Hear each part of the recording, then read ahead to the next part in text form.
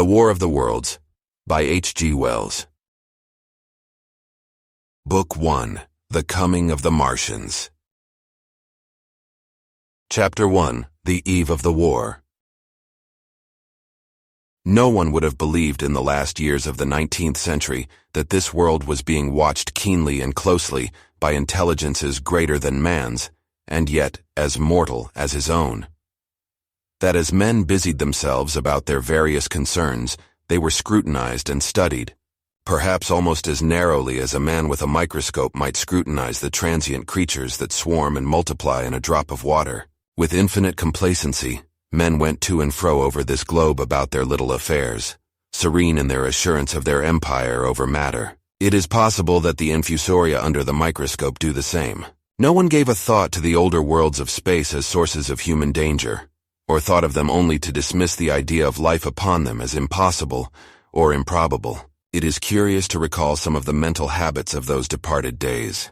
At most, terrestrial men fancied there might be other men upon Mars, perhaps inferior to themselves and ready to welcome a missionary enterprise. Yet across the gulf of space, minds that are to our minds as ours are to those of the beasts that perish, intellects vast and cool and unsympathetic, regarded this earth with envious eyes, and slowly and surely drew their plans against us.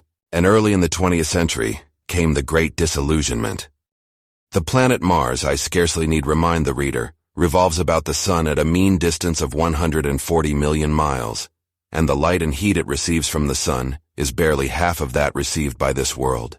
It must be, if the nebular hypothesis has any truth, older than our world, and long before this earth ceased to be molten, life upon its surface must have begun its course. The fact that it is scarcely 1/7 of the volume of the earth must have accelerated its cooling to the temperature at which life could begin. It has air and water and all that is necessary for the support of animated existence. Yet so vain is man and so blinded by his vanity that no writer, up to the very end of the 19th century, expressed any idea that intelligent life might have developed there far, or indeed at all, beyond its earthly level. Nor was it generally understood that since Mars is older than our Earth, with scarcely a quarter of the superficial area, and remoter from the sun, it necessarily follows that it is not only more distant from time's beginning, but nearer its end. The secular cooling that must someday overtake our planet has already gone far indeed with our neighbor. Its physical condition is still largely a mystery, but we know now that even in its equatorial region, the midday temperature barely approaches that of our coldest winter. Its air is much more attenuated than ours. Its oceans have shrunk until they cover but a third of its surface, and as its slow seasons change, huge snowcaps gather and melt about either pole and periodically inundate its temperate zones. That last stage of exhaustion, which to us is still incredibly remote, has become a present-day problem for the inhabitants of Mars. The immediate pressure of necessity has brightened their intellects, enlarged their powers, and hardened their hearts. And looking across space with instruments and intelligences such as we have scarcely dreamed of, they see, at its nearest distance, only 35 million of miles sunward of them, a morning star of hope, our own warmer planet, green with vegetation and gray with water, with a cloudy atmosphere eloquent of fertility, with glimpses through its drifting cloud wisps of broad stretches of populous country and narrow, navy-crowded seas. And we men, the creatures who inhabit this earth, must be to them at least as alien and lowly as are the monkeys and lemurs to us. The intellectual side of man already admits that life is an incessant struggle for existence, and it would seem that this too is the belief of the minds upon Mars. Their world is far gone in its cooling, and this world is still crowded with life, but crowded only with what they regard as inferior animals. To carry warfare sunward is indeed their only escape from the destruction that, generation after generation, creeps upon them. And before we judge of them too harshly, we must remember what ruthless and utter destruction our own species has wrought, not only upon animals, such as the vanished bison and the dodo, but upon its inferior races. The Tasmanians, in spite of their human likeness, were entirely swept out of existence in a war of extermination waged by European immigrants in the space of 50 years. Are we such apostles of mercy as to complain if the Martians warred in the same spirit? The Martians seem to have calculated their descent with amazing subtlety. Their mathematical learning is evidently far in excess of ours, and to have carried out their preparations with a well-nigh perfect unanimity. Had our instruments permitted it, we might have seen the gathering trouble far back in the 19th century. Men like Schiaparelli watched the red planet. It is odd, by the by, that for countless centuries Mars has been the star of war, but failed to interpret the fluctuating appearances of the markings they mapped so well. All that time the Martians must have been getting ready. During the opposition of 1894, a great light was seen on the illuminated part of the disk, first at the Lick Observatory, then by Perrotin of Nice, and then by other observers. English readers heard of it first in the issue of Nature dated August 2nd. I am inclined to think that this blaze may have been the casting of the huge gun in the vast pit sunk into their planet, from which their shots were fired at us. Peculiar markings, as yet unexplained, were seen near the site of that outbreak during the next two oppositions. The storm burst upon us 6 years ago now. As Mars approached opposition, Lavelle of Java set the wires of the astronomical exchange palpitating with the amazing intelligence of a huge outbreak of incandescent gas upon the planet. It had occurred towards midnight of the 12th, and the spectroscope to which he had at once resorted indicated a mass of flaming gas, chiefly hydrogen, moving with an enormous velocity towards this Earth. This jet of fire had become invisible about 12:15. He compared it to a colossal puff of flame suddenly and violently squirted out of the planet, as flaming gases rushed out of a gun. A singularly appropriate phrase it proved. Yet the next day there was nothing of this in the papers except a little note in the Daily Telegraph, and the world went in ignorance of one of the gravest dangers that ever threatened the human race. I might not have heard of the eruption at all had I not met Ogilvy, the well-known astronomer at Ottershaw. He was immensely excited at the news, and in the excess of his feelings invited me up to take a turn with him that night, in a scrutiny of the red planet. In spite of all that has happened since, I still remember that vigil very distinctly. The black and silent observatory, the shadowed lantern throwing a feeble glow upon the floor in the corner, the steady ticking of the clockwork of the telescope, the little slit in the roof and oblong profundity with the stardust streaked across it.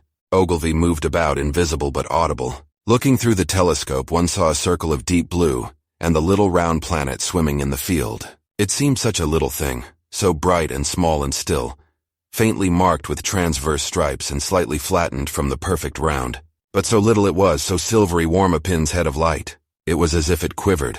But really this was the telescope vibrating with the activity of the clockwork that kept the planet in view. As I watched, the planet seemed to grow larger and smaller and to advance and recede. But that was simply that my eye was tired. 40 millions of miles it was from us. More than 40 millions of miles of void. Few people realize the immensity of vacancy in which the dust of the material universe swims. Near it in the field, I remember, were 3 faint points of light, 3 telescopic stars infinitely remote, and all around it was the unfathomable darkness of empty space. You know how that blackness looks on a frosty starlight night. In a telescope it seems far profounder, and invisible to me because it was so remote and small, flying swiftly and steadily towards me across that incredible distance. Drawing nearer every minute by so many thousands of miles, came the thing they were sending us. The thing that was to bring so much struggle and calamity and death to the Earth. I never dreamed of it then as I watched. No one on Earth dreamed of that unerring missile. That night, too, there was another jetting out of gas from the distant planet. I saw it. A reddish flash at the edge, the slightest projection of the outline just as the chronometer struck midnight. And at that, I told Ogilvy, and he took my place. The night was warm and I was thirsty, and I went stretching my legs clumsily and feeling my way in the darkness to the little table where the siphon stood, while Ogilvy exclaimed at the streamer of gas that came out towards us. That night another invisible missile started on its way to the Earth from Mars, just a second or so under 24 hours after the first one. I remember how I sat on the table there in the blackness, with patches of green and crimson swimming before my eyes. I wished I had a light to smoke by, little suspecting the meaning of the minute gleam I had seen, and all that it would presently bring me. Ogilvy watched till 1 and then gave it up, and we lit the lantern and walked over to his house. Down below in the darkness were Ottershaw and Chertsey and all their hundreds of people, sleeping in peace. He was full of speculation that night about the condition of Mars, and scoffed at the vulgar idea of its having inhabitants who were signaling us. His idea was that meteorites might be falling in a heavy shower upon the planet, or that a huge volcanic explosion was in progress. He pointed out to me how unlikely it was that organic evolution had taken the same direction in the two adjacent planets. "The chances against anything manlike on Mars are 1,000,000 to 1, he said. Hundreds of observers saw the flame that night and the night after about midnight, and again the night after. And so for 10 nights, a flame each night. Why the shot ceased after the 10th no one on Earth has attempted to explain. It may be the gases of the firing caused the Martians inconvenience. Dense clouds of smoke or dust, visible through a powerful telescope on Earth as little gray, fluctuating patches, spread through the clearness of the planet's atmosphere and obscured its more familiar features. Even the daily papers woke up to the disturbances at last, and popular notes appeared here, there, and everywhere concerning the volcanoes upon Mars. The serio-comic periodical Punch, I remember, made a happy use of it in the political cartoon, and, all unsuspected, those missiles the Martians had fired at us drew earthward, rushing now at a pace of many miles a second through the empty gulf of space, hour by hour and day by day, nearer and nearer. It seems to me now almost incredibly wonderful that with that swift fate hanging over us, men could go about their petty concerns as they did. I remember how jubilant Markham was at securing a new photograph of the planet for the illustrated paper he edited in those days. People in these latter times scarcely realize the abundance and enterprise of our 19th century papers. For my own part, I was much occupied in learning to ride the bicycle, and busy upon a series of papers discussing the probable developments of moral ideas as civilization progressed. One night, the first missile then could scarcely have been 10 million miles away, I went for a walk with my wife. It was starlight, and I explained the signs of the zodiac to her, and pointed out Mars, a bright dot of light creeping zenithward, towards which so many telescopes were pointed. It was a warm night. Coming home, a party of excursionists from Chertsey or Isleworth passed us singing and playing music. There were lights in the upper windows of the houses as the people went to bed. From the railway station in the distance came the sound of shunting trains, ringing and rumbling, softened almost into melody by the distance. My wife pointed out to me the brightness of the red, green, and yellow signal lights hanging in a framework against the sky. It seemed so safe and tranquil. Chapter 2. The Falling Star. Then came the night of the first falling star. It was seen early in the morning, rushing over Winchester eastward, a line of flame high in the atmosphere. Hundreds must have seen it, and taken it for an ordinary falling star. Albin described it as leaving a greenish streak behind it that glowed for some seconds. Denning, our greatest authority on meteorites, stated that the height of its first appearance was about 90 or 100 miles. It seemed to him that it fell to Earth about 100 miles east of him. I was at home at that hour and writing in my study, and although my French windows faced towards Ottershaw and the blind was up, for I loved in those days to look up at the night sky, I saw nothing of it. Yet this strangest of all things that ever came to Earth from outer space must have fallen while I was sitting there, visible to me had I only looked up as it passed. Some of those who saw its flight say it traveled with a hissing sound. I myself heard nothing of that. Many people in Berkshire, Surrey, and Middlesex must have seen the fall of it, and at most, have thought that another meteorite had descended. No one seems to have troubled to look for the fallen mass that night. But very early in the morning poor Ogilvy, who had seen the shooting star and who was persuaded that a meteorite lay somewhere on the common between Horsell, Ottershaw, and Woking, rose early with the idea of finding it. Find it he did soon after dawn and not far from the sandpits. An enormous hole had been made by the impact of the projectile, and the sand and gravel had been flung violently in every direction over the heath, forming heaps visible 1.5 miles away. The heather was on fire eastward, and a thin blue smoke rose against the dawn. The thing itself lay almost entirely buried in sand. Amidst the scattered splinters of a fir tree it had shivered to fragments in its descent.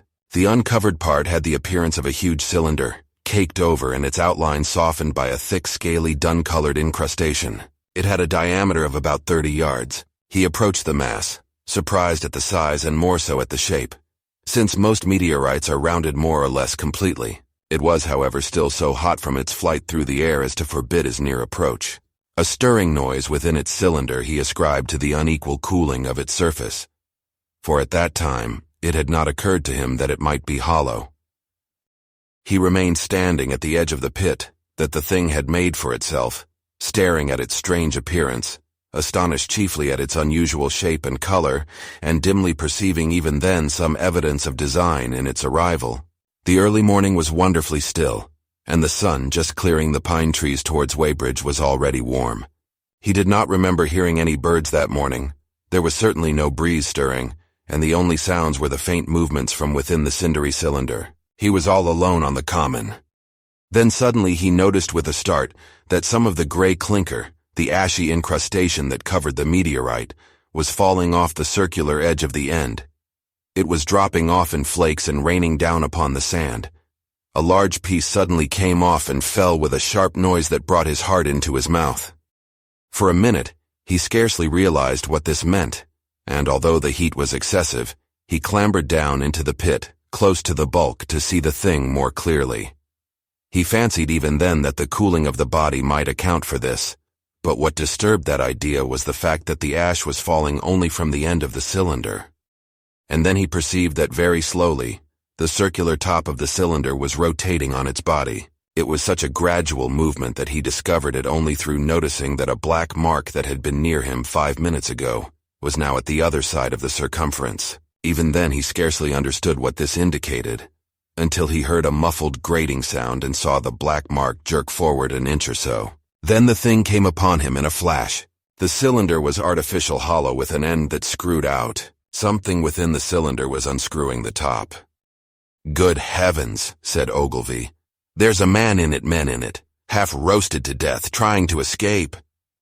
At once, with a quick mental leap, he linked the thing with the flash upon Mars. The thought of the confined creature was so dreadful to him that he forgot the heat and went forward to the cylinder to help turn. But luckily, the dull radiation arrested him before he could burn his hands on the still glowing metal. At that he stood irresolute for a moment, then turned, scrambled out of the pit, and set off running wildly into Woking. The time then must have been somewhere about 6 o'clock. He met a wagoner and tried to make him understand, but the tale he told and his appearance were so wild. His hat had fallen off in the pit, that the man simply drove on. He was equally unsuccessful with the potman who was just unlocking the doors of the public house by Horsell Bridge. The fellow thought he was a lunatic at large, and made an unsuccessful attempt to shut him into the taproom. That sobered him a little, and when he saw Henderson, the London journalist, in his garden, he called over the palings and made himself understood. "Henderson," he called, "you saw that shooting star last night?" "Well," said Henderson, "it's out on Horsell Common now." "Good Lord," said Henderson, "fallen meteorite, that's good." "But it's something more than a meteorite. It's a cylinder, an artificial cylinder, man, and there's something inside." Henderson stood up with his spade in his hand. "What's that?" he said. He was deaf in one ear. Ogilvy told him all that he had seen. Henderson was a minute or so taking it in. Then he dropped his spade, snatched up his jacket, and came out into the road. The two men hurried back at once to the common, and found the cylinder still lying in the same position. But now the sounds inside had ceased, and a thin circle of bright metal showed between the top and the body of the cylinder. Air was either entering or escaping at the rim with a thin, sizzling sound. They listened, rapped on the scaly burnt metal with a stick, and meeting with no response, they both concluded the man or men inside must be insensible or dead. Of course, the two were quite unable to do anything. They shouted consolation and promises, and went off back to the town again to get help. One can imagine them, covered with sand, excited and disordered, running up the little street in the bright sunlight, just as the shop folks were taking down their shutters, and people were opening their bedroom windows. Henderson went into the railway station at once, in order to telegraph the news to London. The newspaper articles had prepared men's minds for the reception of the idea. By 8 o'clock, a number of boys and unemployed men had already started for the common to see the dead men from Mars. That was the form the story took. I heard of it first from my newspaper boy about 8:45 when I went out to get my daily chronicle. I was naturally startled and lost no time in going out and across the Ottershaw Bridge to the sandpits. Chapter 3. On Horsell Common. I found a little crowd of perhaps 20 people surrounding the huge hole in which the cylinder lay. I have already described the appearance of that colossal bulk, embedded in the ground. The turf and gravel about it seemed charred as if by a sudden explosion. No doubt its impact had caused a flash of fire. Henderson and Ogilvy were not there. I think they perceived that nothing was to be done for the present, and had gone away to breakfast at Henderson's house. There were 4 or 5 boys sitting on the edge of the pit, with their feet dangling, and amusing themselves, until I stopped them by throwing stones at the giant mass. After I had spoken to them about it, they began playing at touch in and out of the group of bystanders. Among these were a couple of cyclists, a jobbing gardener I employed sometimes, a girl carrying a baby, Greg the butcher and his little boy, and 2 or 3 loafers and golf caddies who were accustomed to hang about the railway station. There was very little talking. Few of the common people in England had anything but the vaguest astronomical ideas in those days. Most of them were staring quietly at the big table-like end of the cylinder, which was still as Ogilvy and Henderson had left it. I fancy the popular expectation of a heap of charred corpses was disappointed at this inanimate bulk. Some went away while I was there and other people came. I clambered into the pit and fancied I heard a faint movement under my feet. The top had certainly ceased to rotate. It was only when I got thus close to it that the strangeness of this object was at all evident to me. At the first glance it was really no more exciting than an overturned carriage or a tree blown across the road. Not so much so indeed. It looked like a rusty gas float. It required a certain amount of scientific education to perceive that the grayscale of the thing was no common oxide, that the yellowish-white metal that gleamed in the crack between the lid and the cylinder had an unfamiliar hue. Extraterrestrial had no meaning for most of the onlookers. At that time it was quite clear in my own mind that the thing had come from the planet Mars, but I judged it improbable that it contained any living creature. I thought the unscrewing might be automatic. In spite of Ogilvy, I still believed that there were men in Mars. My mind ran fancifully on the possibilities of its containing manuscript, on the difficulties in translation that might arise, whether we should find coins and models in it, and so forth. Yet it was a little too large for assurance on this idea. I felt an impatience to see it opened. About 11, as nothing seemed happening, I walked back, full of such thought, to my home in Maybury. But I found it difficult to get to work upon my abstract investigations. In the afternoon, the appearance of the common had altered very much. The early editions of the evening papers had startled London with enormous headlines. A message received from Mars. Remarkable story from Woking. And so forth. In addition, Ogilvy's wire to the Astronomical Exchange had roused every observatory in the 3 kingdoms. There were 6 flies or more from the Woking station standing in the road by the sandpits, a basket chaise from Chobham, and a rather lordly carriage. Besides that, there was quite a heap of bicycles. In addition, a large number of people must have walked in spite of the heat of the day from Woking and Chertsey, so that there was altogether quite a considerable crowd, 1 or 2 gaily dressed ladies among the others. It was glaringly hot, not a cloud in the sky nor a breath of wind, and the only shadow was that of the few scattered pine trees. The burning heather had been extinguished, but the level ground towards Ottershaw was blackened as far as one could see, and still giving off vertical streamers of smoke. An enterprising sweetstuff dealer in the Chobham Road had sent up his son with a barrow-load of green apples and ginger beer. Going to the edge of the pit, I found it occupied by a group of about 6 men, Henderson, Ogilvy, and a tall, fair-haired man that I afterwards learned was Stent, the astronomer royal, with several workmen wielding spades and pickaxes. Stent was giving directions in a clear, high-pitched voice. He was standing on the cylinder, which was now evidently much cooler. His face was crimson and streaming with perspiration, and something seemed to have irritated him. A large portion of the cylinder had been uncovered, though its lower end was still embedded. As soon as Ogilvy saw me among the staring crowd on the edge of the pit, he called to me to come down, and asked me if I would mind going over to see Lord Hilton, the lord of the manor. The growing crowd, he said, was becoming a serious impediment to their excavations, especially the boys. They wanted a light railing put up, and help to keep the people back. He told me that a faint stirring was occasionally still audible within the case, but that the workmen had failed to unscrew the top, as it afforded no grip to them. The case appeared to be enormously thick, and it was possible that the faint sounds we heard represented a noisy tumult in the interior. I was very glad to do as he asked, and so become one of the privileged spectators within the contemplated enclosure. I failed to find Lord Hilton at his house, but I was told he was expected from London by the 6 o'clock train from Waterloo, and as it was then about 5:15, I went home, had some tea, and walked up to the station to waylay him. Chapter 4. The Cylinder Opens. When I returned to the common, the sun was setting. Scattered groups were hurrying from the direction of Woking, and 1 or 2 persons were returning. The crowd about the pit had increased, and stood out black against the lemon yellow of the sky, a couple of 100 people perhaps. There were raised voices, and some sort of struggle appeared to be going on about the pit. Strange imaginings passed through my mind. As I drew nearer, I heard Stent's voice. "Keep back! Keep back!" A boy came running towards me. "It's a movin'," he said to me as he passed. "A screwin' and a screwin' out. I don't like it. I'm a-goin' home, I am." I went on to the crowd.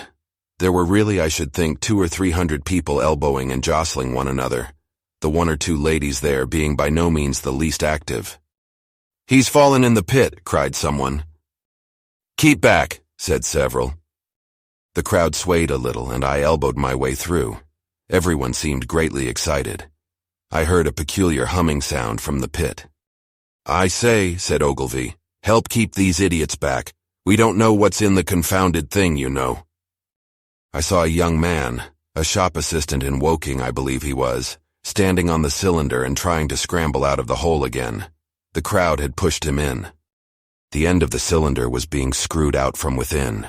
Nearly 2 feet of shining screw projected. Somebody blundered against me, and I narrowly missed being pitched onto the top of the screw. I turned, and as I did so the screw must have come out, for the lid of the cylinder fell upon the gravel with a ringing concussion. I stuck my elbow into the person behind me, and turned my head towards the thing again. For a moment that circular cavity seemed perfectly black. I had the sunset in my eyes. I think everyone expected to see a man emerge, possibly something a little unlike us terrestrial men, but in all essentials, a man. I know I did. But looking, I presently saw something stirring within the shadow. Grayish billowy movements, one above another, and then 2 luminous discs-like eyes. Then something resembling a little gray snake, about the thickness of a walking stick, coiled up out of the writhing middle, and wriggled in the air towards me, and then another. A sudden chill came over me. There was a loud shriek from a woman behind. I half turned, keeping my eyes fixed upon the cylinder still, from which other tentacles were now projecting, and began pushing my way back from the edge of the pit. I saw astonishment giving place to horror on the faces of the people about me. I heard inarticulate exclamations on all sides. There was a general movement backwards. I saw the shopman struggling still on the edge of the pit. I found myself alone, and saw the people on the other side of the pit running off, Stent among them. I looked again at the cylinder, and ungovernable terror gripped me. I stood petrified and staring. A big grayish rounded bulk, the size perhaps of a bear, was rising slowly and painfully out of the cylinder. As it bulged up and caught the light, it glistened like wet leather. 2 large dark-colored eyes were regarding me steadfastly. The mass that framed them, the head of the thing, was rounded, and had, one might say, a face. There was a mouth under the eyes, the lipless brim of which quivered and panted, and dropped saliva. The whole creature heaved and pulsated convulsively. A lank tentacular appendage gripped the edge of the cylinder. Another swayed in the air. Those who have never seen a living Martian can scarcely imagine the strange horror of its appearance. The peculiar V-shaped mouth with its pointed upper lip, the absence of brow ridges, the absence of a chin beneath the wedge-like lower lip, the incessant quivering of this mouth, the gorgon groups of tentacles, the tumultuous breathing of the lungs in a strange atmosphere, the evident heaviness and painfulness of movement due to the greater gravitational energy of the earth. Above all, the extraordinary intensity of the immense eyes were at once vital, intense, inhuman, crippled, and monstrous. There was something fungoid in the oily brown skin, something in the clumsy deliberation of the tedious movements unspeakably nasty. Even at this first encounter, this first glimpse, I was overcome with disgust and dread. Suddenly the monster vanished. It had toppled over the brim of the cylinder and fallen into the pit, with a thud like the fall of a great mass of leather. I heard it give a peculiar thick cry, and forthwith another of these creatures appeared darkly in the deep shadow of the aperture. I turned and, running madly, made for the first group of trees, perhaps 100 yards away. But I ran slantingly and stumbling, for I could not avert my face from these things. There, among some young pine trees and furze bushes, I stopped, panting, and waited further developments. The common round the sand pits was dotted with people, standing like myself in a half-fascinated terror, staring at these creatures, or rather at the heaped gravel at the edge of the pit in which they lay. And then, with a renewed horror, I saw a round black object bobbing up and down on the edge of the pit. It was the head of the shopman who had fallen in, but showing as a little black object against the hot western sun. Now he got his shoulder and knee up, and again he seemed to slip back until only his head was visible. Suddenly he vanished, and I could have fancied a faint shriek had reached me. I had a momentary impulse to go back and help him that my fears overruled. Everything was then quite invisible, hidden by the deep pit and the heap of sand that the fall of the cylinder had made. Anyone coming along the road from Chobham or Woking would have been amazed at the sight. A dwindling multitude of perhaps 100 people or more standing in a great irregular circle, in ditches, behind bushes, behind gates and hedges, saying little to one another, and that in short, excited shouts and staring hard at a few heaps of sand. The barrow of ginger beer stood, a queer derelict, black against the burning sky. And in the sandpits was a row of deserted vehicles with their horses feeding out of nosebags or pawing the ground. Chapter 5. The Heat Ray. After the glimpse I had had of the Martians emerging from the cylinder in which they had come to the Earth from their planet, a kind of fascination paralyzed my actions. I remained standing knee-deep in the heather, staring at the mound that hid them. I was a battleground of fear and curiosity. I did not dare to go back towards the pit, but I felt a passionate longing to peer into it. I began walking, therefore, in a big curve, seeking some point of vantage and continually looking at the sand heaps that hid these newcomers to our Earth. Once a leash of thin black whips like the arms of an octopus flashed across the sunset and was immediately withdrawn, and afterwards a thin rod rose up joint by joint, bearing at its apex a circular disc that spun with a wobbling motion. What could be going on there? Most of the spectators had gathered in one or two groups, one a little crowd towards Woking, the other a knot of people in the direction of Chobham. Evidently they shared my mental conflict. There were few near me. One man I approached, he was, I perceived, a neighbor of mine, though I did not know his name, and accosted. But it was scarcely a time for articulate conversation. "What ugly brutes," he said. "Good God, what ugly brutes." He repeated this over and over again. "Did you see a man in the pit?" I said, but he made no answer to that. We became silent and stood watching for a time side by side, deriving, I fancy, a certain comfort in one another's company. Then I shifted my position to a little knoll that gave me the advantage of a yard or more of elevation, and when I looked for him presently, he was walking towards Woking. The sunset faded to twilight before anything further happened. The crowd far away on the left, towards Woking, seemed to grow, and I heard now a faint murmur from it. The little knot of people towards Chobham dispersed. There was scarcely an intimation of movement from the pit. It was this, as much as anything, that gave people courage, and I suppose the new arrivals from Woking also helped to restore confidence. At any rate, as the dusk came on, a slow, intermittent movement upon the sandpits began, a movement that seemed to gather force as the stillness of the evening about the cylinder remained unbroken. Vertical black figures in twos and threes would advance, stop, watch, and advance again, spreading out as they did so in a thin, irregular crescent that promised to enclose the pit in its attenuated horns. I, too, on my side, began to move towards the pit. Then I saw some cabmen and others had walked boldly into the sandpits and heard the clatter of hooves and the gride of wheels. I saw a lad trundling off the barrow of apples, and then, within 30 yards of the pit, advancing from the direction of Horsell, I noted a little black knot of men, the foremost of whom was waving a white flag. This was the deputation. There had been a hasty consultation, and since the Martians were evidently, in spite of their repulsive forms, intelligent creatures, it had been resolved to show them, by approaching them with signals, that we too were intelligent. Flutter, flutter, went the flag, first to the right then to the left. It was too far for me to recognize anyone there, But afterwards I learned that Ogilvy, Stent, and Henderson were with others in this attempt at communication. This little group had in its advance dragged inward, so to speak, the circumference of the now almost complete circle of people, and a number of dim black figures followed it at discrete distances.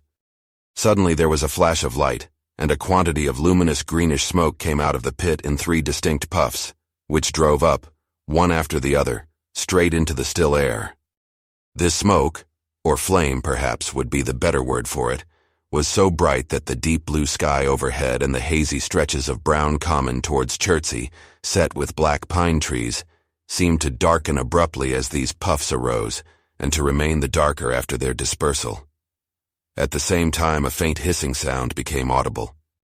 Beyond the pit stood the little wedge of people with the white flag at its apex, arrested by these phenomena, a little knot of small vertical black shapes upon the black ground. As the green smoke arose, their faces flashed out pallid green and faded again as it vanished. Then slowly the hissing passed into a humming, into a long loud droning noise. Slowly a humped shape rose out of the pit, and the ghost of a beam of light seemed to flicker out from it. Forthwith flashes of actual flame, a bright glare leaping from one to another, sprang from the scattered group of men.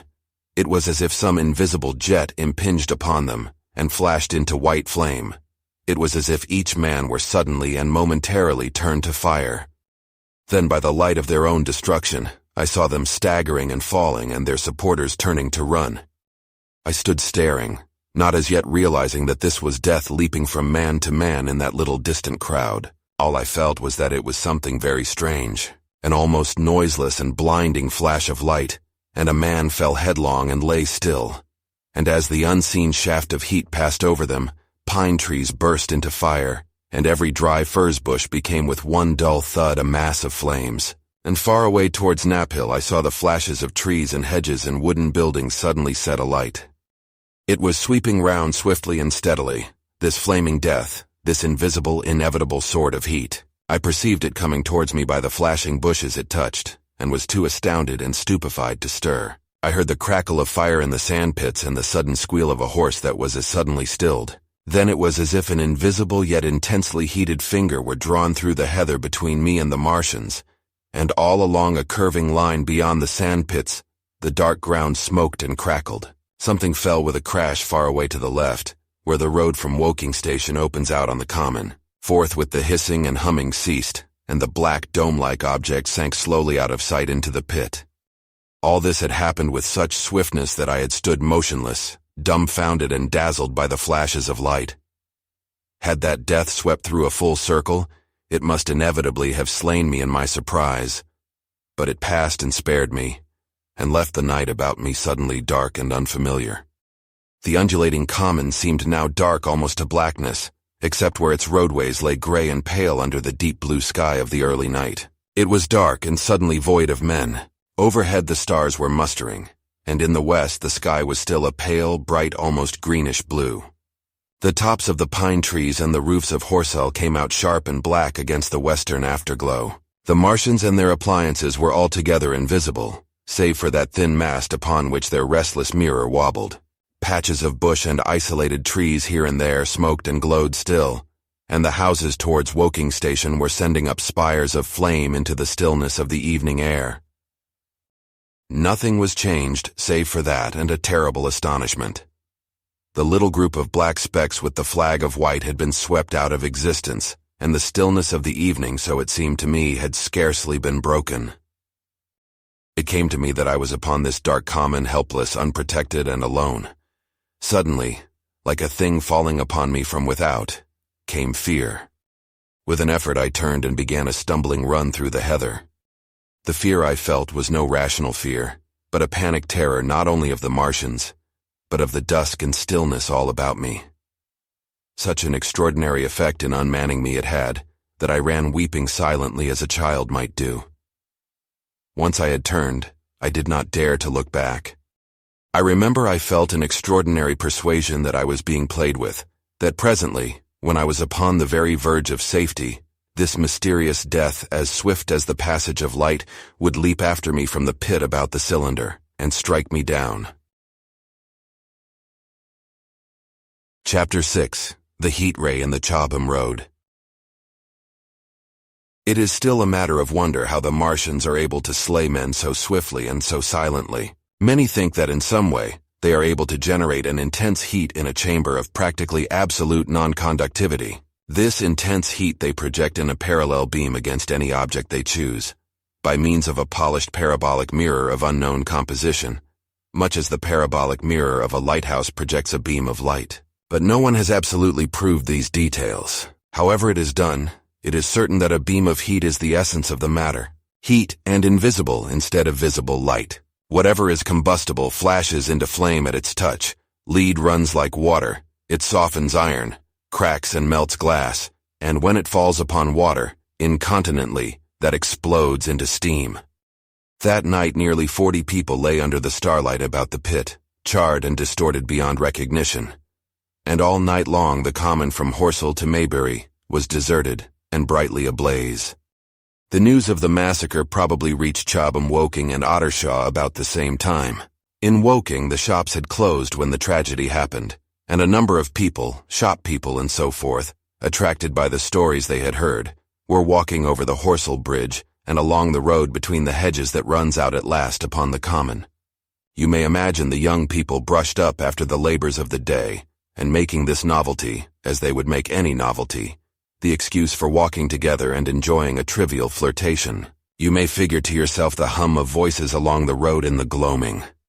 As yet, of course, few people in Woking even knew that the cylinder had opened, though poor Henderson had sent a messenger on a bicycle to the post office with a special wire to an evening paper.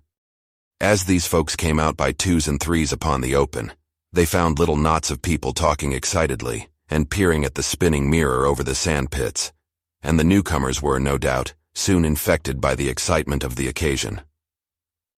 By 8:30, when the deputation was destroyed, there may have been a crowd of 300 people or more at this place. Besides those who had left the road to approach the Martians nearer, there were 3 policemen too, one of whom was mounted doing their best under instructions from Stent to keep the people back and deter them from approaching the cylinder. There was some booing from those more thoughtless and excitable souls to whom a crowd is always an occasion for noise and horseplay. Stent and Ogilvy, anticipating some possibilities of a collision, had telegraphed from Horsell to the barracks as soon as the Martians emerged, for the help of a company of soldiers to protect these strange creatures from violence. After that they returned to lead that ill-fated advance.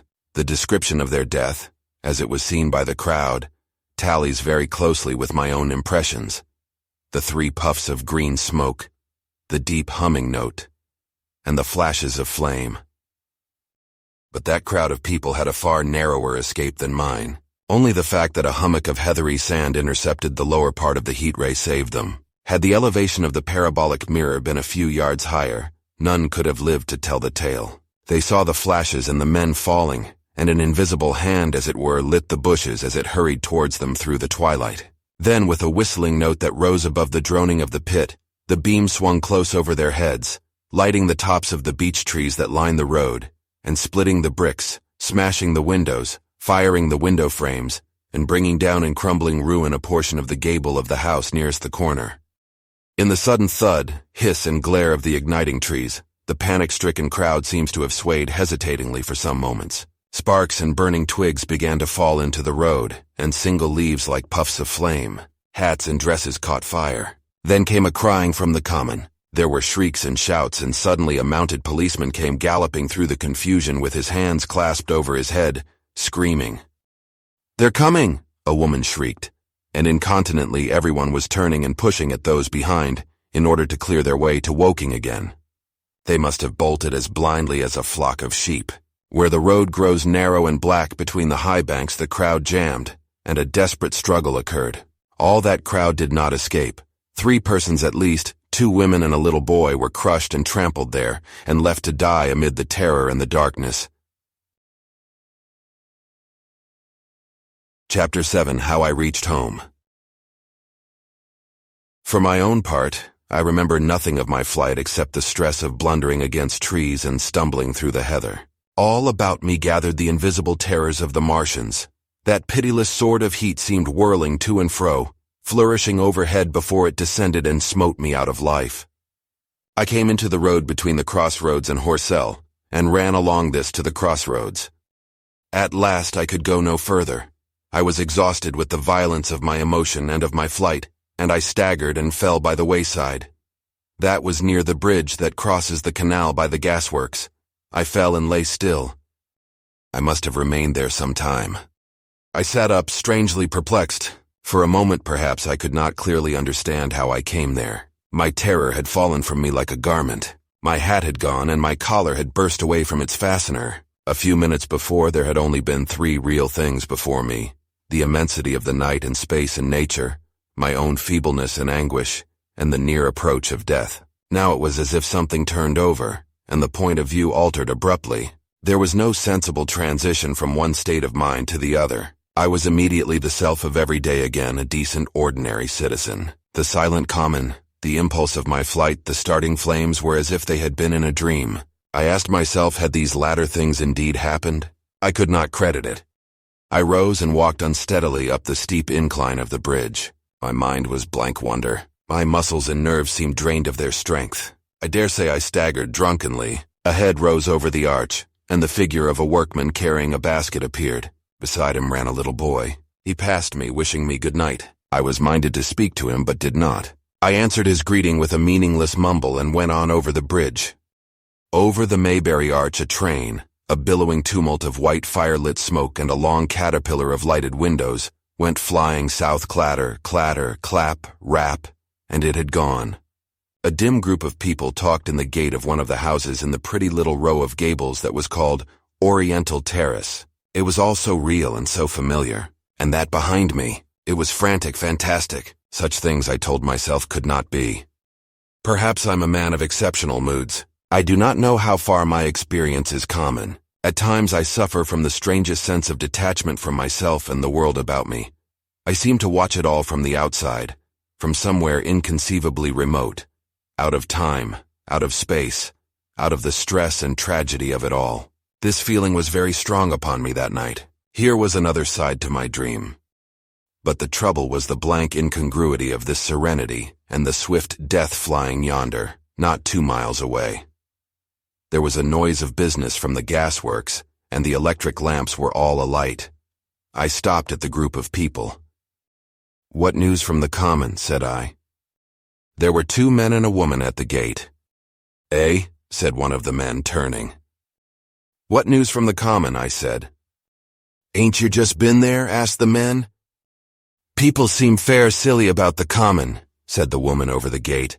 "What's it all abart?" "Haven't you heard of the men from Mars?" said I. "The creatures from Mars?" "Quite enough," said the woman over the gate. "Thanks."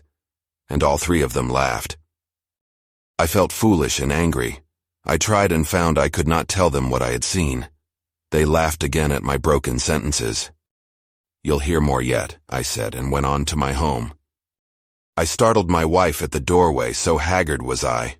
I went into the dining room, sat down, drank some wine, and so soon as I could collect myself sufficiently, I told her the things I had seen.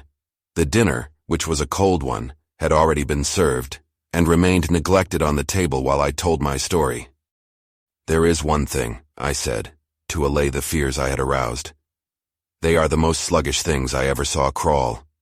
They may keep the pit and kill people who come near them, but they cannot get out of it. But the horror of them."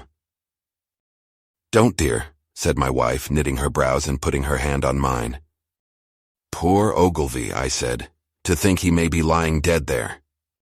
My wife at least did not find my experience incredible. When I saw how deadly white her face was, I ceased abruptly.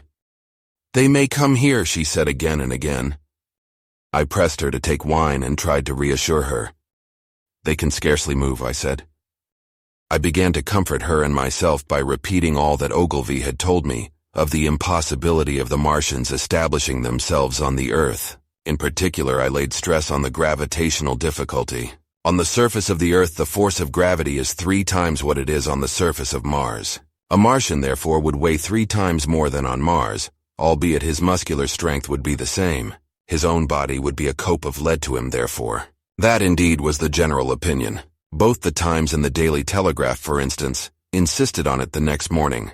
and both overlooked, just as I did, two obvious modifying influences. The atmosphere of the Earth, we now know, contains far more oxygen or far less argon, whichever way one likes to put it, than does Mars. The invigorating influences of this excess of oxygen upon the Martians indisputably did much to counterbalance the increased weight of their bodies, and in the second place, we all overlooked the fact that such mechanical intelligence as the Martian possessed was quite able to dispense with muscular exertion at a pinch. But I did not consider these points at the time, and so my reasoning was dead against the chances of the invaders. With wine and food, the confidence of my own table, and the necessity of reassuring my wife, I grew by insensible degrees courageous and secure. "They have done a foolish thing," said I, fingering my wineglass. "They are dangerous because no doubt they are mad with terror. Perhaps they expected to find no living things, certainly no intelligent living things." "A shell in the pit," said I. "If the worst comes to the worst, we'll kill them all." The intense excitement of the events had no doubt left my perceptive powers in a state of erethism. I remember that dinner table with extraordinary vividness even now. My dear wife's sweet, anxious face peering at me from under the pink lampshade, the white cloth with its silver and glass table furniture.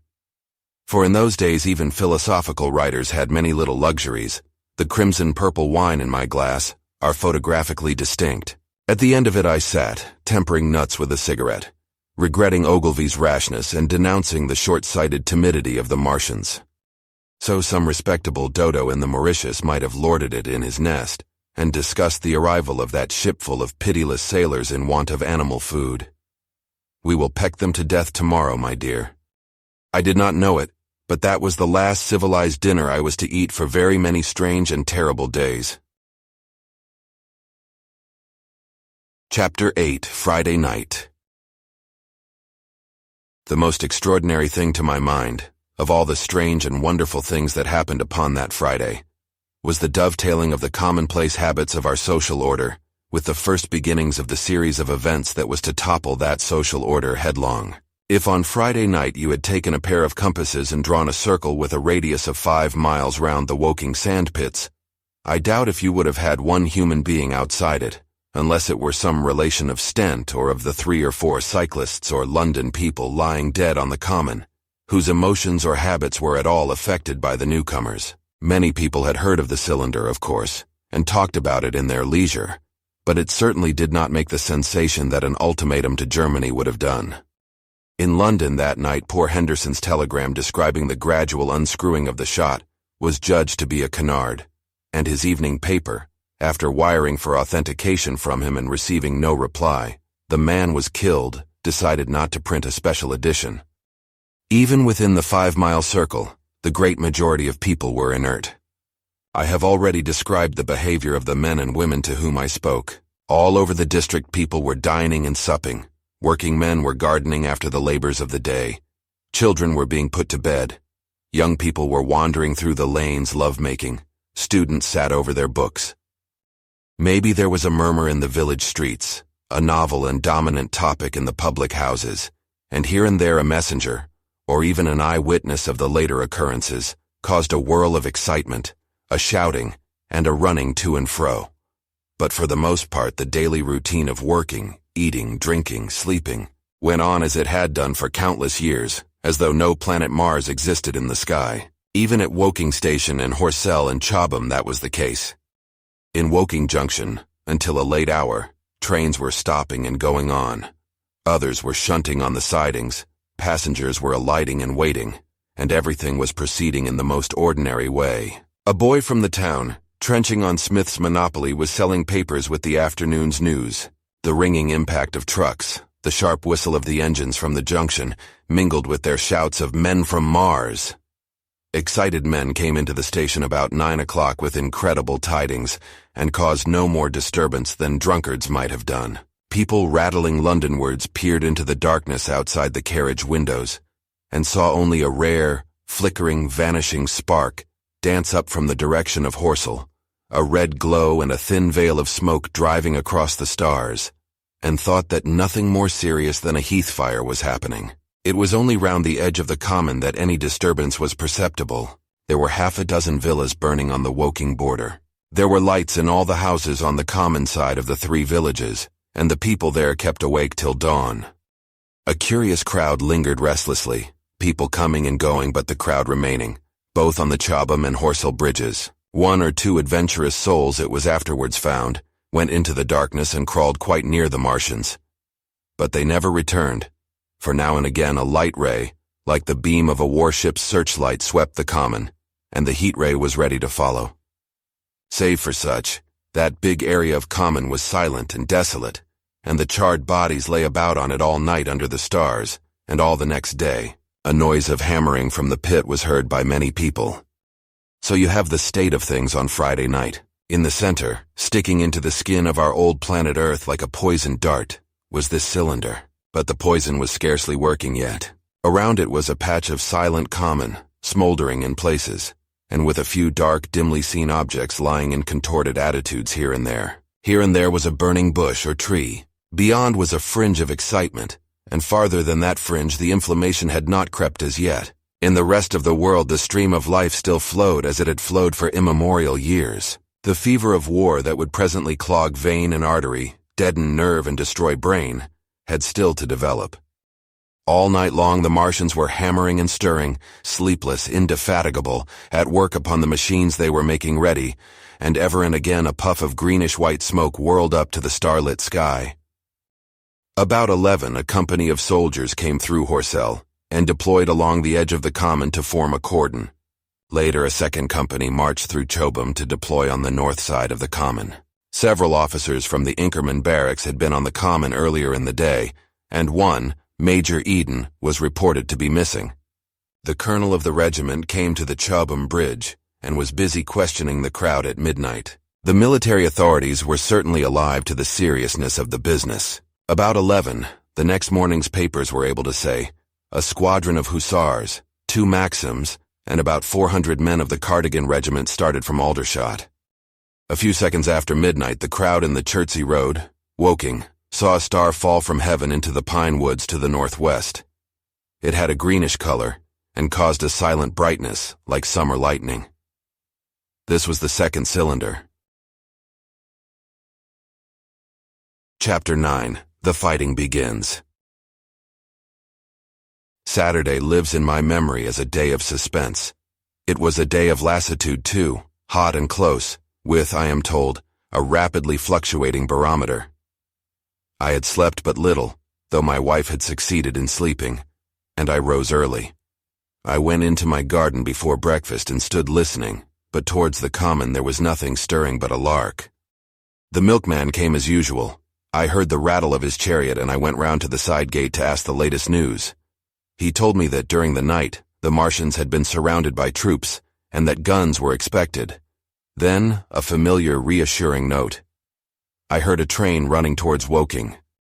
"They aren't to be killed," said the milkman, "if that can possibly be avoided." I saw my neighbor gardening, chatted with him for a time, and then strolled in to breakfast. It was a most unexceptional morning. My neighbor was of opinion that the troops would be able to capture or to destroy the Martians during the day. "It's a pity they make themselves so unapproachable," he said. "It would be curious to know how they live on another planet. We might learn a thing or two." He came up to the fence and extended a handful of strawberries, for his gardening was as generous as it was enthusiastic. At the same time he told me of the burning of the pine woods about the Byfleet golf links. "They say," said he, "that there's another of those blessed things fallen there, number 2. But one's enough, surely. This lot'll cost the insurance people a pretty penny before everything's settled." He laughed with an air of the greatest good humor as he said this. The woods, he said, were still burning, and pointed out a haze of smoke to me. "They will be hot underfoot for days on account of the thick soil of pine needles and turf," he said, and then grew serious over poor Ogilvy. After breakfast, instead of working, I decided to walk down towards the common.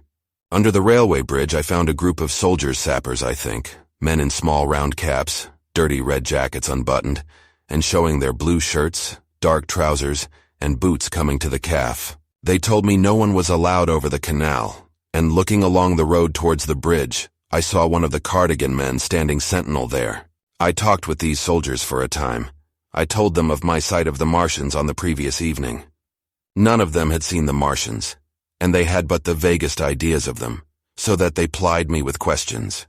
They said that they did not know who had authorized the movements of the troops.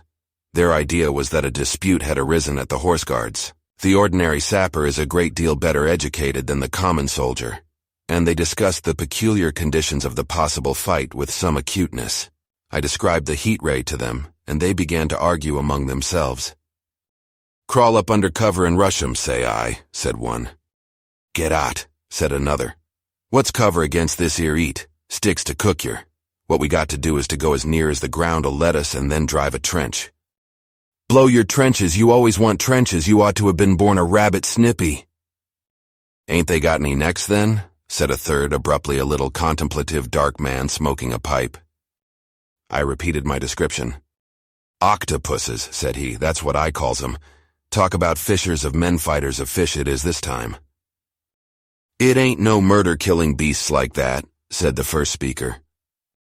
"Why not shell the darned things straight off and finish 'em?" said the little dark man. "You can't tell what they might do." "Where's your shells?" said the first speaker. "There ain't no time. Do it in a rush, that's my tip, and do it at once." So they discussed it. After a while I left them and went on to the railway station to get as many morning papers as I could. But I will not weary the reader with a description of that long morning and of the longer afternoon. I did not succeed in getting a glimpse of the common, for even Horsell and Chobham church towers were in the hands of the military authorities. The soldiers I addressed didn't know anything. The officers were mysterious as well as busy. I found people in the town quite secure again in the presence of the military, and I heard for the first time from Marshall, the tobacconist, that his son was among the dead on the common. The soldiers had made the people on the outskirts of Horsell lock up and leave their houses. I got back to lunch about 2, very tired for, as I have said, the day was extremely hot and dull, and in order to refresh myself I took a cold bath in the afternoon. About 4:30 I went up to the railway station to get an evening paper, for the morning papers had contained only a very inaccurate description of the killing of Stent, Henderson, Ogilvy, and the others, but there was little I didn't know. The Martians did not show an inch of themselves. They seemed busy in their pit, and there was a sound of hammering and an almost continuous streamer of smoke. Apparently they were busy getting ready for a struggle. "Fresh attempts have been made to signal, but without success," was the stereotyped formula of the papers. A sapper told me it was done by a man in a ditch with a flag on a long pole. The Martians took as much notice of such advances as we should of the lowing of a cow. I must confess the sight of all this armament, all this preparation, greatly excited me. My imagination became belligerent and defeated the invaders in a dozen striking ways. Something of my schoolboy dreams of battle and heroism came back. It hardly seemed a fair fight to me at that time. They seemed very helpless in that pit of theirs. About 3 o'clock, there began the thud of a gun at measured intervals from Chertsey or Addlestone. I learned that the smoldering pine wood into which the second cylinder had fallen was being shelled, in the hope of destroying that object before it opened. It was only about 5, however, that a field gun reached Chobham for use against the first body of Martians. About 6 in the evening, as I sat at tea with my wife in the summer house talking vigorously about the battle that was lowering upon us, I heard a muffled detonation from the common, and immediately after a gust of firing. Close on the heels of that came a violent rattling crash, quite close to us, that shook the ground. And starting out upon the lawn, I saw the tops of the trees about the Oriental College burst into smoky red flame, and the tower of the little church beside it slide down into ruin. The pinnacle of the mosque had vanished, and the roofline of the college itself looked as if a 100-ton gun had been at work upon it.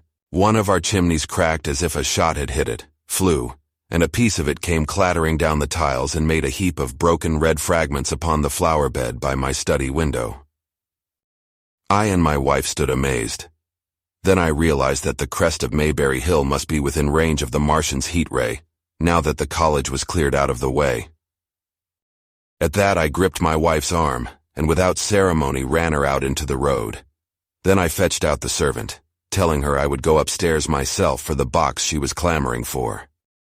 "We can't possibly stay here," I said, and as I spoke the firing reopened for a moment upon the common, "But where are we to go?" said my wife in terror. I thought perplexed. Then I remembered her cousins at Leatherhead. "Leatherhead!" I shouted above the sudden noise. She looked away from me downhill. The people were coming out of their houses astonished. "How are we to get to Leatherhead?" she said. Down the hill I saw a bevy of hussars ride under the railway bridge. 3 galloped through the open gates of the Oriental College. 2 others dismounted and began running from house to house. The sun, shining through the smoke that drove up from the tops of the trees, seemed blood red and threw an unfamiliar lurid light upon everything. "Stop here," said I. "You are safe here." And I started off at once for the Spotted Dog, for I knew the landlord had a horse and dog cart. I ran, for I perceived that in a moment everyone upon this side of the hill would be moving. I found him in his bar, quite unaware of what was going on behind his house. A man stood with his back to me, talking to him. "I must have £1," said the landlord, "and I've no one to drive it." "I'll give you 2, said I over the stranger's shoulder. "What for?" "And I'll bring it back by midnight," I said. "Lord," said the landlord, "what's the hurry? I'm selling my bit of a pig. £2 and you bring it back? What's going on now?" I explained hastily that I had to leave my home, and so secured the dog cart. At the time, it did not seem to me nearly so urgent that the landlord should leave his. I took care to have the cart there and then, drove it off down the road, and leaving it in charge of my wife and servant, rushed into my house and packed a few valuables, such plate as we had and so forth. The beech trees below the house were burning while I did this, and the palings up the road glowed red. While I was occupied in this way, one of the dismounted hussars came running up. He was going from house to house, warning people to leave. He was going on as I came out of my front door, lugging my treasures done up in a tablecloth. I shouted after him, "What news?"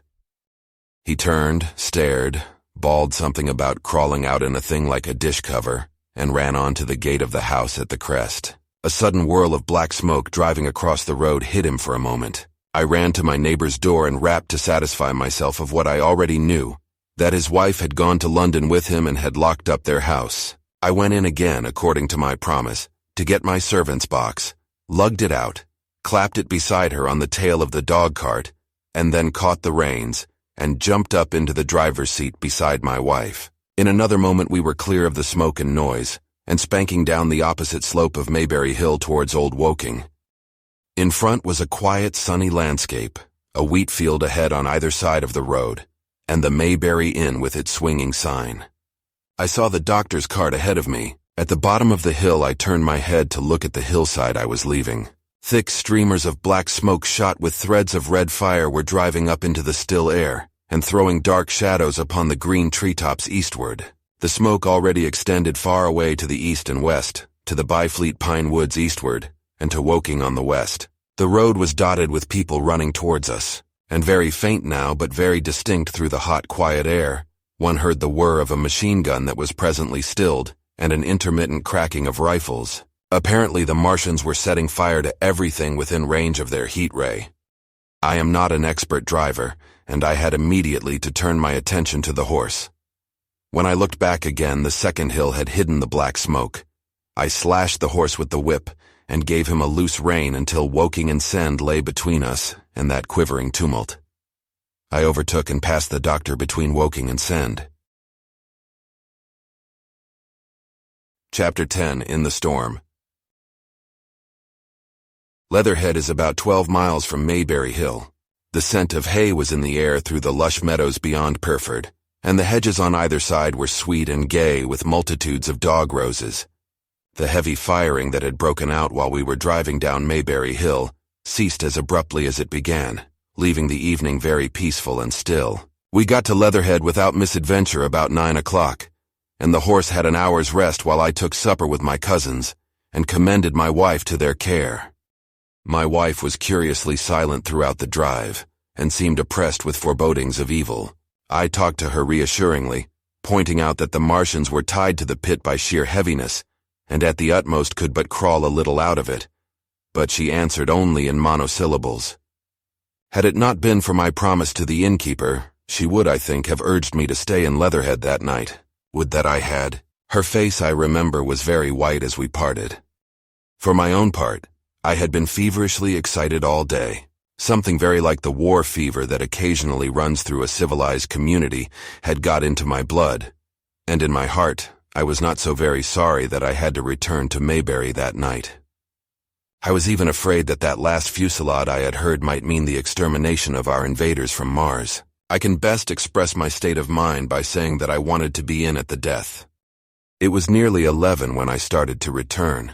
The night was unexpectedly dark. To me, walking out of the lighted passage of my cousin's house, it seemed indeed black, and it was as hot and close as the day. Overhead, the clouds were driving fast, albeit not a breath stirred the shrubs about us. My cousin's man lit both lamps. Happily, I knew the road intimately. My wife stood in the light of the doorway and watched me until I jumped up into the dog cart. Then abruptly she turned and went in, leaving my cousins side by side wishing me good hap. I was a little depressed at first with the contagion of my wife's fears, but very soon my thoughts reverted to the Martians. At that time I was absolutely in the dark as to the course of the evening's fighting. I did not know even the circumstances that had precipitated the conflict. As I came through Occam, for that was the way I returned and not through Send and Old Woking, I saw along the western horizon a blood-red glow, which as I drew nearer, crept slowly up the sky. The driving clouds of the gathering thunderstorm mingled there with masses of black and red smoke. Ripley Street was deserted, and except for a lighted window or so, the village showed not a sign of life. But I narrowly escaped an accident at the corner of the road to Pireford, where a knot of people stood with their backs to me. They said nothing to me as I passed. I do not know what they knew of the things happening beyond the hill, nor do I know if the silent houses I passed on my way were sleeping securely, or deserted and empty, or harassed and watching against the terror of the night. From Ripley until I came through Pireford, I was in the valley of the Wey, and the red glare was hidden from me. As I ascended the little hill beyond Pireford Church, the glare came into view again, and the trees about me shivered with the first intimation of the storm that was upon me. Then I heard midnight pealing out from Pireford Church behind me, and then came the silhouette of Mayberry Hill, with its treetops and roofs black and sharp against the red. Even as I beheld this, a lurid green glare lit the road about me and showed the distant woods towards Addlestone. I felt a tug at the reins. I saw that the driving clouds had been pierced as it were by a thread of green fire, suddenly lighting their confusion and falling into the field to my left. It was the third falling star.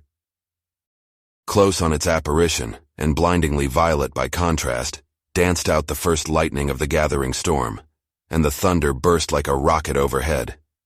The horse took the bit between his teeth and bolted. A moderate incline runs towards the foot of Mayberry Hill, and down this we clattered. Once the lightning had begun, it went on in as rapid a succession of flashes as I have ever seen. The thunderclaps, treading one on the heels of another and with a strange crackling accompaniment, sounded more like the working of a gigantic electric machine than the usual detonating reverberations. The flickering light was blinding and confusing, and a thin hail smote gustily at my face as I drove down the slope.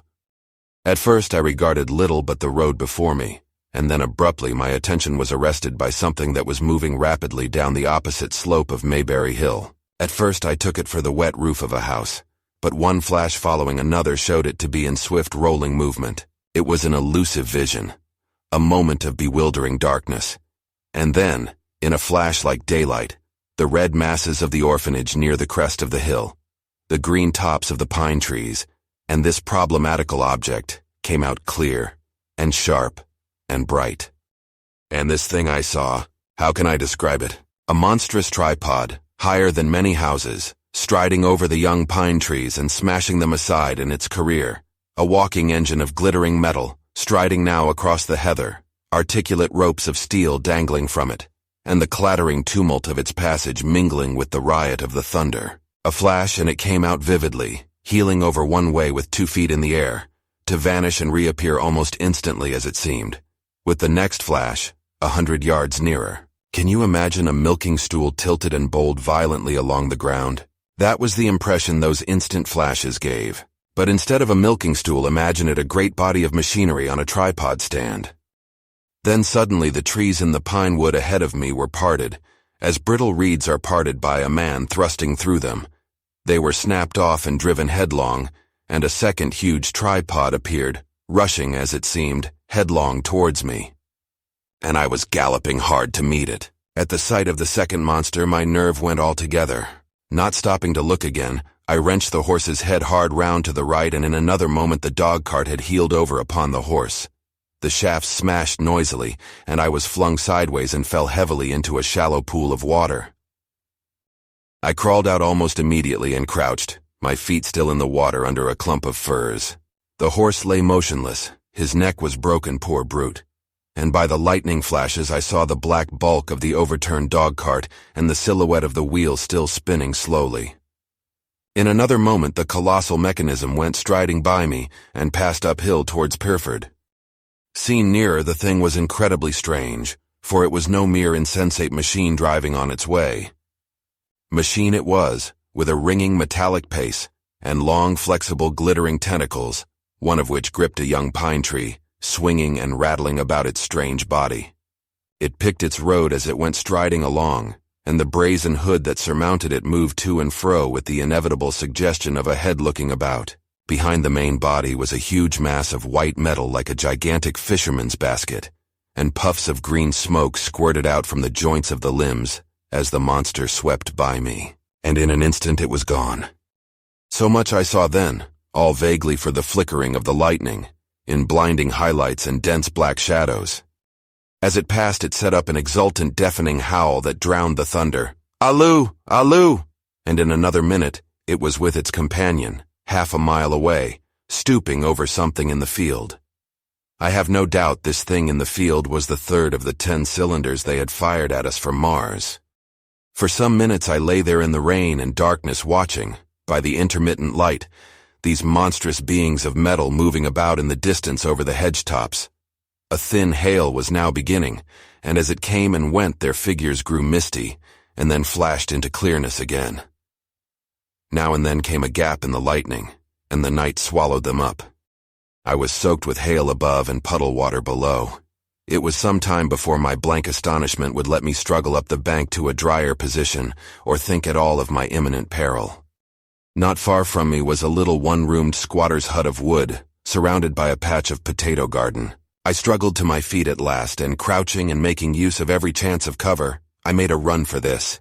I hammered at the door, but I could not make the people hear, if there were any people inside. And after a time I desisted, and availing myself of a ditch for the greater part of the way, succeeded in crawling, unobserved by these monstrous machines, into the pine woods towards Mayberry. Under cover of this I pushed on, wet and shivering now, towards my own house. I walked among the trees trying to find the footpath. It was very dark indeed in the wood, for the lightning was now becoming infrequent, and the hail, which was pouring down in a torrent, fell in columns through the gaps in the heavy foliage. If I had fully realized the meaning of all the things I had seen, I should have immediately worked my way round through Byfleet to Street Cobham, and so gone back to rejoin my wife at Leatherhead. But that night, the strangeness of things about me, and my physical wretchedness prevented me, for I was bruised, weary, wet to the skin, deafened and blinded by the storm. I had a vague idea of going on to my own house, and that was as much motive as I had. I staggered through the trees, fell into a ditch and bruised my knees against a plank, and finally splashed out into the lane that ran down from the College Arms. I say splashed, for the storm water was sweeping the sand down the hill in a muddy torrent. There in the darkness a man blundered into me and sent me reeling back. He gave a cry of terror, sprang sideways, and rushed on before I could gather my wits sufficiently to speak to him. So heavy was the stress of the storm just at this place that I had the hardest task to win my way up the hill. I went close up to the fence on the left, and worked my way along its palings. Near the top I stumbled upon something soft, and by a flash of lightning saw between my feet a heap of black broadcloth and a pair of boots. Before I could distinguish clearly how the man lay, the flicker of light had passed. I stood over him waiting for the next flash. When it came, I saw that he was a sturdy man, cheaply but not shabbily dressed. His head was bent under his body, and he lay crumpled up close to the fence, as though he had been flung violently against it. Overcoming the repugnance natural to one who had never before touched a dead body, I stooped and turned him over to feel for his heart. He was quite dead. Apparently his neck had been broken. The lightning flashed for a third time, and his face leaped upon me. I sprang to my feet. It was the landlord of the Spotted Dog, whose conveyance I had taken. I stepped over him gingerly and pushed on up the hill. I made my way by the police station and the College Arms towards my own house. Nothing was burning on the hillside, though from the common there still came a red glare and a rolling tumult of ruddy smoke beating up against the drenching hail. So far as I could see by the flashes, the houses about me were mostly uninjured. By the College Arms a dark heap lay in the road. Down the road towards Mayberry Bridge there were voices and the sound of feet, but I had not the courage to shout or to go to them. I let myself in with my latchkey, closed, locked and bolted the door, staggered to the foot of the staircase, and sat down. My imagination was full of those striding metallic monsters, and of the dead body smashed against the fence. I crouched at the foot of the staircase with my back to the wall, shivering violently. Chapter 11. At the Window. I have already said that my storms of emotion have a trick of exhausting themselves. After a time, I discovered that I was cold and wet, and with little pools of water about me on the stair carpet. I got up almost mechanically, went into the dining room and drank some whiskey, and then I was moved to change my clothes.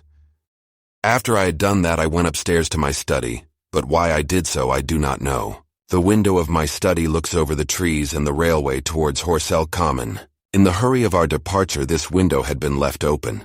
The passage was dark, and by contrast with the picture the window frame enclosed, the side of the room seemed impenetrably dark. I stopped short in the doorway. The thunderstorm had passed. The towers of the Oriental College and the pine trees about it had gone, and very far away, lit by a vivid red glare, the common about the sandpits was visible. Across the light, huge black shapes, grotesque and strange, moved busily to and fro. It seemed indeed as if the whole country in that direction was on fire, a broad hillside set with minute tongues of flame, swaying and writhing with the gusts of the dying storm, and throwing a red reflection upon the cloud scud above. Every now and then a haze of smoke from some nearer conflagration drove across the window and hid the Martian shapes. I could not see what they were doing, nor the clear form of them, nor recognize the black objects they were busied upon. Neither could I see the nearer fire, though the reflections of it danced on the wall and ceiling of the study. A sharp, resinous tang of burning was in the air. I closed the door noiselessly and crept towards the window. As I did so, the view opened out until, on the one hand, it reached to the houses about Woking Station, and on the other, to the charred and blackened pine woods of Byfleet. There was a light down below the hill, on the railway near the arch, and several of the houses along the Mayberry Road and the streets near the station were glowing ruins. The light upon the railway puzzled me at first. There were a black heap and a vivid glare, and to the right of that a row of yellow oblongs. Then I perceived this was a wrecked train, the forepart smashed and on fire, the hinder carriages still upon the rails. Between these three main centers of light, the houses, the train, and the burning county, towards Chobham stretched irregular patches of dark country, broken here and there by intervals of dimly glowing and smoking ground. It was the strangest spectacle, that black expanse set with fire. It reminded me more than anything else of the potteries at night. At first I could distinguish no people at all, though I peered intently for them. Later I saw against the light of Woking Station a number of black figures hurrying one after the other across the line. And this was the little world in which I had been living securely for years, this fiery chaos. What had happened in the last 7 hours I still did not know. Nor did I know, though I was beginning to guess, the relation between these mechanical colossi and the sluggish lumps I had seen disgorged from the cylinder. With a queer feeling of impersonal interest, I turned my desk chair to the window, sat down, and stared at the blackened country, and particularly at the three gigantic black things that were going to and fro in the glare about the sand pits. They seemed amazingly busy. I began to ask myself what they could be. Were they intelligent mechanisms? Such a thing I felt was impossible. Or did a Martian sit within each, ruling, directing, using, much as a man's brain sits and rules in his body? I began to compare the things to human machines, to ask myself for the first time in my life how an ironclad or a steam engine would seem to an intelligent lower animal. The storm had left the sky clear, and over the smoke of the burning land the little fading pinpoint of Mars was dropping into the west, when a soldier came into my garden. I heard a slight scraping at the fence, and rousing myself from the lethargy that had fallen upon me, I looked down and saw him dimly, clambering over the palings. At the sight of another human being my torpor passed, and I leaned out of the window eagerly. "Hist!" said I in a whisper. He stopped astride of the fence in doubt. Then he came over and across the lawn to the corner of the house. He bent down and stepped softly. "Who's there?" he said, also whispering, standing under the window and peering up. "Where are you going?" I asked. "God knows." "Are you trying to hide?" "That's it." "Come into the house," I said. I went down, unfastened the door, and let him in and locked the door again. I could not see his face. He was hatless, and his coat was unbuttoned. "My God," he said as I drew him in. "What has happened?" I asked. "What hasn't?" In the obscurity I could see he made a gesture of despair. "They wiped us out, simply wiped us out," he repeated again and again. He followed me almost mechanically into the dining room. "Take some whiskey," I said, pouring out a stiff dose. He drank it. Then abruptly he sat down before the table, put his head on his arms, and began to sob and weep like a little boy in a perfect passion of emotion, while I, with a curious forgetfulness of my own recent despair, stood beside him, wondering. It was a long time before he could steady his nerves to answer my questions, and then he answered perplexingly and brokenly. He was a driver in the artillery, and had only come into action about 7. At that time, firing was going on across the common, and it was said the first party of Martians were crawling slowly towards their second cylinder under cover of a metal shield. Later the shield staggered up on tripod legs and became the first of the fighting machines I had seen. The gun he drove had been unlimbered near Horsell, in order to command the sandpits, and its arrival it was that had precipitated the action. As the limber gunners went to the rear, his horse trod in a rabbit hole and came down, throwing him into a depression of the ground. At the same moment the gun exploded behind him, the ammunition blew up, there was fire all about him, and he found himself lying under a heap of charred dead men and dead horses. "I lay still," he said, "scared out of my wits with the forequarter of a horse atop of me. We'd been wiped out, and the smell, good God, like burnt meat. I was hurt across the back by the fall of the horse, and there I had to lie until I felt better. Just like parade it had been a minute before then, stumble, bang, swish." "Wiped out," he said. He had hid under the dead horse for a long time, peeping out furtively across the common. The Cardigan men had tried a rush in skirmishing order at the pit, simply to be swept out of existence. Then the monster had risen to its feet, and had begun to walk leisurely to and fro across the common among the few fugitives, with its head-like hood turning about exactly like the head of a cowled human being. A kind of arm carried a complicated metallic case, about which green flashes scintillated, and out of the funnel of this there smoked the heat ray. In a few minutes there was, so far as the soldier could see, not a living thing left upon the common, and every bush and tree upon it that was not already a blackened skeleton was burning. The hussars had been on the road beyond the curvature of the ground, and he saw nothing of them. He heard the Maxims rattle for a time and then become still. The giant saved Woking Station and its cluster of houses until the last. Then in a moment, the heat ray was brought to bear, and the town became a heap of fiery ruins. Then the thing shut off the heat ray, and turning its back upon the artillerymen, began to waddle away towards the smoldering pine woods that sheltered the second cylinder. As it did so, a second glittering titan built itself up out of the pit. The second monster followed the first, and at that the artillerymen began to crawl very cautiously across the hot heather ash towards Horsell. He managed to get alive into the ditch by the side of the road and so escaped to Woking. There his story became ejaculatory. The place was impassable. It seems there were a few people alive there, frantic for the most part, and many burned and scalded. He was turned aside by the fire, and hid among some almost scorching heaps of broken wall as one of the Martian giants returned. He saw this one pursue a man, catch him up in one of its steely tentacles and knock his head against the trunk of a pine tree. At last, after nightfall, the artilleryman made a rush for it and got over the railway embankment. Since then, he had been skulking along towards Maybury, in the hope of getting out of danger Londonward. People were hiding in trenches and cellars, and many of the survivors had made off towards Woking village and Send. He had been consumed with thirst until he found one of the water mains near the railway arch smashed, and the water bubbling out like a spring upon the road. That was the story I got from him bit by bit. He grew calmer telling me and trying to make me see the things he had seen. He had eaten no food since midday, he told me early in his narrative, and I found some mutton and bread in the pantry and brought it into the room. We lit no lamp for fear of attracting the Martians, and ever and again our hands would touch upon bread or meat. As he talked, things about us came darkly out of the darkness, and the trampled bushes and broken rose trees outside the window grew distinct. It would seem that a number of men or animals had rushed across the lawn. I began to see his face, blackened and haggard, as no doubt mine was also. When we had finished eating, we went softly upstairs to my study, and I looked again out of the open window. In one night the valley had become a valley of ashes. The fires had dwindled now. Where flames had been there were now streamers of smoke.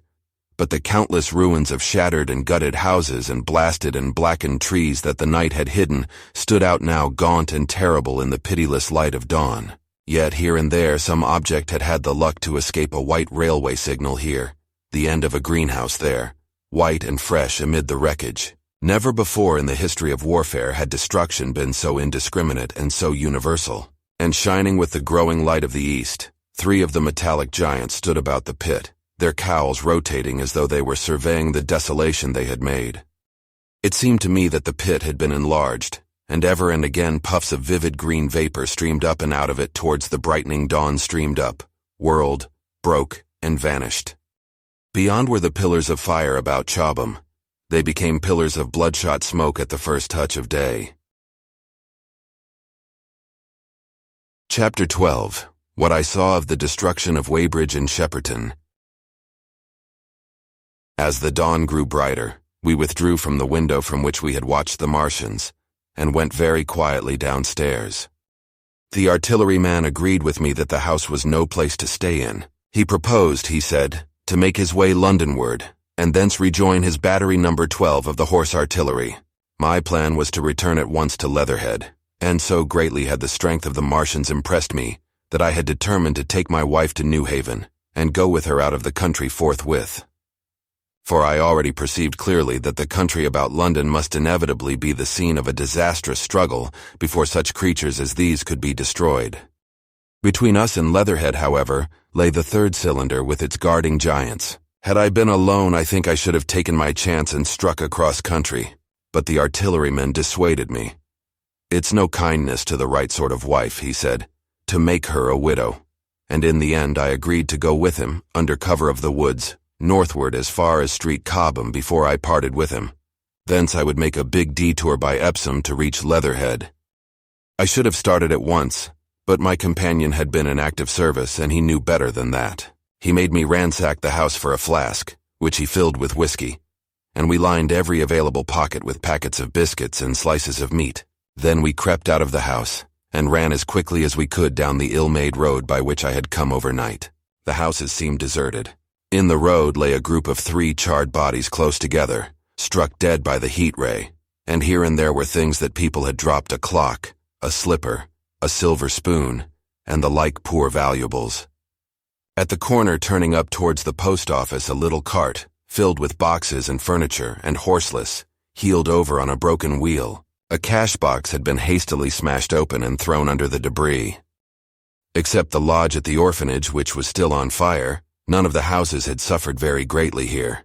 The heat ray had shaved the chimney tops and passed. Yet, save ourselves, there did not seem to be a living soul on Maybury Hill. The majority of the inhabitants had escaped, I suppose, by way of the old Woking road, the road I had taken when I drove to Leatherhead, or they had hidden.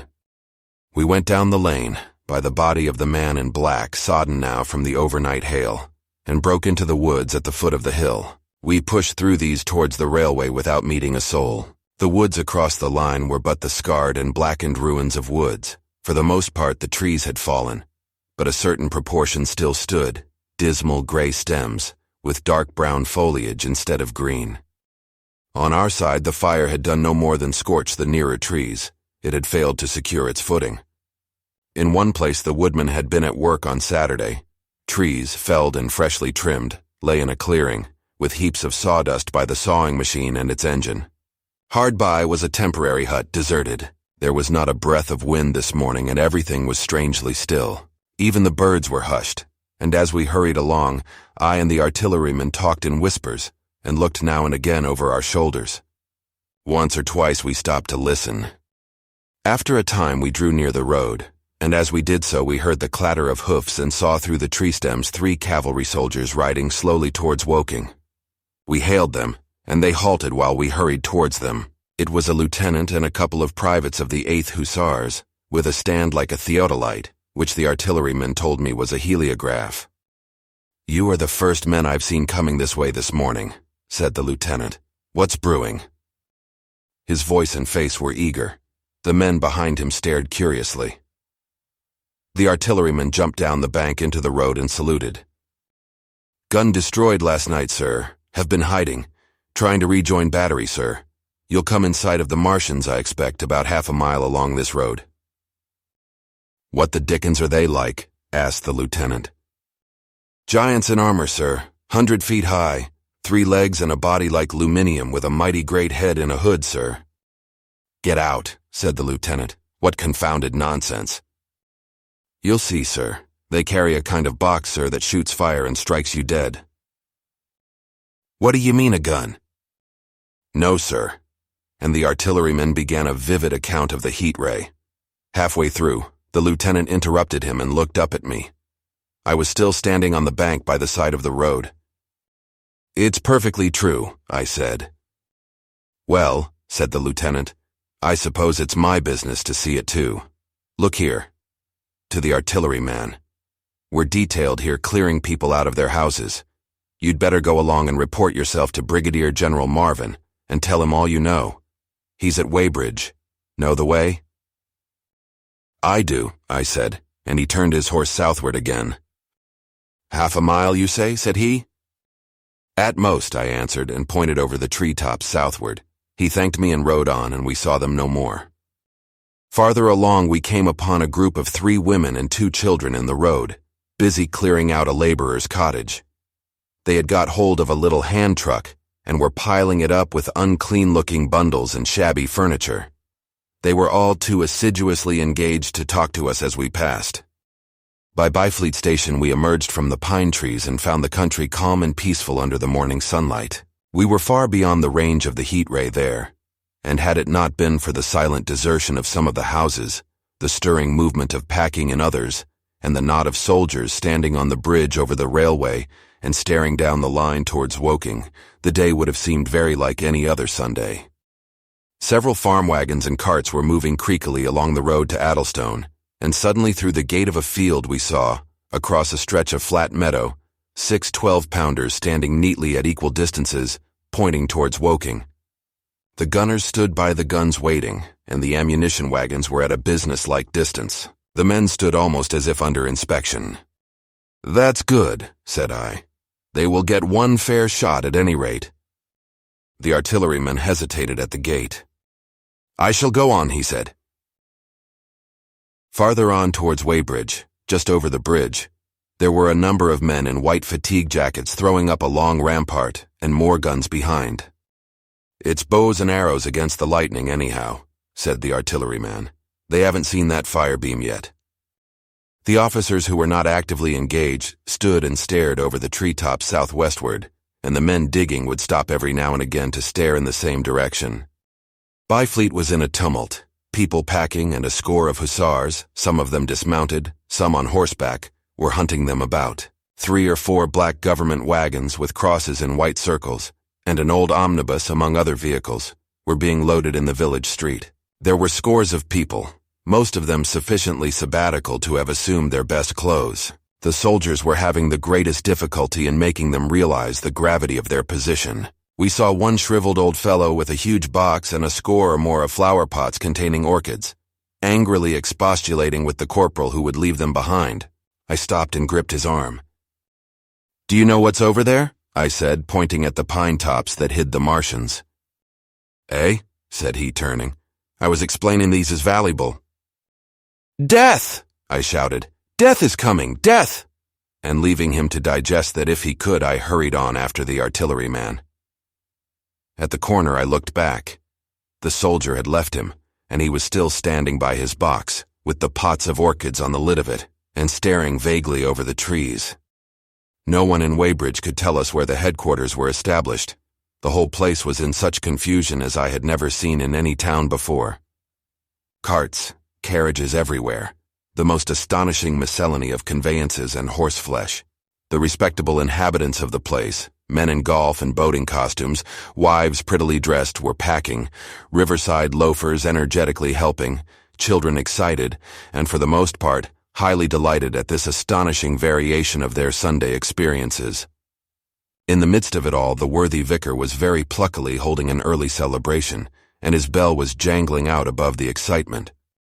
I and the artilleryman, seated on the step of the drinking fountain, made a very passable meal upon what we had brought with us. Patrols of soldiers here, no longer hussars, but grenadiers in white, were warning people to move now, or to take refuge in their cellars as soon as the firing began. We saw as we crossed the railway bridge that a growing crowd of people had assembled in and about the railway station, and the swarming platform was piled with boxes and packages. The ordinary traffic had been stopped, I believe, in order to allow of the passage of troops and guns to Chertsey, and I have heard since that a savage struggle occurred for places in the special trains that were put on at a later hour. We remained at Weybridge until midday, and at that hour we found ourselves at the place near Shepperton Lock where the Wey and Thames join. Part of the time we spent helping two old women to pack a little cart. The Wey has a treble mouth, and at this point boats are to be hired, and there was a ferry across the river. On the Shepperton side was an inn with a lawn, and beyond that the tower of Shepperton Church. It has been replaced by a spire rose above the trees. Here we found an excited and noisy crowd of fugitives. As yet the flight had not grown to a panic, but there were already far more people than all the boats going to and fro could enable to cross. People came panting along under heavy burdens. One husband and wife were even carrying a small outhouse door between them, with some of their household goods piled thereon. One man told us he meant to try to get away from Shepperton Station. There was a lot of shouting, and one man was even jesting. The idea people seemed to have here was that the Martians were simply formidable human beings who might attack and sack the town, to be certainly destroyed in the end. Every now and then people would glance nervously across the way, at the meadows towards Chertsey, but everything over there was still. Across the Thames, except just where the boats landed, everything was quiet, in vivid contrast with the Surrey side. The people who landed there from the boats went tramping off down the lane. The big ferry boat had just made a journey. 3 or 4 soldiers stood on the lawn of the inn, staring and jesting at the fugitives without offering to help. The inn was closed as it was now within prohibited hours. "What's that?" cried a boatman. "And shut up, you fool," said a man near me to a yelping dog. Then the sound came again, this time from the direction of Chertsey, a muffled thud, the sound of a gun. The fighting was beginning. Almost immediately unseen batteries across the river to our right, unseen because of the trees, took up the chorus, firing heavily one after the other. A woman screamed. Everyone stood arrested by the sudden stir of battle, near us and yet invisible to us. Nothing was to be seen save flat meadows, cows feeding unconcernedly for the most part, and silvery pollard willows motionless in the warm sunlight. "The soldiers'll stop 'em," said a woman beside me doubtfully. A haziness rose over the treetops. Then suddenly we saw a rush of smoke far away up the river, a puff of smoke that jerked up into the air and hung, and forthwith the ground heaved underfoot, and a heavy explosion shook the air, smashing 2 or 3 windows in the houses near, and leaving us astonished. "Here they are!" shouted a man in a blue jersey. "Yonder! Do you see them? Yonder!" Quickly, one after the other, 1, 2, 3, 4 of the armored Martians appeared, far away over the little trees, across the flat meadows that stretched towards Chertsey, and striding hurriedly towards the river. Little cowled figures they seemed at first, going with a rolling motion and as fast as flying birds. Then, advancing obliquely towards us, came a 5th. Their armored bodies glittered in the sun as they swept swiftly forward upon the guns, growing rapidly larger as they drew nearer. One on the extreme left, the remotest that is, flourished a huge case high in the air, and the ghostly, terrible heat ray I had already seen on Friday night smote towards Chertsey and struck the town. At sight of these strange, swift, and terrible creatures, the crowd near the water's edge seemed to me to be, for a moment, horror-struck. There was no screaming or shouting, but a silence. Then a hoarse murmur and a movement of feet a-splashing from the water. A man too frightened to drop the portmanteau he carried on his shoulder swung round and sent me staggering with a blow from the corner of his burden. A woman thrust at me with her hand and rushed past me. I turned with the rush of the people, but I was not too terrified for thought. The terrible heat ray was in my mind. To get under water, that was it. "Get under water!" I shouted, unheeded. I faced about again and rushed towards the approaching Martian, rushed right down the gravelly beach and headlong into the water. Others did the same. A boatload of people putting back came leaping out as I rushed past. The stones under my feet were muddy and slippery, and the river was so low that I ran perhaps 20 feet, scarcely waist deep. Then, as the Martian towered overhead scarcely a couple of 100 yards away, I flung myself forward under the surface. The splashes of the people in the boats leaping into the river sounded like thunderclaps in my ears. People were landing hastily on both sides of the river. But the Martian machine took no more notice for the moment of the people running this way and that than a man would of the confusion of ants in a nest against which his foot has kicked. When, half suffocated, I raised my head above water, the Martian's hood pointed at the batteries that were still firing across the river, and as it advanced, it swung loose what must have been the generator of the heat ray. In another moment it was on the bank and in a stride wading halfway across, the knees of its foremost legs bent at the farther bank, and in another moment it had raised itself to its full height again, close to the village of Shepperton. Forthwith the 6 guns which, unknown to anyone on the right bank, had been hidden behind the outskirts of that village, fired simultaneously. The sudden near concussion, the last close upon the first, made my heart jump. The monster was already raising the case generating the heat ray, as the first shell burst 6 yards above the hood. I gave a cry of astonishment. I saw and thought nothing of the other 4 Martian monsters. My attention was riveted upon the nearer incident. Simultaneously 2 other shells burst in the air near the body as the hood twisted round in time to receive, but not in time to dodge, the 4th shell. The shell burst clean in the face of the thing. The hood bulged, flashed, was whirled off in a dozen tattered fragments of red flesh and glittering metal. "Hit!" shouted I, with something between a scream and a cheer. I heard answering shouts from the people in the water about me. I could have leapt out of the water with that momentary exultation. The decapitated colossus reeled like a drunken giant, but it did not fall over. It recovered its balance by a miracle, and no longer heeding its steps and with the camera that fired the heat ray now rigidly upheld, it reeled swiftly upon Shepperton. The living intelligence, the Martian within the hood, was slain and splashed to the 4 winds of heaven, and the thing was now but a mere intricate device of metal whirling to destruction. It drove along in a straight line, incapable of guidance. It struck the tower of Shepperton Church, smashing it down as the impact of a battering ram might have done, swerved aside, blundered on, and collapsed with tremendous force into the river out of my sight.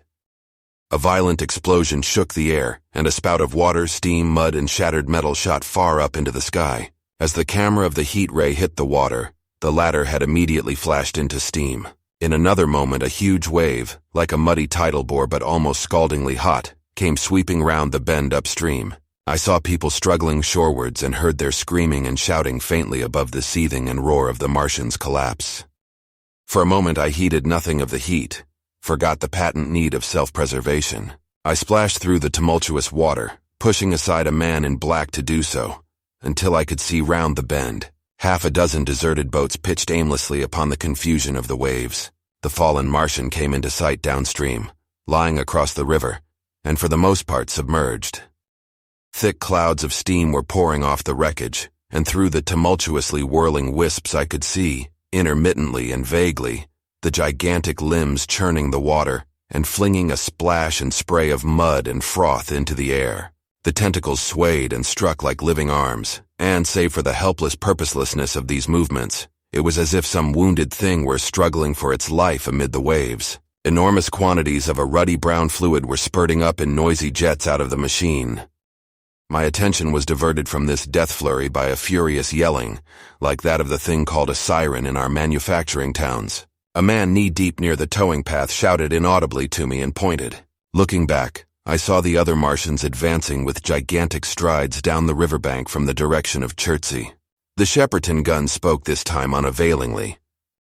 At that I ducked at once under water, and holding my breath until movement was in agony, blundered painfully ahead under the surface as long as I could.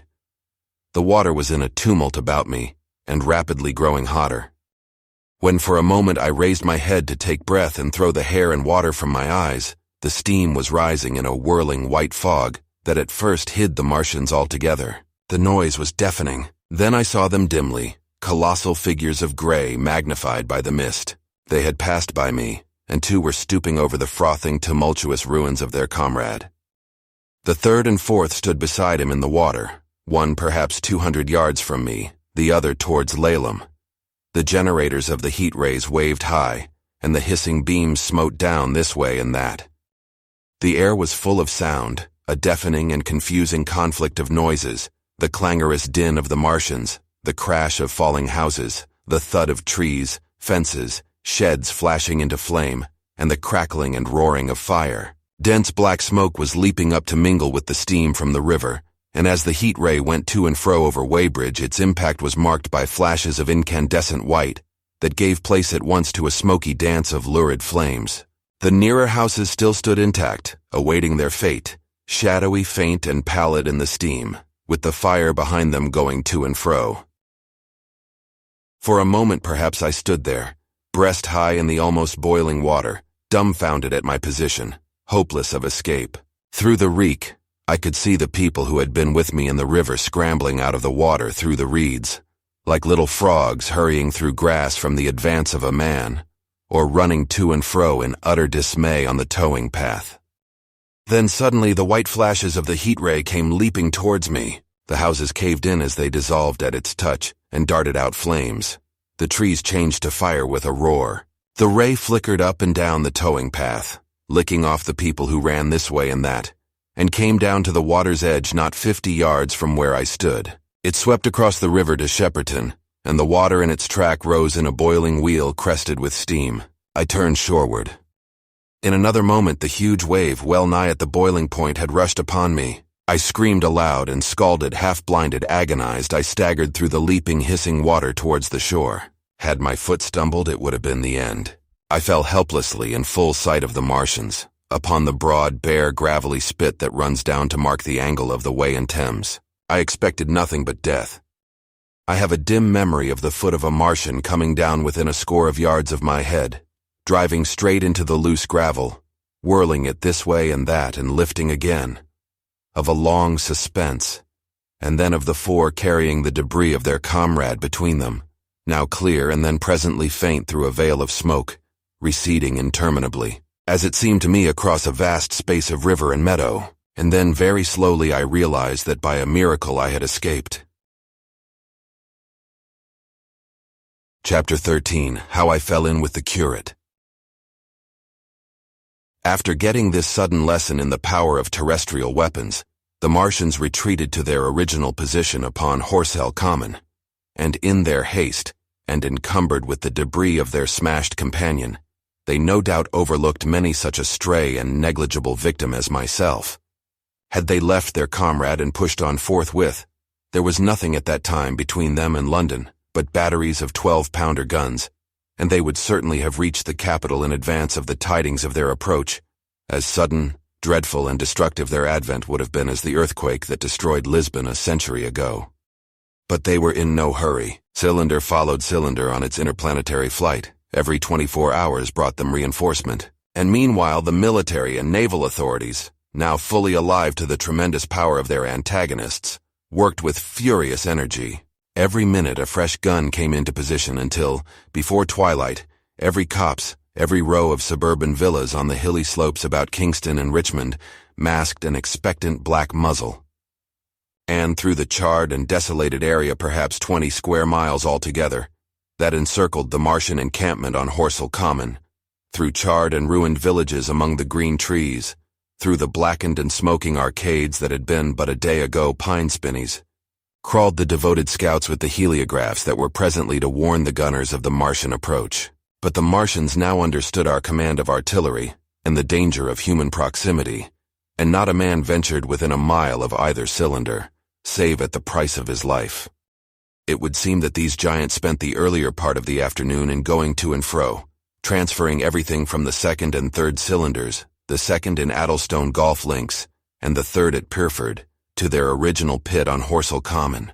Over that, above the blackened heather and ruined buildings that stretched far and wide, stood one as sentinel, while the rest abandoned their vast fighting machines and descended into the pit.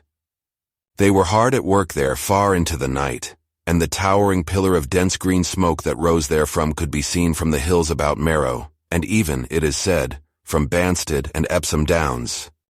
And while the Martians behind me were thus preparing for their next sally, and in front of me humanity gathered for the battle, I made my way with infinite pains and labor from the fire and smoke of burning Weybridge towards London. I saw an abandoned boat, very small and remote, drifting downstream, and throwing off the most of my sodden clothes, I went after it, gained it, and so escaped out of that destruction. There were no oars in the boat, but I contrived to paddle as well as my parboiled hands would allow, down the river towards Halliford and Walton, going very tediously and continually looking behind me, as you may well understand. I followed the river because I considered that the water gave me my best chance of escape should these giants return. The hot water from the Martians' overthrow drifted downstream with me, so that for the best part of a mile I could see little of either bank. Once, however, I made out a string of black figures hurrying across the meadows from the direction of Weybridge.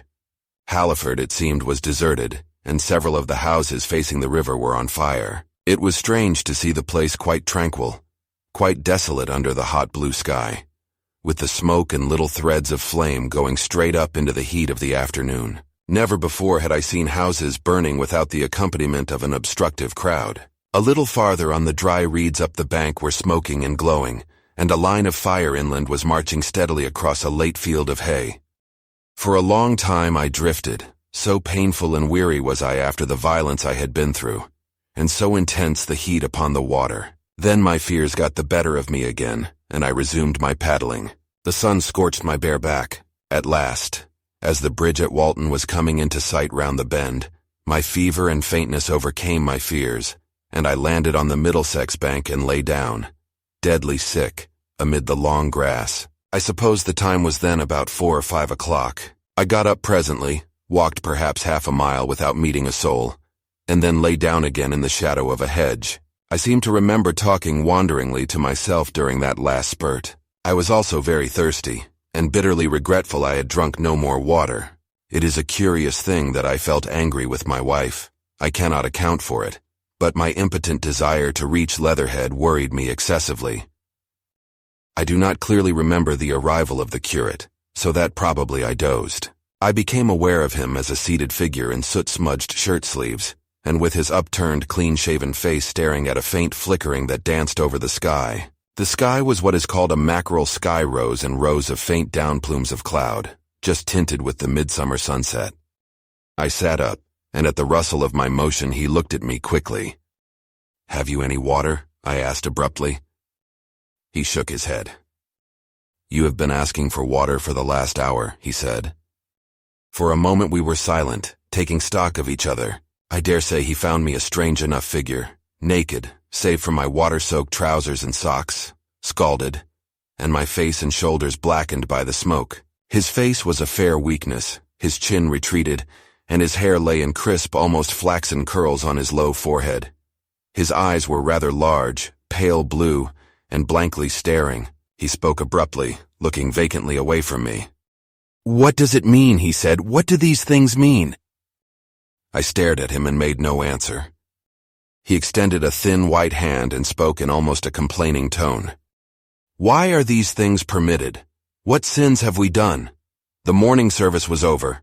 I was walking through the roads to clear my brain for the afternoon.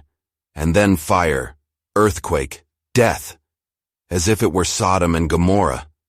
All our work undone, all the work. What are these Martians? "What are we?" I answered, clearing my throat. He gripped his knees and turned to look at me again. For half a minute, perhaps, he stared silently. "I was walking through the roads to clear my brain," he said, and suddenly fire, earthquake, death. He relapsed into silence, with his chin now sunken almost to his knees. Presently he began waving his hand. All the work, all the Sunday schools. What have we done? What has Weybridge done? Everything gone, everything destroyed. The church. We rebuilt it only 3 years ago. Gone. Swept out of existence. Why? Another pause, and he broke out again like one demented. The smoke of her burning goeth up forever and ever, he shouted. His eyes flamed, and he pointed a lean finger in the direction of Weybridge. By this time I was beginning to take his measure. The tremendous tragedy in which he had been involved, it was evident he was a fugitive from Weybridge, had driven him to the very verge of his reason. Are we far from Sunbury? I said in a matter-of-fact tone. What are we to do? He asked. Are these creatures everywhere? Has the earth been given over to them? Are we far from Sunbury? Only this morning I officiated at early celebration. Things have changed, I said quietly. You must keep your head. There is still hope. Hope! Yes, plentiful hope for all this destruction. I began to explain my view of our position. He listened at first, but as I went on the interest dawning in his eyes, gave place to their former stare, and his regard wandered from me. This must be the beginning of the end, he said, interrupting me. The end, the great and terrible day of the Lord, when men shall call upon the mountains and the rocks to fall upon them and hide them from the face of him that sitteth upon the throne. I began to understand the position. I ceased my labored reasoning, struggled to my feet, and standing over him, laid my hand on his shoulder. Be a man, said I. You are scared out of your wits. What good is religion if it collapses under calamity? Think of what earthquakes and floods, wars and volcanoes have done before to men. Did you think God had exempted Weybridge? He is not an insurance agent. For a time he sat in blank silence. But how can we escape? He asked suddenly.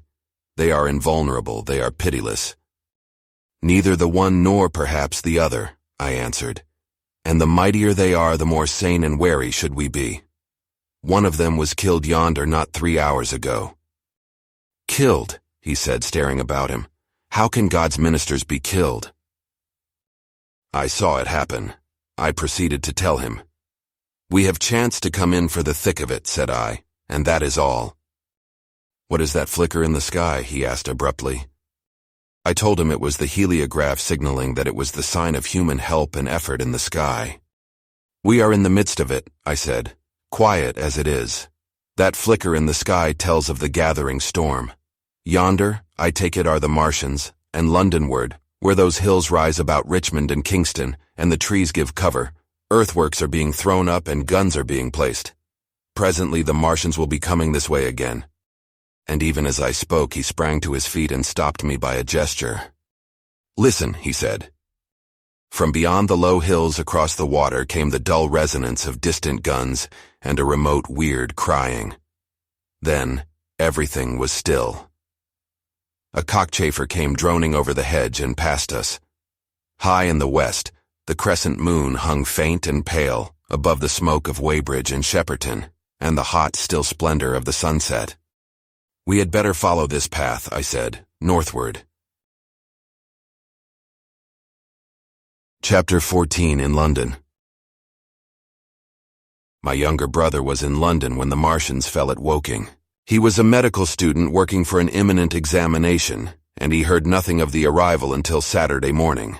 The morning papers on Saturday contained, in addition to lengthy special articles on the planet Mars, on life in the planets and so forth, a brief and vaguely worded telegram, all the more striking for its brevity. The Martians, alarmed by the approach of a crowd, had killed a number of people with a quick-firing gun, so the story ran. The telegram concluded with the words, "Formidable as they seem to be, the Martians have not moved from the pit into which they have fallen, and indeed, seem incapable of doing so. Probably this is due to the relative strength of the Earth's gravitational energy." On that last text, their leader-writer expanded very comfortingly. Of course, all the students in the Crammers biology class to which my brother went that day were intensely interested. but there were no signs of any unusual excitement in the streets. The afternoon papers puffed scraps of news under big headlines. They had nothing to tell beyond the movements of troops about the common, and the burning of the pine woods between Woking and Weybridge, until 8. Then the St. James's Gazette, in an extra special edition, announced the bare fact of the interruption of telegraphic communication. This was thought to be due to the falling of burning pine trees across the line. Nothing more of the fighting was known that night, the night of my drive to Leatherhead and back. My brother felt no anxiety about us, as he knew from the description in the papers that the cylinder was a good 2 miles from my house. He made up his mind to run down that night to me, in order, as he says, to see the things before they were killed. He dispatched a telegram, which never reached me, about 4 o'clock, and spent the evening at a music hall. In London also, on Saturday night there was a thunderstorm, and my brother reached Waterloo in a cab. On the platform from which the midnight train usually starts, he learned after some waiting that an accident prevented trains from reaching Woking that night. The nature of the accident he could not ascertain. Indeed, the railway authorities did not clearly know at that time. There was very little excitement in the station, as the officials, failing to realize that anything further than a breakdown between Byfleet and Woking Junction had occurred, were running the theatre trains, which usually passed through Woking round by Virginia Water or Guildford. They were busy making the necessary arrangements to alter the route of the Southampton and Portsmouth Sunday League excursions. A nocturnal newspaper reporter, mistaking my brother for the traffic manager to whom he bears a slight resemblance, waylaid and tried to interview him. Few people, excepting the railway officials, connected the breakdown with the Martians. I have read, in another account of these events, that on Sunday morning, all London was electrified by the news from Woking. As a matter of fact, there was nothing to justify that very extravagant phrase. Plenty of Londoners did not hear of the Martians until the panic of Monday morning. Those who did took some time to realize all that the hastily worded telegrams in the Sunday papers conveyed. The majority of people in London do not read Sunday papers.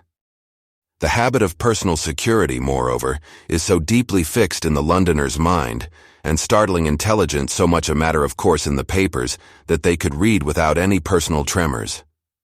About 7 o'clock last night, the Martians came out of the cylinder, and moving about under an armor of metallic shields, have completely wrecked Woking Station with the adjacent houses, and massacred an entire battalion of the Cardigan Regiment. No details are known. Maxims have been absolutely useless against their armor. The field guns have been disabled by them. Flying hussars have been galloping into Chertsey. The Martians appear to be moving slowly towards Chertsey or Windsor. Great anxiety prevails in West Surrey, and earthworks are being thrown up to check the advance Londonward. That was how the Sunday Sun put it, and a clever and remarkably prompt handbook article in the Referee compared the affair to a menagerie suddenly let loose in a village. No one in London knew positively of the nature of the armored Martians, and there was still a fixed idea that these monsters must be sluggish, crawling, creeping painfully. Such expressions occurred in almost all the earlier reports.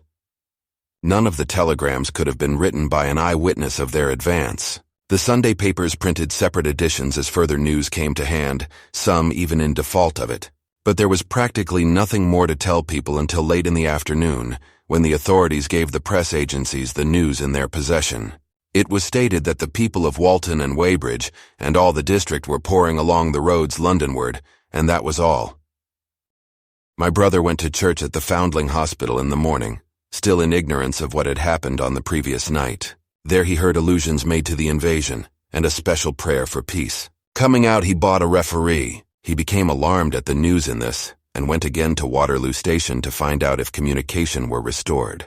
The omnibuses, carriages, cyclists, and innumerable people walking in their best clothes seemed scarcely affected by the strange intelligence that the news vendors were disseminating. People were interested or, if alarmed only on account of the local residents. At the station he heard for the first time that the Windsor and Chertsey lines were now interrupted. The porters told him that several remarkable telegrams had been received in the morning from Byfleet and Chertsey stations, but that these had abruptly ceased. My brother could get very little precise detail out of them. There's fighting going on about Weybridge was the extent of their information. The train service was now very much disorganized. Quite a number of people who had been expecting friends from places on the Southwestern network were standing about the station. One gray-headed old gentleman came and abused the Southwestern company bitterly to my brother. "It wants showing up," he said. 1 or 2 trains came in from Richmond, Putney, and Kingston, containing people who had gone out for a day's boating and found the locks closed and a feeling of panic in the air.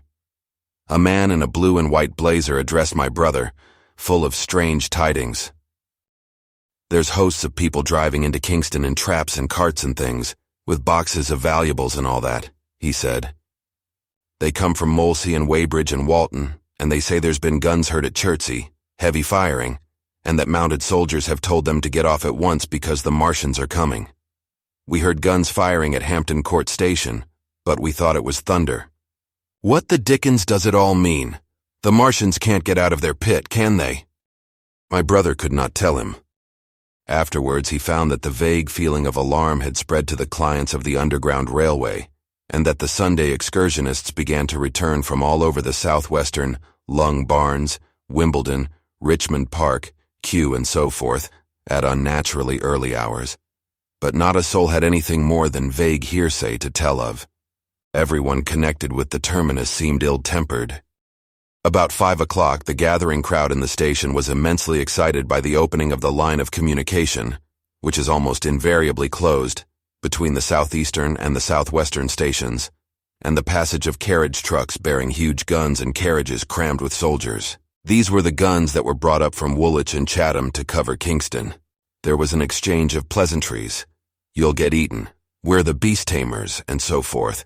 A little while after that, a squad of police came into the station and began to clear the public off the platforms, and my brother went out into the street again. The church bells were ringing for evensong, and a squad of Salvation Army lassies came singing down Waterloo Road. On the bridge, a number of loafers were watching a curious brown scum that came drifting down the stream in patches. The sun was just setting, and the clock tower and the Houses of Parliament rose against one of the most peaceful skies it is possible to imagine. A sky of gold, barred with long transverse stripes of reddish-purple cloud. There was talk of a floating body. One of the men there, a reservist he said he was, told my brother he had seen the heliograph flickering in the west. In Wellington Street, my brother met a couple of sturdy roughs who had just been rushed out of Fleet Street with still-wet newspapers and staring placards. "Dreadful catastrophe," they bawled one to the other down Wellington Street. "Fighting at Weybridge, full description. Repulse of the Martians. London in danger." He had to give 3p for a copy of that paper. Then it was, and then only, that he realized something of the full power and terror of these monsters. He learned that they were not merely a handful of small, sluggish creatures, but that they were minds swaying vast mechanical bodies, and that they could move swiftly and smite with such power that even the mightiest guns could not stand against them. They were described as vast, spider-like machines, nearly 100 feet high, capable of the speed of an express train, and able to shoot out a beam of intense heat. Massed batteries, chiefly of field guns, had been planted in the country about Horsell Common, and especially between the Woking district and London. 5 of the machines had been seen moving towards the Thames, and 1, by a happy chance, had been destroyed. In the other cases, the shells had missed, and the batteries had been at once annihilated by the heat rays. Heavy losses of soldiers were mentioned, but the tone of the dispatch was optimistic. The Martians had been repulsed. They were not invulnerable. They had retreated to their triangle of cylinders again, in the circle about Woking. Signalers with heliographs were pushing forward upon them from all sides. Guns were in rapid transit from Windsor, Portsmouth, Aldershot, Woolwich even from the north. Among others, long wire guns of 95 tons from Woolwich. Altogether, 116 were in position or being hastily placed, chiefly covering London. Never before in England had there been such a vast or rapid concentration of military material. Any further cylinders that fell, it was hoped, could be destroyed at once by high explosives, which were being rapidly manufactured and distributed. No doubt, ran the report, the situation was of the strangest and gravest description, but the public was exhorted to avoid and discourage panic. No doubt the Martians were strange and terrible in the extreme, but at the outside there could not be more than 20 of them against our millions. The authorities had reason to suppose from the size of the cylinders that at the outside there could not be more than 5 in each cylinder, 15 altogether, and one at least was disposed of, perhaps more. The public would be fairly warned of the approach of danger, and elaborate measures were being taken for the protection of the people in the threatened southwestern suburbs. And so, with reiterated assurances of the safety of London and the ability of the authorities to cope with the difficulty, this quasi-proclamation closed. This was printed in enormous type on paper so fresh that it was still wet, and there had been no time to add a word of comment. It was curious, my brother said, to see how ruthlessly the usual contents of the paper had been hacked and taken out to give this place. All down Wellington Street people could be seen fluttering out the pink sheets and reading, and the Strand was suddenly noisy with the voices of an army of hawkers following these pioneers. Men came scrambling off buses to secure copies. Certainly this news excited people intensely, whatever their previous apathy. The shutters of a map shop in the Strand were being taken down, my brother said, and a man in his Sunday raiment, lemon-yellow gloves even, was visible inside the window hastily fastening maps of Surrey to the glass. Going on along the Strand to Trafalgar Square, the paper in his hand, my brother saw some of the fugitives from West Surrey. There was a man with his wife and 2 boys, and some articles of furniture in a cart such as greengrocers use. He was driving from the direction of Westminster Bridge, and close behind him came a hay wagon with 5 or 6 respectable-looking people in it, and some boxes and bundles.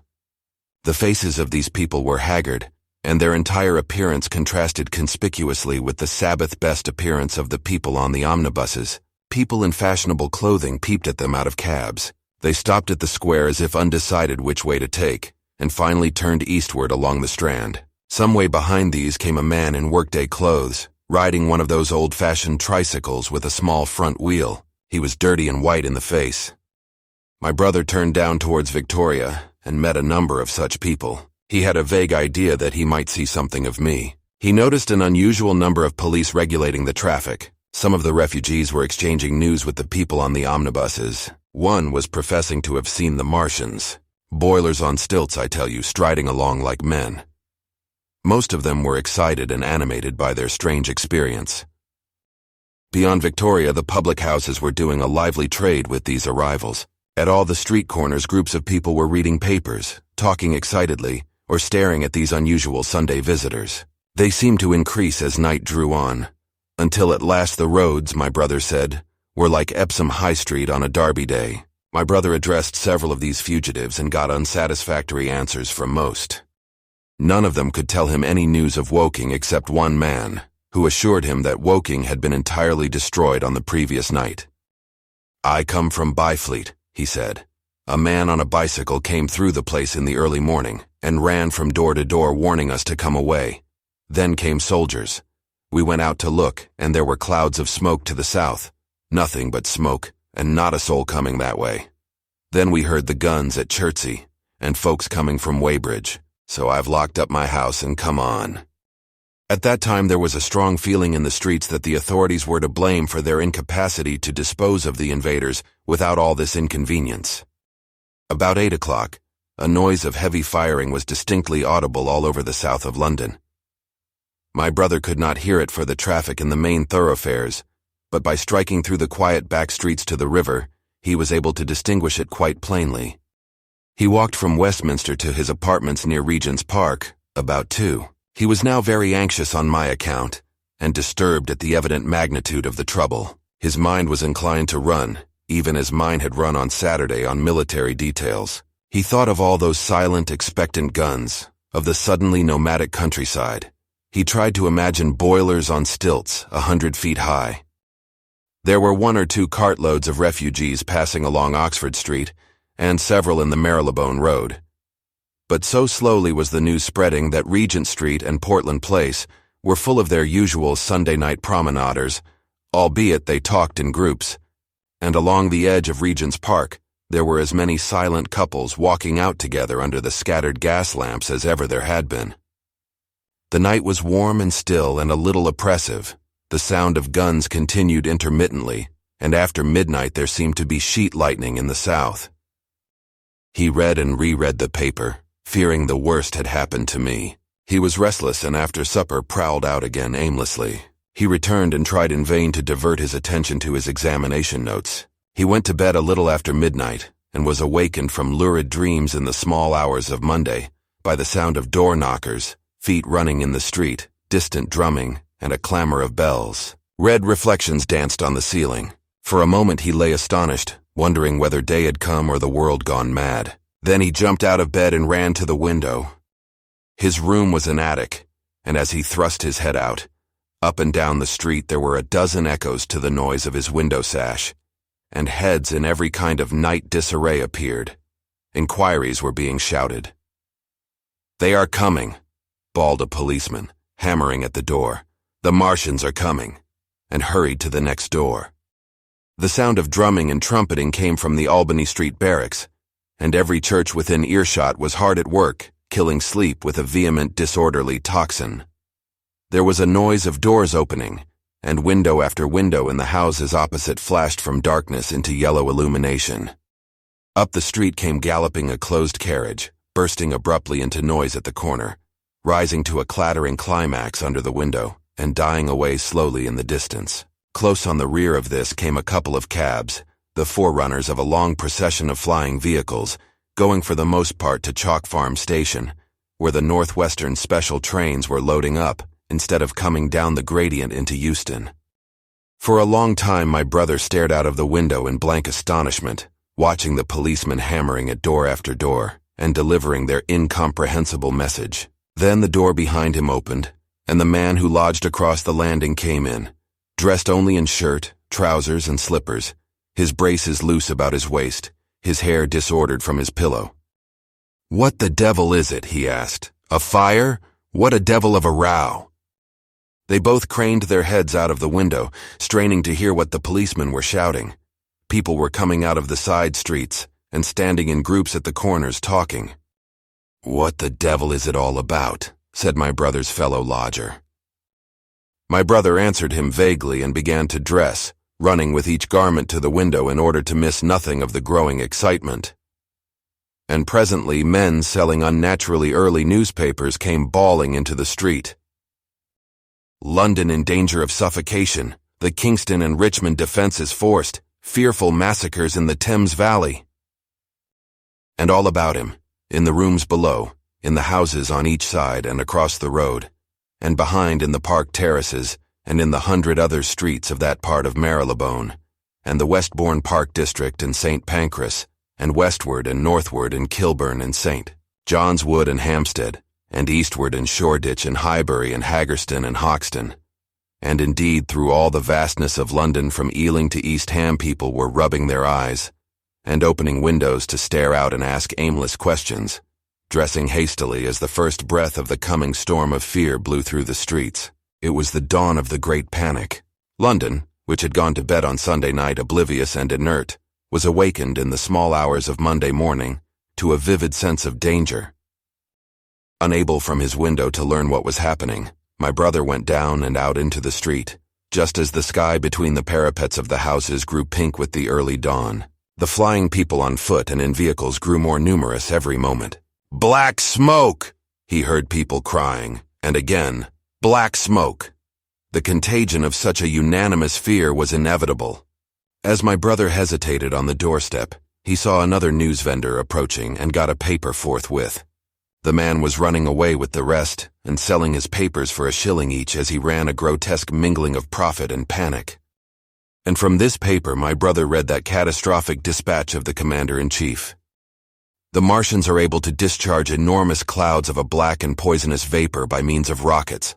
They have smothered our batteries, destroyed Richmond, Kingston, and Wimbledon, and are advancing slowly towards London, destroying everything on the way. It is impossible to stop them.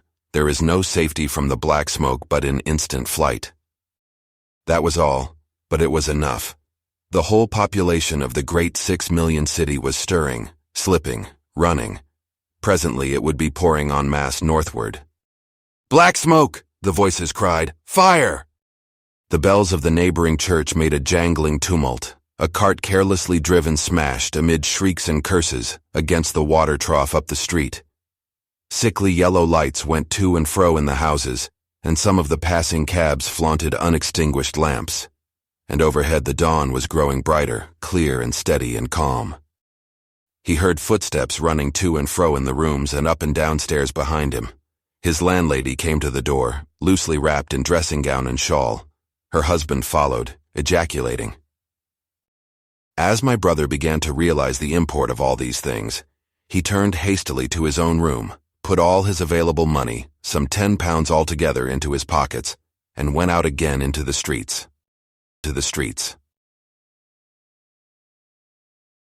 Chapter 15. What had happened in Surrey. It was while the curate had sat and talked so wildly to me under the hedge in the flat meadows near Halliford, and while my brother was watching the fugitive stream over Westminster Bridge, that the Martians had resumed the offensive. So far as one can ascertain from the conflicting accounts that have been put forth, the majority of them remained busied with preparations in the Horsell pit until 9 that night, hurrying on some operation that disengaged huge volumes of green smoke. But 3 certainly came out about 8 o'clock, and advancing slowly and cautiously, made their way through Byfleet and Pierford towards Ripley and Weybridge, and so came in sight of the expectant batteries against the setting sun. These Martians did not advance in a body, but in a line, each perhaps a mile and a half from his nearest fellow. They communicated with one another by means of siren-like howls, running up and down the scale from one note to another. It was this howling and firing of the guns at Ripley and St. George's Hill that we had heard at Upper Halliford. The Ripley gunners, unseasoned artillery volunteers who ought never to have been placed in such a position, fired one wild, premature, ineffectual volley and bolted on horse and foot through the deserted village, while the Martian, without using his heat ray, walked serenely over their guns, stepped gingerly among them, passed in front of them, and so came unexpectedly upon the guns in Painshill Park, which he destroyed. The St. George's Hill men, however, were better led or of a better metal. Hidden by a pine wood as they were, they seemed to have been quite unsuspected by the Martian nearest to them. They laid their guns as deliberately as if they had been on parade, and fired at about 1,000 yards range. The shells flashed all round him, and he was seen to advance a few paces, stagger and go down. Everybody yelled together, and the guns were reloaded in frantic haste. The overthrown Martian set up a prolonged ululation, and immediately a second glittering giant, answering him, appeared over the trees to the south. It would seem that a leg of the tripod had been smashed by one of the shells. The whole of the second volley flew wide of the Martian on the ground, and simultaneously both his companions brought their heat rays to bear on the battery. The ammunition blew up. The pine trees all about the guns flashed into fire, and only 1 or 2 of the men who were already running over the crest of the hill escaped. After this, it would seem that the 3 took counsel together and halted, and the scouts who were watching them report that they remained absolutely stationary for the next half hour. The Martian who had been overthrown crawled tediously out of his hood, a small brown figure, oddly suggestive from that distance of a speck of blight, and apparently engaged in the repair of his support. About 9 he had finished, for his cowl was then seen above the trees again. It was a few minutes past 9 that night, when these 3 sentinels were joined by 4 other Martians, each carrying a thick black tube. A similar tube was handed to each of the 3, and the 7 proceeded to distribute themselves at equal distances along a curved line between St. George's Hill, Weybridge, and the village of Send, southwest of Ripley. A dozen rockets sprang out of the hills before them so soon as they began to move, and warned the waiting batteries about Ditton and Esher. At the same time, 4 of their fighting machines, similarly armed with tubes, crossed the river, and 2 of them, black against the western sky, came into sight of myself and the curate as we hurried wearily and painfully along the road that runs northward out of Halliford. They moved as it seemed to us upon a cloud, for a milky mist covered the fields and rose to 1/3 of their height. At this sight the curate cried faintly in his throat and began running. But I knew it was no good running from a Martian, and I turned aside and crawled through dewy nettles and brambles into the broad ditch by the side of the road. He looked back, saw what I was doing, and turned to join me. The 2 halted, the nearer to us standing and facing Sunbury, the remoter being a gray indistinctness towards the evening star, away towards Staines. The occasional howling of the Martians had ceased. They took up their positions in the huge crescent about their cylinders in absolute silence. It was a crescent with 12 miles between its horns. Never since the devising of gunpowder was the beginning of a battle so still. To us and to an observer about Ripley, it would have had precisely the same effect. The Martians seemed in solitary possession of the darkling night, lit only as it was by the slender moon, the stars, the afterglow of the daylight, and the ruddy glare from St. George's Hill and the woods of Payne's Hill. But facing that crescent everywhere at Staines, Hounslow, Ditton, Esher, Ockham, behind hills and woods south of the river, and across the flat grass meadows to the north of it, wherever a cluster of trees or village houses gave sufficient cover, the guns were waiting. The signal rockets burst and rained their sparks through the night and vanished, and the spirit of all those watching batteries rose to a tense expectation.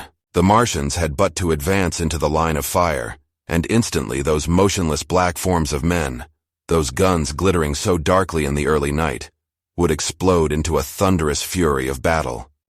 No doubt the thought that was uppermost in 1,000 of those vigilant minds, even as it was uppermost in mine, was the riddle: how much they understood of us. Did they grasp that we and our millions were organized, disciplined, working together? Or did they interpret our spurts of fire, the sudden stinging of our shells, our steady investment of their encampment, as we should the furious unanimity of onslaught in a disturbed hive of bees? Did they dream they might exterminate us? At that time, no one knew what food they needed. 100 such questions struggled together in my mind as I watched that vast sentinel shape. And in the back of my mind was the sense of all the huge unknown and hidden forces Londonward. Had they prepared pitfalls? Were the powder mills at Hounslow ready as a snare? Would the Londoners have the heart and courage to make a greater Moscow of their mighty province of houses? Then, after an interminable time, as it seemed to us, crouching and peering through the hedge, came a sound like the distant concussion of a gun. Another nearer, and then the Martian beside us raised his tube on high and discharged it, gunwise, with a heavy report that made the ground heave. The one toward Staines answered him. There was no flash, no smoke, simply that loaded detonation. I was so excited by these heavy minute guns following one another that I so far forgot my personal safety and my scalded hands as to clamber up into the hedge and stare towards Sunbury. As I did so, a second report followed, and a big projectile hurtled overhead towards Hounslow. I expected at least to see smoke or fire, or some such evidence of its work, but all I saw was the deep blue sky above, with one solitary star, and the white mist spreading wide and low beneath. And there had been no crash, no answering explosion. The silence was restored. The minute lengthened to 3. "What has happened?" said the curate, standing up beside me. "Heaven knows," said I. A bat flickered by and vanished. A distant tumult of shouting began and ceased. I looked again at the Martian, and saw he was now moving eastward along the riverbank, with a swift, rolling motion. Every moment I expected the fire of some hidden battery to spring upon him, but the evening calm was unbroken. The figure of the Martian grew smaller as he receded, and presently the mist and the gathering night had swallowed him up. By a common impulse we clambered higher. Towards Sunbury was a dark appearance, as though a conical hill had suddenly come into being there, hiding our view of the farther country. And then, remoter across the river, over Walton, we saw another such summit. These hill-like forms grew lower and broader even as we stared. Moved by a sudden thought, I looked northward, and there I perceived a third of these cloudy black copias had risen. Everything had suddenly become very still. Far away to the southeast, marking the quiet, we heard the Martians hooting to one another, and then the air quivered again with the distant thud of their guns. But the earthly artillery made no reply. Now at the time we could not understand these things, but later I was to learn the meaning of these ominous copias that gathered in the twilight. Each of the Martians, standing in the great crescent I have described, had discharged by means of the gun-like tube he carried, a huge canister over whatever hill, copse, cluster of houses, or other possible cover for guns, chanced to be in front of him. Some fired only one of these, some two, as in the case of the one we had seen. The one at Ripley is said to have discharged no fewer than 5 at that time. These canisters smashed on, striking the ground. They did not explode, and incontinently disengaged an enormous volume of heavy, inky vapor, coiling and pouring upward in a huge and ebony cumulus cloud, a gaseous hill that sank and spread itself slowly over the surrounding country. And the touch of that vapor, the inhaling of its pungent wisps, was death to all that breathes. It was heavy, this vapor, heavier than the densest smoke, so that after the first tumultuous uprush and outflow of its impact, it sank down through the air and poured over the ground in a manner rather liquid than gaseous, abandoning the hills, and streaming into the valleys and ditches and watercourses, even as I have heard the carbonic acid gas that pours from volcanic clefts is wont to do, and where it came upon water some chemical action occurred, and the surface would be instantly covered with a powdery scum that sank slowly and made way for more. The scum was absolutely insoluble, and it is a strange thing, seeing the instant effect of the gas, that one could drink without hurt the water from which it had been strained. The vapor did not diffuse as a true gas would do. It hung together in banks, flowing sluggishly down the slope of the land and driving reluctantly before the wind. And very slowly it combined with the mist and moisture of the air, and sank to the earth in the form of dust. Save that an unknown element giving a group of 4 lines in the blue of the spectrum is concerned, we are still entirely ignorant of the nature of this substance. Once the tumultuous upheaval of its dispersion was over, the black smoke clung so closely to the ground, even before its precipitation, that 50 feet up in the air, on the roofs and upper stories of high houses and on great trees, there was a chance of escaping its poison altogether, as was proved even that night at Street Cobham and Ditton.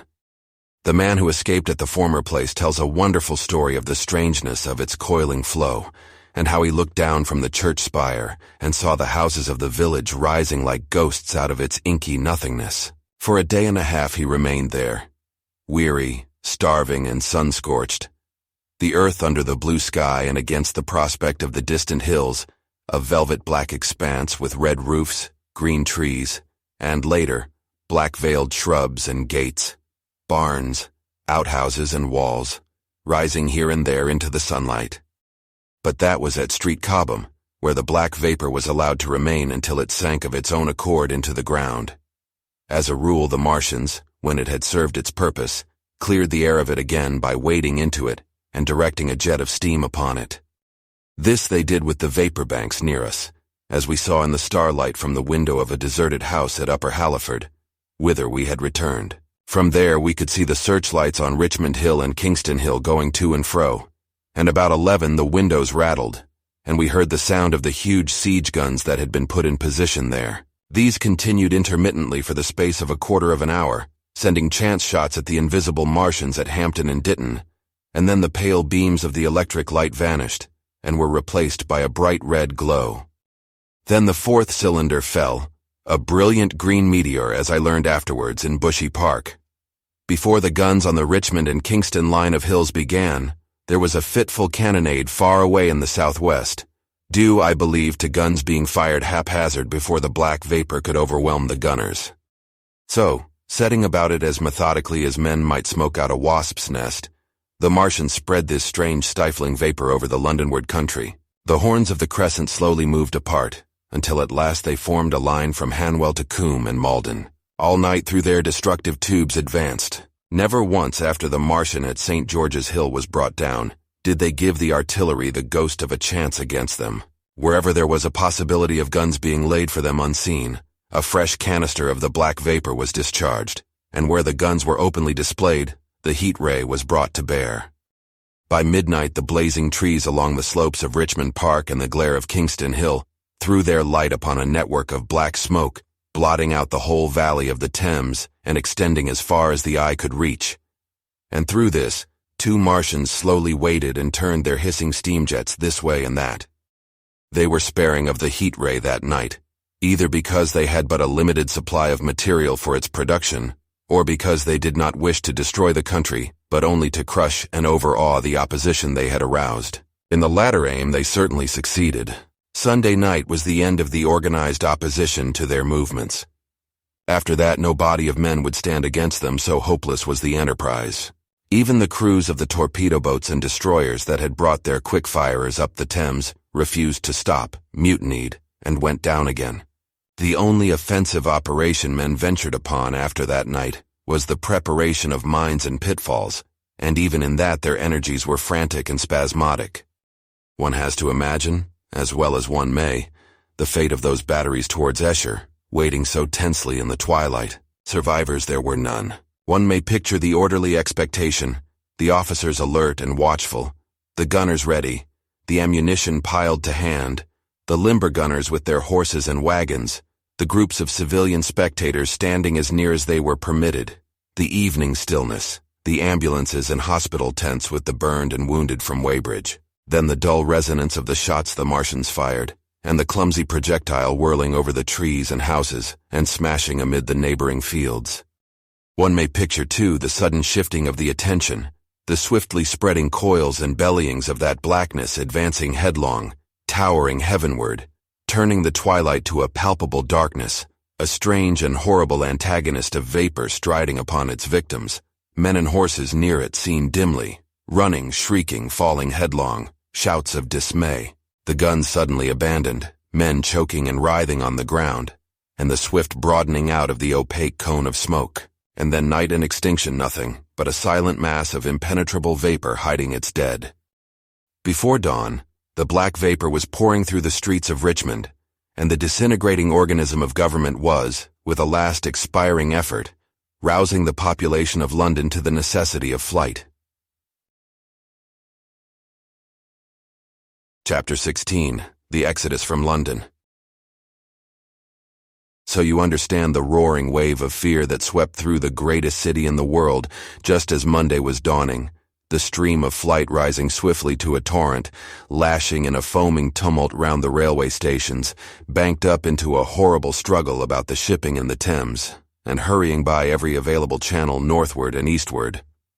By 10 o'clock the police organization, and by midday even the railway organizations, were losing coherency, losing shape and efficiency, guttering, softening, running at last in that swift liquefaction of the social body.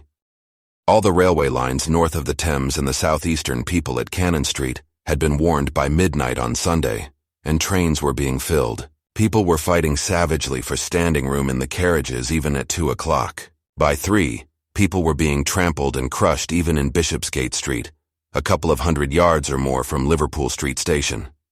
Revolvers were fired, people stabbed, and the policemen who had been sent to direct the traffic, exhausted and infuriated, were breaking the heads of the people they were called out to protect.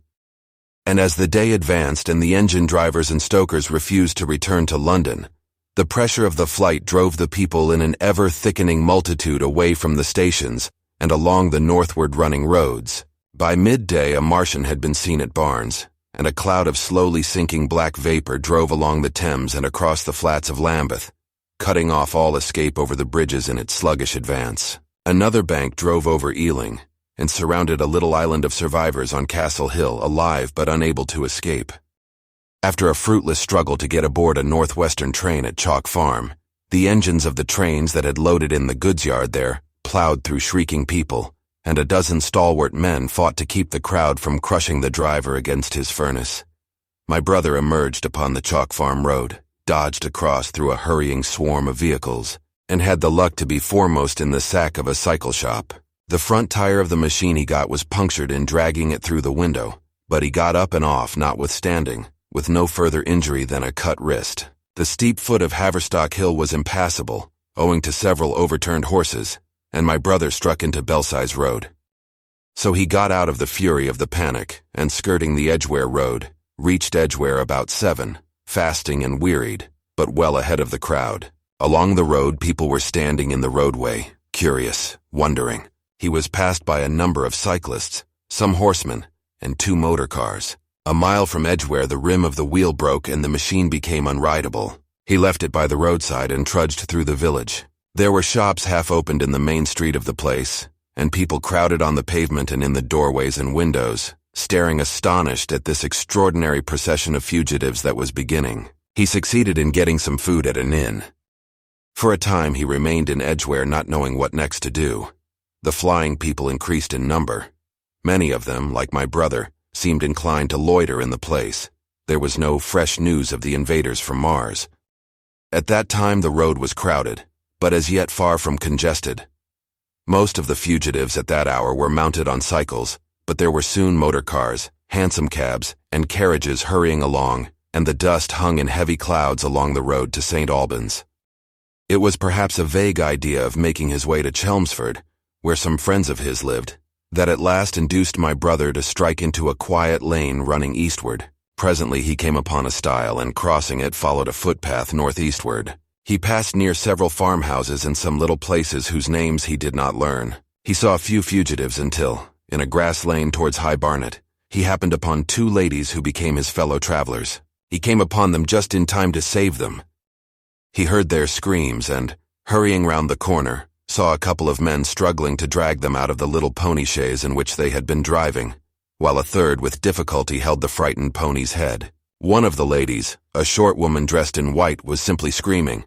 The other, a dark, slender figure, slashed at the man who gripped her arm with a whip she held in her disengaged hand. My brother immediately grasped the situation, shouted, and hurried towards the struggle. One of the men desisted and turned towards him, and my brother, realizing from his antagonist's face that a fight was unavoidable, and being an expert boxer, went into him forthwith and sent him down against the wheel of the chaise. It was no time for pugilistic chivalry, and my brother laid him quiet with a kick, and gripped the collar of the man who pulled at the slender lady's arm. He heard the clatter of hoofs. The whip stung across his face. A third antagonist struck him between the eyes, and the man he held wrenched himself free and made off down the lane in the direction from which he had come. Partly stunned, he found himself facing the man who had held the horse's head, and became aware of the chaise receding from him down the lane, swaying from side to side, and with the women in it looking back. The man before him, a burly rough, tried to close, and he stopped him with a blow in the face. Then, realizing that he was deserted, he dodged round and made off down the lane after the chaise, with the sturdy man close behind him, and the fugitive, who had turned now, following remotely. Suddenly he stumbled and fell. His immediate pursuer went headlong, and he rose to his feet to find himself with a couple of antagonists again. He would have had little chance against them had not the slender lady very pluckily pulled up and returned to his help. It seems she had had a revolver all this time, but it had been under the seat when she and her companion were attacked. She fired at 6 yards distance, narrowly missing my brother. The less courageous of the robbers made off, and his companion followed him, cursing his cowardice. They both stopped in sight down the lane, where the third man lay insensible. "Take this," said the slender lady, and she gave my brother her revolver. "Go back to the chaise," said my brother, wiping the blood from his split lip. She turned without a word. They were both panting, and they went back to where the lady in white struggled to hold back the frightened pony. The robbers had evidently had enough of it. When my brother looked again, they were retreating. "I'll sit here," said my brother, "if I may," and he got upon the empty front seat. The lady looked over her shoulder. "Give me the reins," she said, and laid the whip along the pony's side. In another moment, a bend in the road hid the three men from my brother's eyes. So, quite unexpectedly, my brother found himself panting with a cut mouth, a bruised jaw, and blood-stained knuckles, driving along an unknown lane with these two women. He learned they were the wife and the younger sister of a surgeon living at Stanmore, who had come in the small hours from a dangerous case at Pinner, and heard at some railway station on his way of the Martian advance. He had hurried home, roused the women. Their servant had left them 2 days before, packed some provisions, put his revolver under the seat luckily for my brother, and told them to drive on to Edgware, with the idea of getting a train there. He stopped behind to tell the neighbors. He would overtake them, he said, at about 4:30 in the morning, and now it was nearly 9 and they had seen nothing of him. They could not stop in Edgware because of the growing traffic through the place, and so they had come into this side lane. That was the story they told my brother in fragments when presently they stopped again, nearer to New Barnet. He promised to stay with them, at least until they could determine what to do, or until the missing man arrived, and professed to be an expert shot with the revolver, a weapon strange to him, in order to give them confidence. They made a sort of encampment by the wayside, and the pony became happy in the hedge. He told them of his own escape out of London, and all that he knew of these Martians and their ways. The sun crept higher in the sky, and after a time their talk died out and gave place to an uneasy state of anticipation. Several wayfarers came along the lane, and of these my brother gathered such news as he could. Every broken answer he had deepened his impression of the great disaster that had come on humanity, deepened his persuasion of the immediate necessity for prosecuting this flight. He urged the matter upon them. "We have money," said the slender woman, and hesitated. Her eyes met my brother's, and her hesitation ended. "So have I," said my brother.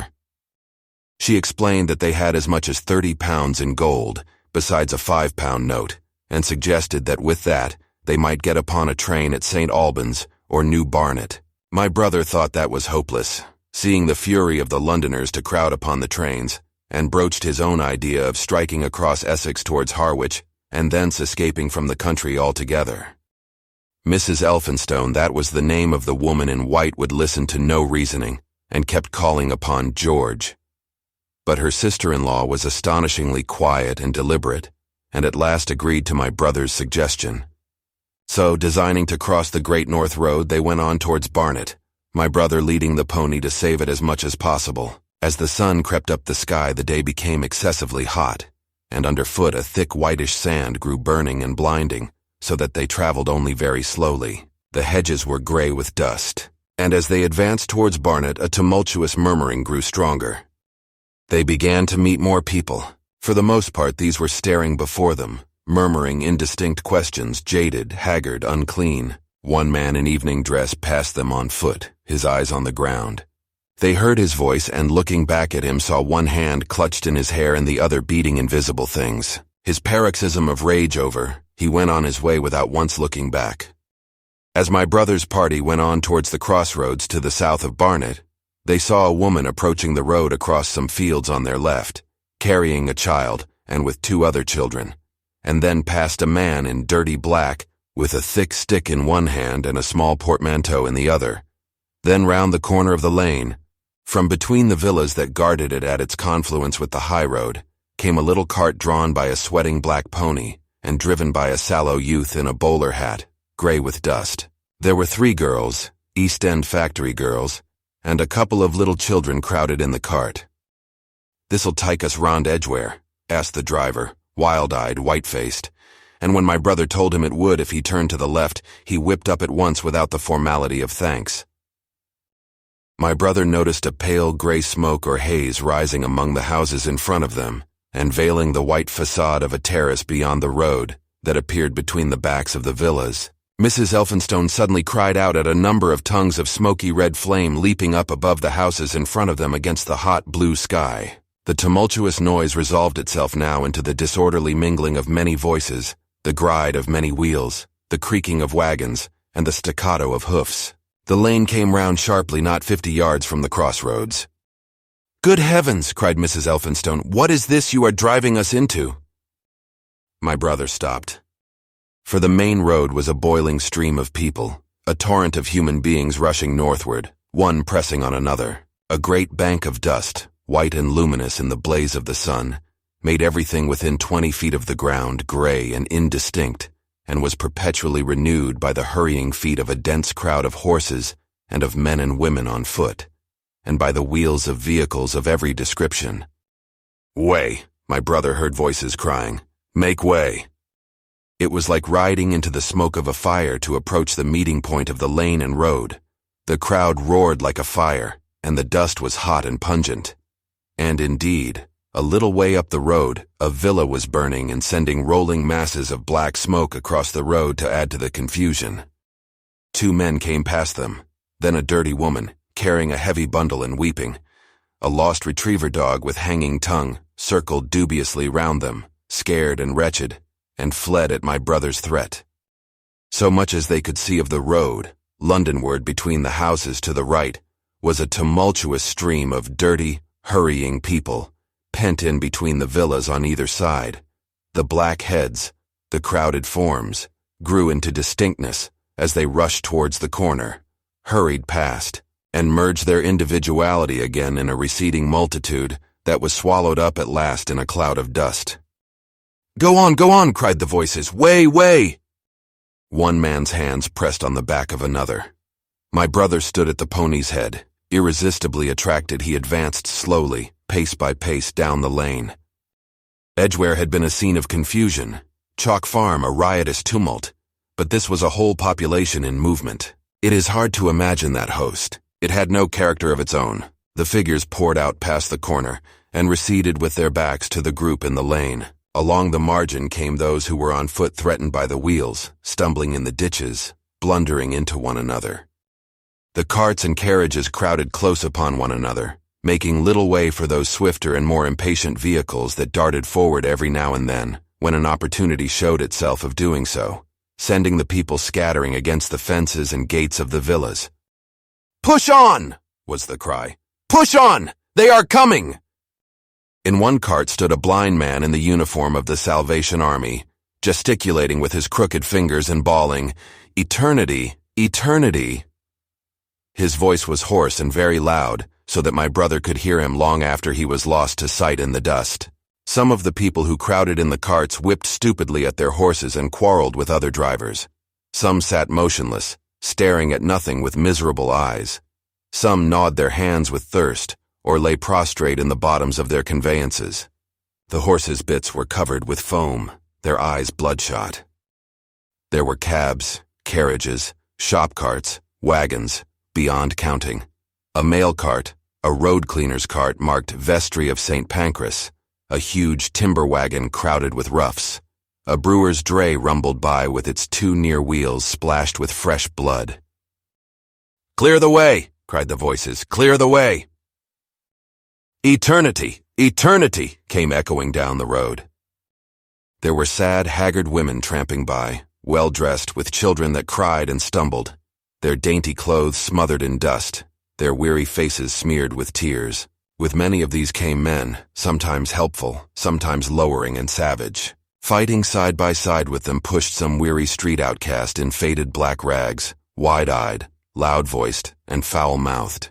There were sturdy workmen thrusting their way along, wretched, unkempt men clothed like clerks or shopmen, struggling spasmodically.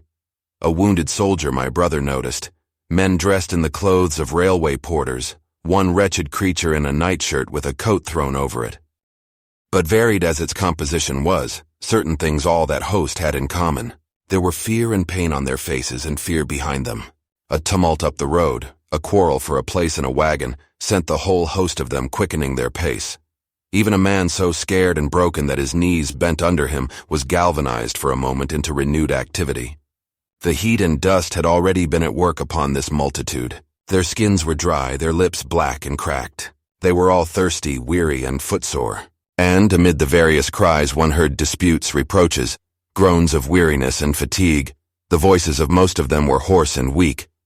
Through it all ran a refrain. "Way, the Martians are coming!" Few stopped and came aside from that flood. The lane opened slantingly into the main road with a narrow opening, and had a delusive appearance of coming from the direction of London. Yet a kind of eddy of people drove into its mouth, weaklings elbowed out of the stream, who for the most part rested but a moment before plunging into it again. A little way down the lane, with two friends bending over him, lay a man with a bare leg, wrapped about with bloody rags. He was a lucky man to have friends. A little old man, with a gray military mustache and a filthy black frock coat, limped out and sat down beside the trap, removed his boot. His sock was blood-stained, shook out a pebble, and hobbled on again. And then a little girl of 8 or 9, all alone, threw herself under the hedge close by my brother, weeping. I can't go on. My brother woke from his torpor of astonishment and lifted her up, speaking gently to her, and carried her to Miss Elphinstone. So soon as my brother touched her, she became quite still, as if frightened. "Ellen!" shrieked a woman in the crowd with tears in her voice. "Ellen!" And the child suddenly darted away from my brother, crying, "Mother!" "They are coming," said a man on horseback riding past along the lane. "Out of the way there!" bawled a coachman towering high, and my brother saw a closed carriage turning into the lane. The people crushed back on one another to avoid the horse. My brother pushed the pony and chaise back into the hedge, and the man drove by and stopped at the turn of the way. It was a carriage with a pole for a pair of horses, but only one was in the traces. My brother saw dimly through the dust that 2 men lifted out something on a white stretcher and put it gently on the grass beneath the privet hedge. One of the men came running to my brother. "Where is there any water?" he said. "He is dying fast and very thirsty. It is Lord Garrick." "Lord Garrick," said my brother. "The Chief Justice?" "The water," he said. "There may be a tap. said my brother. "In some of the houses. We have no water. I dare not leave my people." The man pushed against the crowd towards the gate of the corner house. "Go on," said the people, thrusting at him. "They are coming. Go on." Then my brother's attention was distracted by a bearded, eagle-faced man lugging a small handbag, which split even as my brother's eyes rested on it, and disgorged a mass of sovereigns that seemed to break up into separate coins as it struck the ground. They rolled hither and thither among the struggling feet of men and horses. The man stopped and looked stupidly at the heap, and the shaft of a cab struck his shoulder and sent him reeling. He gave a shriek and dodged back, and a cartwheel shaved him narrowly. "Way!" cried the men all about him. "Make way!" So soon as the cab had passed, he flung himself with both hands open upon the heap of coins and began thrusting handfuls in his pocket. A horse rose close upon him, and in another moment, half rising, he had been borne down under the horse's hooves. "Stop!" screamed my brother, and pushing a woman out of his way, tried to clutch the bit of the horse. Before he could get to it, he heard a scream under the wheels and saw through the dust the rim passing over the poor wretch's back. The driver of the cart slashed his whip at my brother, who ran round behind the cart. The multitudinous shouting confused his ears. The man was writhing in the dust among his scattered money, unable to rise, for the wheel had broken his back, and his lower limbs lay limp and dead. My brother stood up and yelled at the next driver, and a man on a black horse came to his assistance. "Get him out of the road," said he, and clutching the man's collar with his free hand, my brother lugged him sideways. But he still clutched after his money, and regarded my brother fiercely, hammering at his arm with a handful of gold. "Go on! Go on!" shouted angry voices behind. "Way! Way!" There was a smash as the pole of a carriage crashed into the cart, that the man on horseback stopped. My brother looked up, and the man with the gold twisted his head round and bit the wrist that held his collar. There was a concussion, and the black horse came staggering sideways, and the cart horse pushed beside it. A hoof missed my brother's foot by a hair's breadth. He released his grip on the fallen man and jumped back. He saw anger change to terror on the face of the poor wretch on the ground, and in a moment he was hidden, and my brother was borne backward and carried past the entrance of the lane, and had to fight hard in the torrent to recover it. He saw Miss Elphinstone covering her eyes, and a little child, with all a child's want of sympathetic imagination, staring with dilated eyes at a dusty something that lay black and still, ground and crushed under the rolling wheels. "Let us go back," he shouted, and began turning the pony round. "We cannot cross this hell," he said, and they went back 100 yards the way they had come, until the fighting crowd was hidden.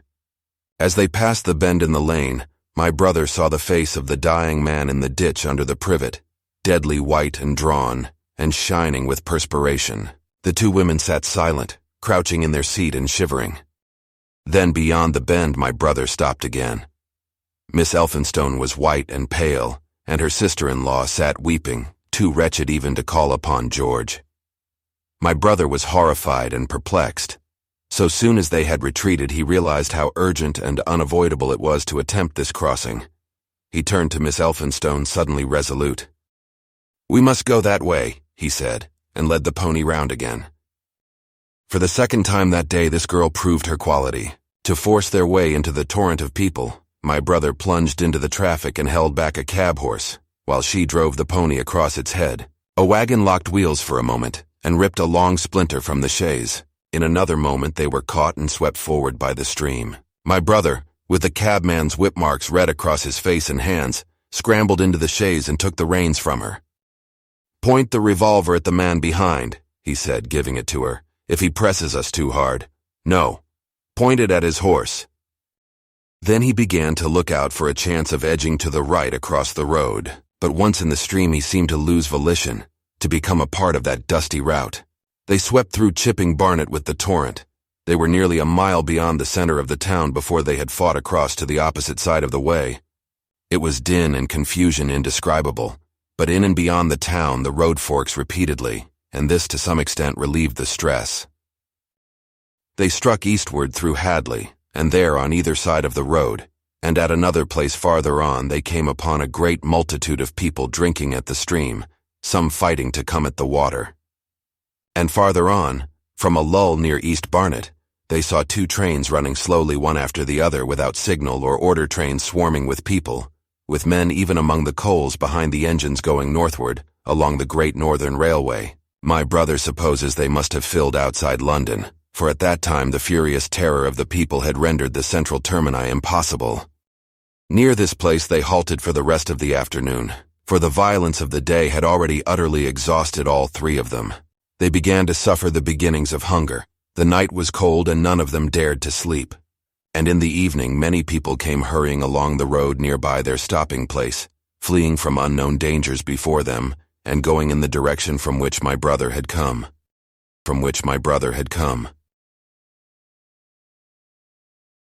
Chapter 17. The Thunder Child.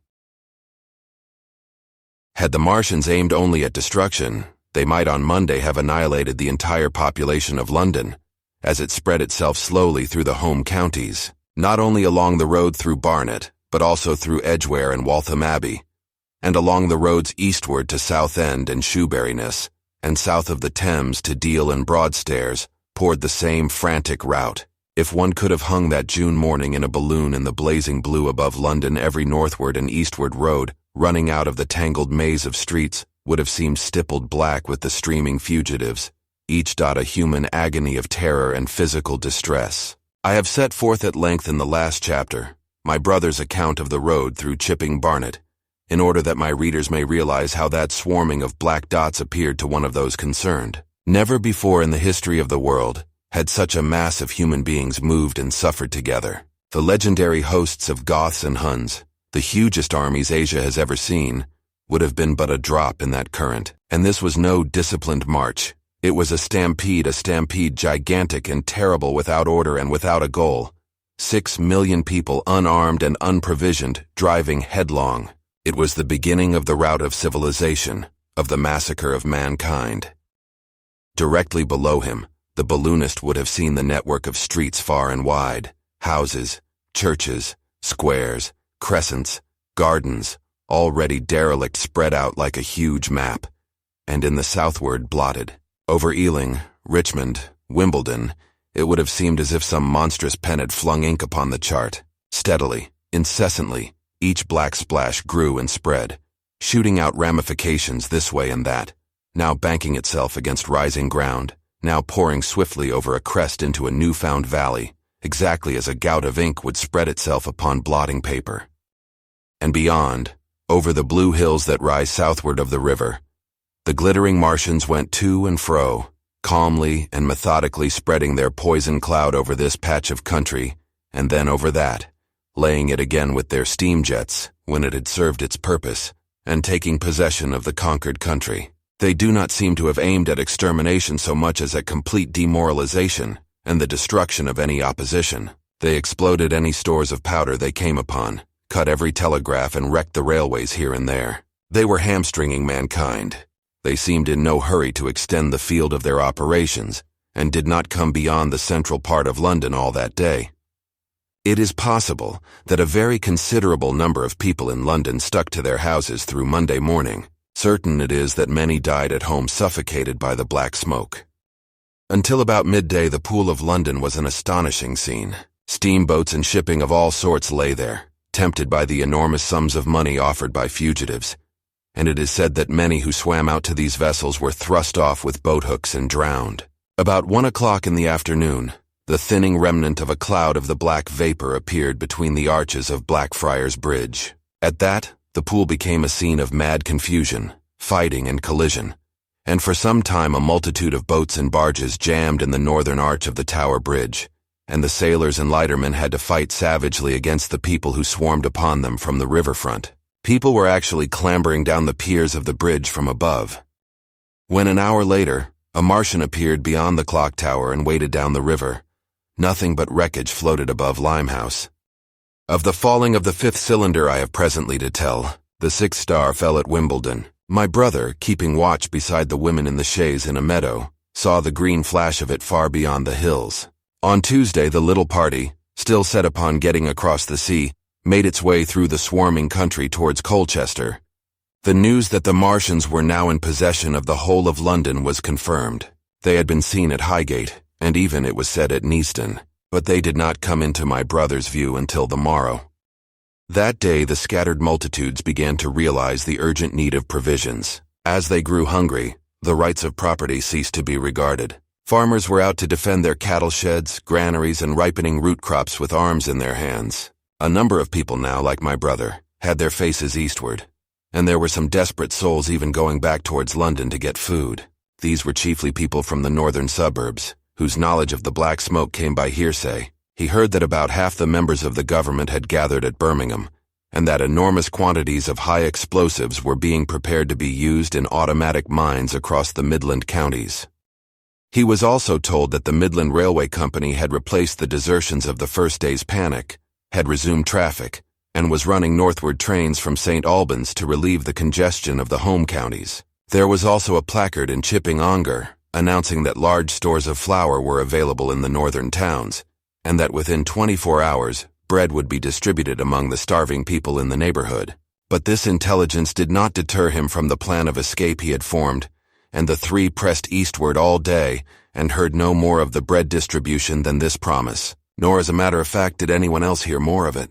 That night fell the seventh star, falling upon Primrose Hill. It fell while Miss Elphinstone was watching, for she took that duty alternately with my brother. She saw it. On Wednesday, the three fugitives they had passed the night in a field of unripe wheat reached Chelmsford, and there a body of the inhabitants, calling itself the Committee of Public Supply, seized the pony as provisions, and would give nothing in exchange for it but the promise of a share in it the next day. Here there were rumors of Martians at Epping, and news of the destruction of Waltham Abbey powder mills in a vain attempt to blow up one of the invaders. People were watching for Martians here from the church towers. My brother, very luckily for him as it chanced, preferred to push on at once to the coast rather than wait for food, although all three of them were very hungry. By midday they passed through Tillingham, which, strangely enough, seemed to be quite silent and deserted, save for a few furtive plunderers hunting for food. Near Tillingham, they suddenly came in sight of the sea, and the most amazing crowd of shipping of all sorts that it is possible to imagine. For after the sailors could no longer come up the Thames, they came on to the Essex coast, to Harwich and Walton and Clacton, and afterwards to Foulness and Shoebury, to bring off the people. They lay in a huge sickle-shaped curve that vanished into mist at last towards the Naze. Close inshore was a multitude of fishing smacks, English, Scotch, French, Dutch, and Swedish, steam launches from the Thames, yachts, electric boats, and beyond were ships of larger burden, a multitude of filthy colliers, trim merchantmen, cattle ships, passenger boats, petroleum tanks, ocean tramps, an old white transport even, neat white and gray liners from Southampton and Hamburg, and along the blue coast across the Blackwater, my brother could make out dimly a dense swarm of boats chaffering with the people on the beach, a swarm which also extended up the Blackwater almost to Malden. About a couple of miles out lay an ironclad very low in the water, almost to my brother's perception like a waterlogged ship. This was the ram Thunderchild. It was the only warship in sight, but far away to the right over the smooth surface of the sea. For that day there was a dead calm. Lay a serpent of black smoke to mark the next ironclads of the Channel Fleet, which hovered in an extended line, steam up and ready for action, across the Thames estuary during the course of the Martian conquest, vigilant and yet powerless to prevent it. At the sight of the sea, Mrs. Elphinstone, in spite of the assurances of her sister-in-law, gave way to panic. She had never been out of England before. She would rather die than trust herself friendless in a foreign country and so forth. She seemed, poor woman, to imagine that the French and the Martians might prove very similar. She had been growing increasingly hysterical, fearful, and depressed during the 2 days' journeyings. Her great idea was to return to Stanmore. Things had been always well and safe at Stanmore. They would find George at Stanmore. It was with the greatest difficulty they could get her down to the beach, where presently my brother succeeded in attracting the attention of some men on a paddle steamer from the Thames. They sent a boat and drove a bargain for £36 for the three. The steamer was going, these men said, to Ostend. It was about 2 o'clock when my brother, having paid their fares at the gangway, found himself safely aboard the steamboat with his charges. There was food aboard, albeit at exorbitant prices, and the three of them contrived to eat a meal on one of the seats forward. There were already a couple of score of passengers aboard, some of whom had expended their last money in securing a passage. But the captain lay off the Blackwater until 5 in the afternoon, picking up passengers until the seated decks were even dangerously crowded. He would probably have remained longer had it not been for the sound of guns that began about that hour in the south. As if in answer, the ironclad seaward fired a small gun and hoisted a string of flags. A jet of smoke sprang out of her funnels. Some of the passengers were of opinion that this firing came from Shoeburyness, until it was noticed that it was growing louder. At the same time, far away in the southeast, the masts and upperworks of 3 ironclads rose one after the other out of the sea, beneath clouds of black smoke. But my brother's attention speedily reverted to the distant firing in the south. He fancied he saw a column of smoke rising out of the distant gray haze. The little steamer was already flapping her way eastward of the big crescent of shipping, and the low Essex coast was growing blue and hazy, when a Martian appeared, small and faint in the remote distance, advancing along the muddy coast from the direction of Foulness. At that the captain on the bridge swore at the top of his voice with fear and anger at his own delay, and the paddles seemed infected with his terror. Every soul aboard stood at the bulwarks or on the seats of the steamer, and stared at that distant shape, higher than the trees or church towers inland, and advancing with a leisurely parody of a human stride. It was the first Martian my brother had seen, and he stood more amazed than terrified, watching this Titan advancing deliberately towards the shipping, wading farther and farther into the water as the coast fell away. Then far away beyond the crouch came another, striding over some stunted trees, and then yet another still farther off, wading deeply through a shiny mudflat that seemed to hang halfway up between sea and sky. They were all stalking seaward, as if to intercept the escape of the multitudinous vessels that were crowded between Foulness and the Naze. In spite of the throbbing exertions of the engines of the little paddleboat, and the pouring foam that her wheels flung behind her, she receded with terrifying slowness from this ominous advance. Glancing northwestward, my brother saw the large crescent of shipping already writhing with the approaching terror.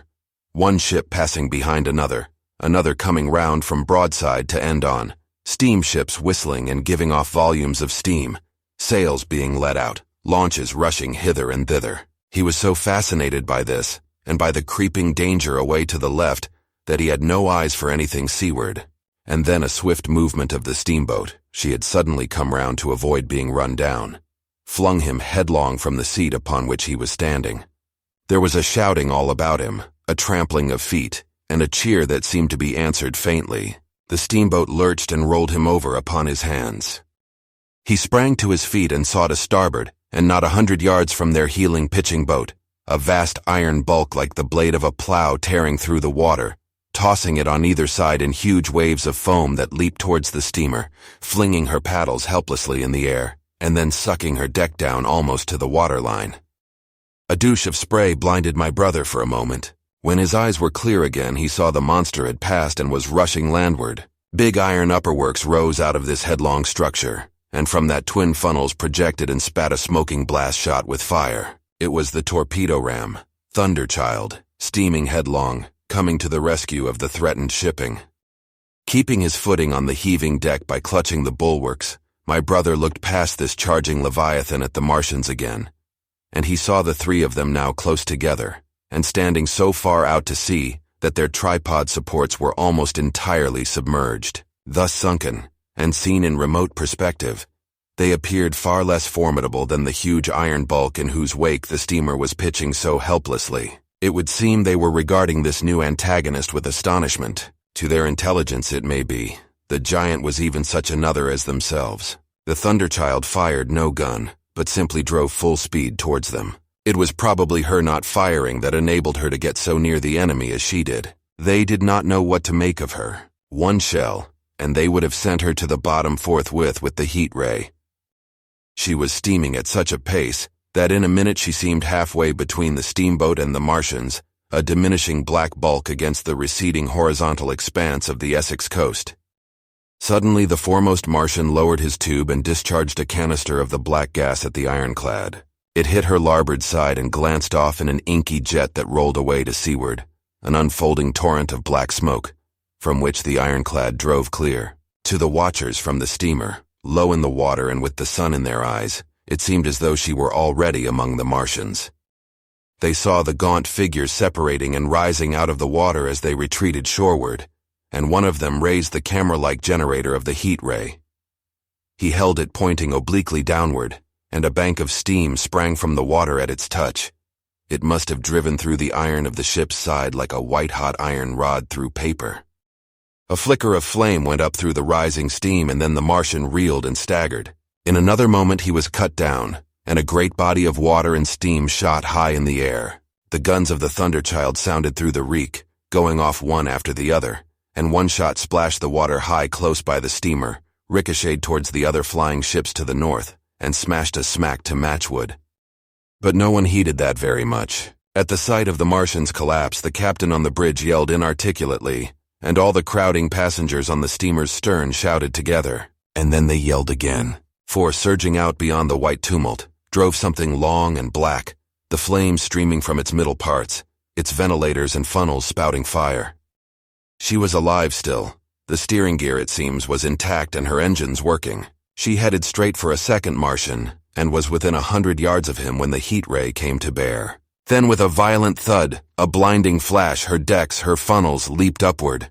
The Martian staggered with the violence of her explosion, and in another moment the flaming wreckage, still driving forward with the impetus of its pace, had struck him and crumpled him up like a thing of cardboard. My brother shouted involuntarily. A boiling tumult of steam hit everything again. "Two!" yelled the captain. Everyone was shouting. The whole steamer from end to end rang with frantic cheering that was taken up first by one, and then by all, in the crowding multitude of ships and boats that was driving out to sea. The steam hung upon the water for many minutes, hiding the third Martian and the coast altogether. And all this time the boat was paddling steadily out to sea and away from the fight. And when at last the confusion cleared, the drifting bank of black vapor intervened, and nothing of the Thunderchild could be made out, nor could the third Martian be seen. But the ironclads to seaward were now quite close and standing in towards shore past the steamboat. The little vessel continued to beat its way seaward, and the ironclads receded slowly towards the coast, which was hidden still by a marbled bank of vapor, part steam, part black gas, eddying and combining in the strangest way. The fleet of refugees was scattering to the northeast. Several smacks were sailing between the ironclads and the steamboat. After a time, and before they reached the sinking cloud bank, the warships turned northward, and then abruptly went about, and passed into the thickening haze of evening southward. The coast grew faint and at last indistinguishable amid the low banks of clouds that were gathering about the sinking sun. Then suddenly out of the golden haze of the sunset came the vibration of guns, and a form of black shadows moving. Everyone struggled to the rail of the steamer and peered into the blinding furnace of the west, but nothing was to be distinguished clearly. A mass of smoke rose slanting and barred the face of the sun. The steamboat throbbed on its way through an interminable suspense. The sun sank into gray clouds, the sky flushed and darkened.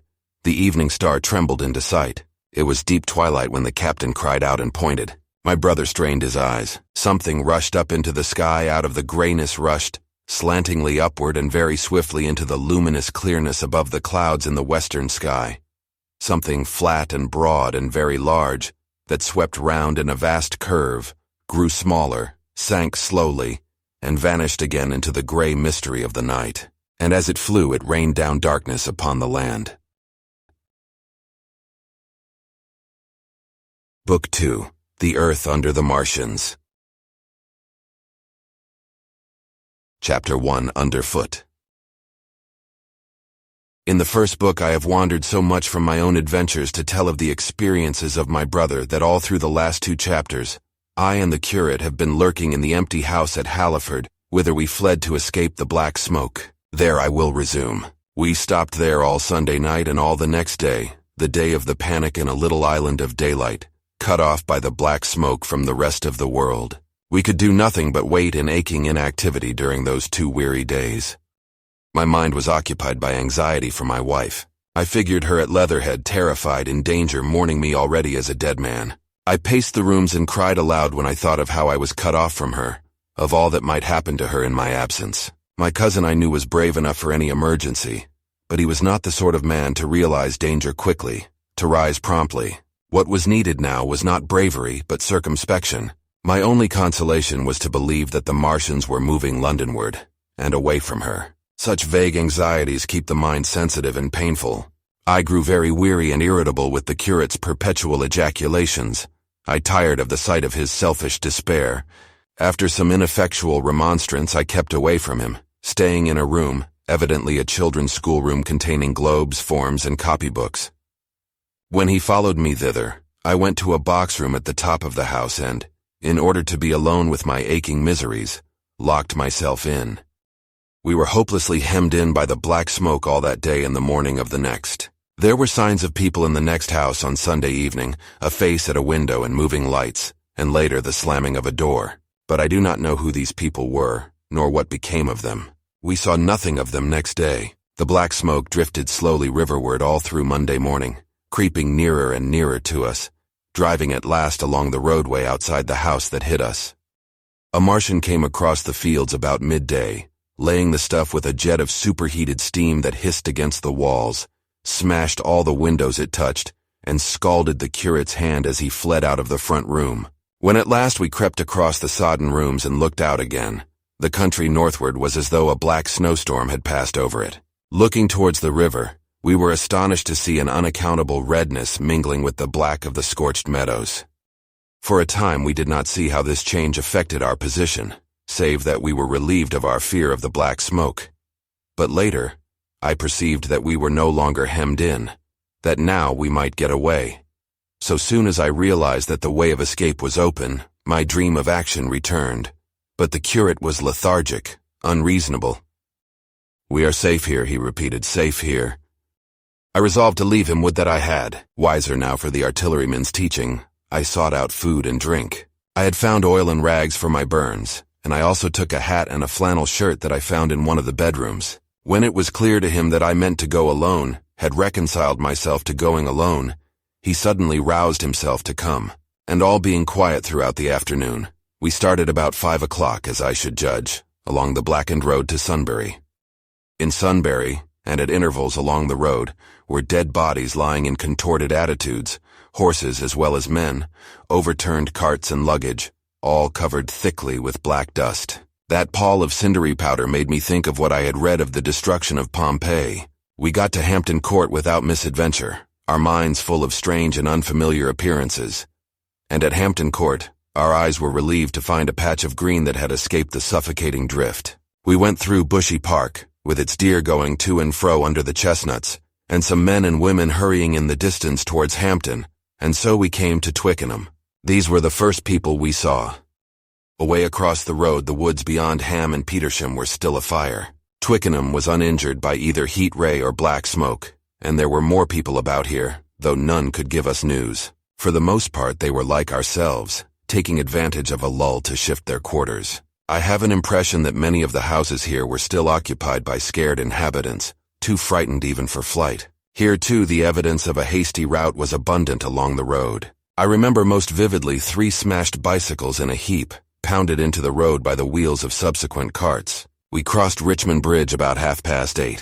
We hurried across the exposed bridge, of course, but I noticed floating down the stream a number of red masses, some many feet across. I did not know what these were. There was no time for scrutiny, and I put a more horrible interpretation on them than they deserved. Here again on the Surrey side were black dust that had once been smoke, and dead bodies a heap near the approach to the station.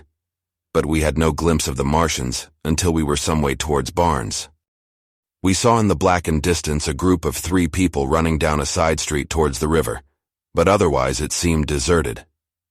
Up the hill, Richmond town was burning briskly. Outside the town of Richmond, there was no trace of the black smoke.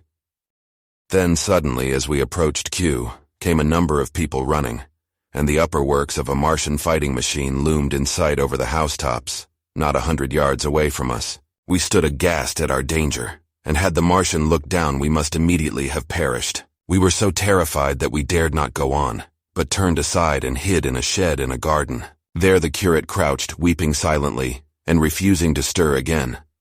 But my fixed idea of reaching Leatherhead would not let me rest, and in the twilight I ventured out again. I went through a shrubbery, and along a passage beside a big house standing in its own grounds, and so emerged upon the road towards Kew. The curate I left in the shed, but he came hurrying after me. That second start was the most foolhardy thing I ever did, for it was manifest the Martians were about us. No sooner had the curate overtaken me than we saw either the fighting machine we had seen before or another, far away across the meadows in the direction of Q Lodge. 4 or 5 little black figures hurried before it across the green-gray of the field, and in a moment it was evident this Martian pursued them. In 3 strides he was among them, and they ran radiating from his feet in all directions. He used no heat ray to destroy them, but picked them up one by one. Apparently he tossed them into the great metallic carrier which projected behind him, much as a workman's basket hangs over his shoulder. It was the first time I realized that the Martians might have any other purpose than destruction with defeated humanity. We stood for a moment petrified, then turned and fled through a gate behind us into a walled garden, fell into, rather than found, a fortunate ditch, and lay there, scarce daring to whisper to each other until the stars were out.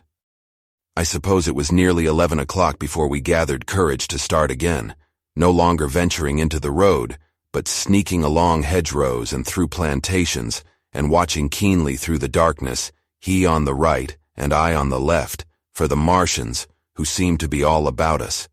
In one place we blundered upon a scorched and blackened area, now cooling and ashen, and a number of scattered dead bodies of men, burned horribly about the heads and trunks, but with their legs and boots mostly intact, and of dead horses, 50 feet perhaps, behind a line of 4 ripped guns and smashed gun carriages. Sheen, it seemed, had escaped destruction, but the place was silent and deserted.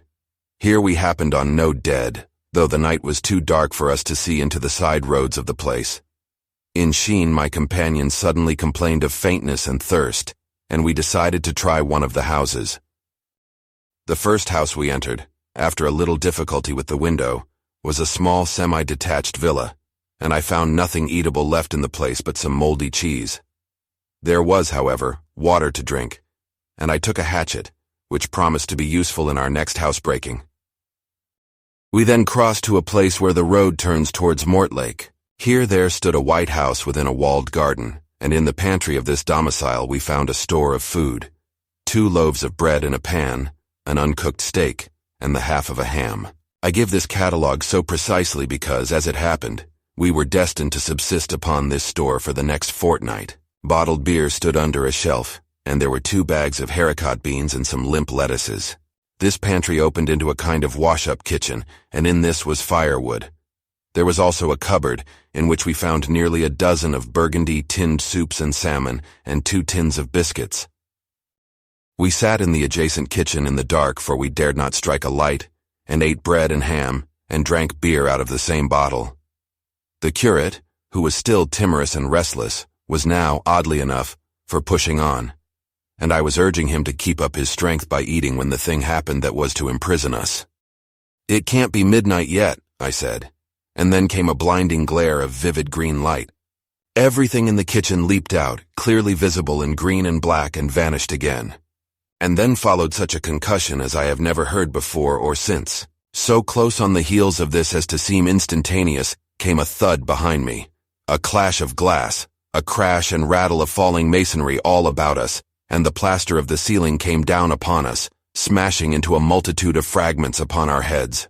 I was knocked headlong across the floor against the oven handle and stunned. I was insensible for a long time, the curate told me, and when I came to, we were in darkness again, and he, with a face wet, as I found afterwards, with blood from a cut forehead, was dabbing water over me.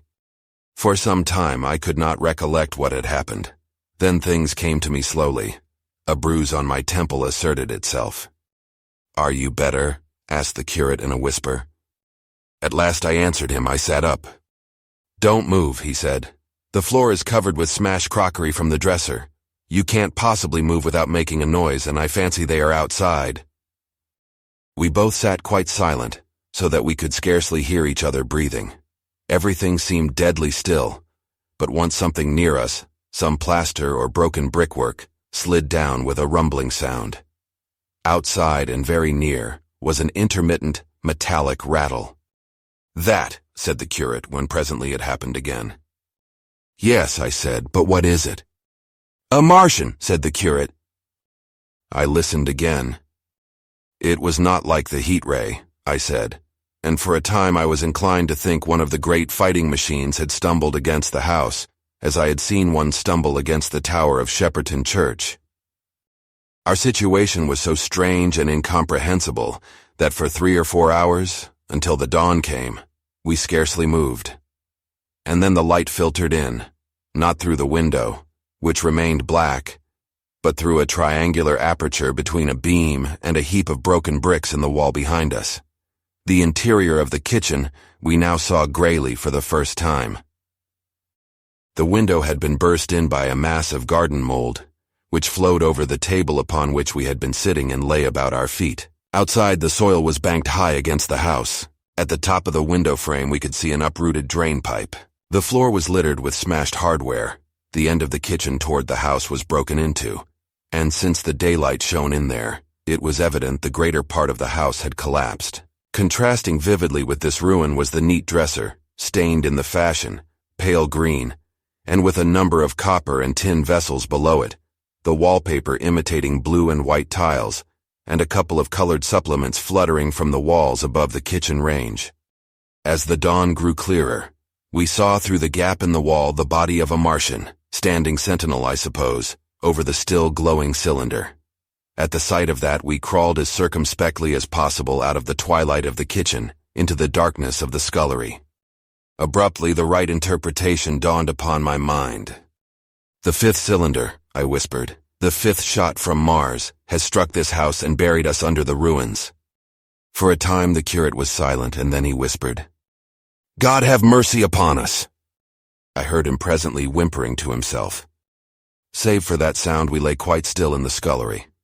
I, for my part, scarce dared breathe, and sat with my eyes fixed on the faint light of the kitchen door. I could just see the curate's face, a dim oval shape, and his collar and cuffs. Outside there began a metallic hammering, then a violent hooting, and then again, after a quiet interval, a hissing like the hissing of an engine.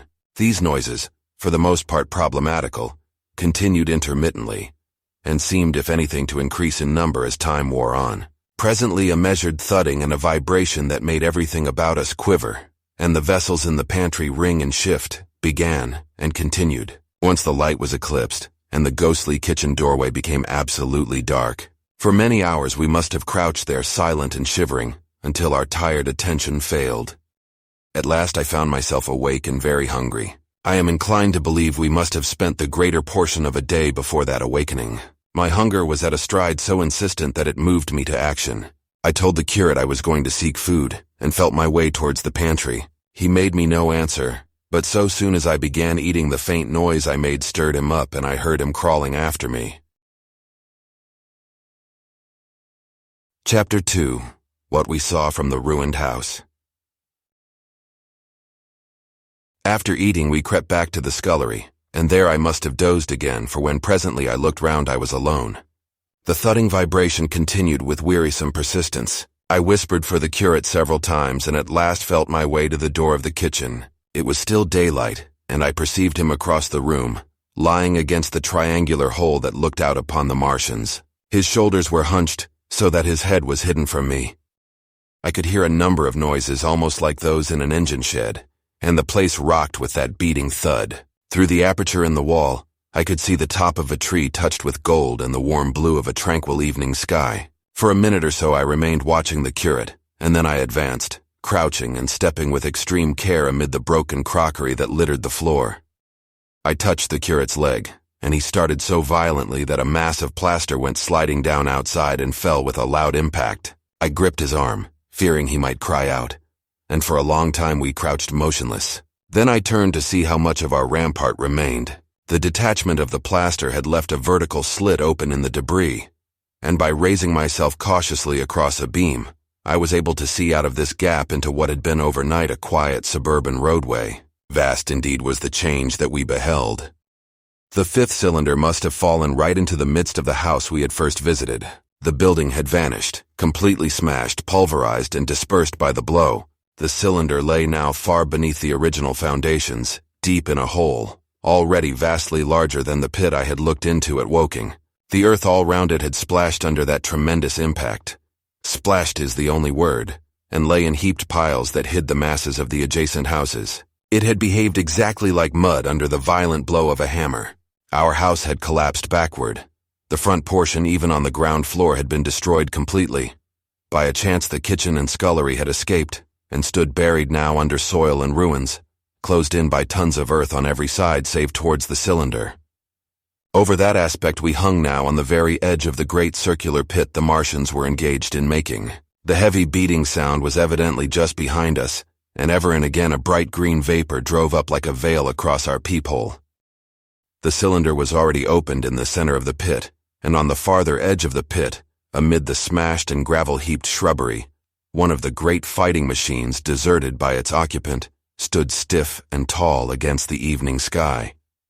At first I scarcely noticed the pit and the cylinder, although it has been convenient to describe them first, on account of the extraordinary glittering mechanism I saw busy in the excavation, and on account of the strange creatures that were crawling slowly and painfully across the heaped mold near it. The mechanism it certainly was that held my attention first. It was one of those complicated fabrics that have since been called handling machines, and the study of which has already given such an enormous impetus to terrestrial invention.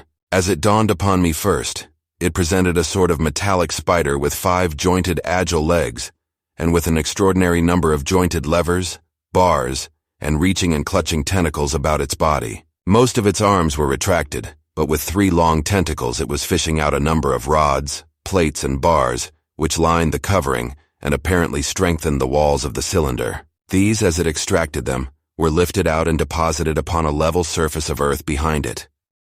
Its motion was so swift, complex, and perfect that at first I did not see it as a machine in spite of its metallic glitter. The fighting machines were coordinated and animated to an extraordinary pitch, but nothing to compare with this. People who have never seen these structures, and have only the ill-imagined efforts of artists or the imperfect descriptions of such eyewitnesses as myself to go upon, scarcely realize that living quality.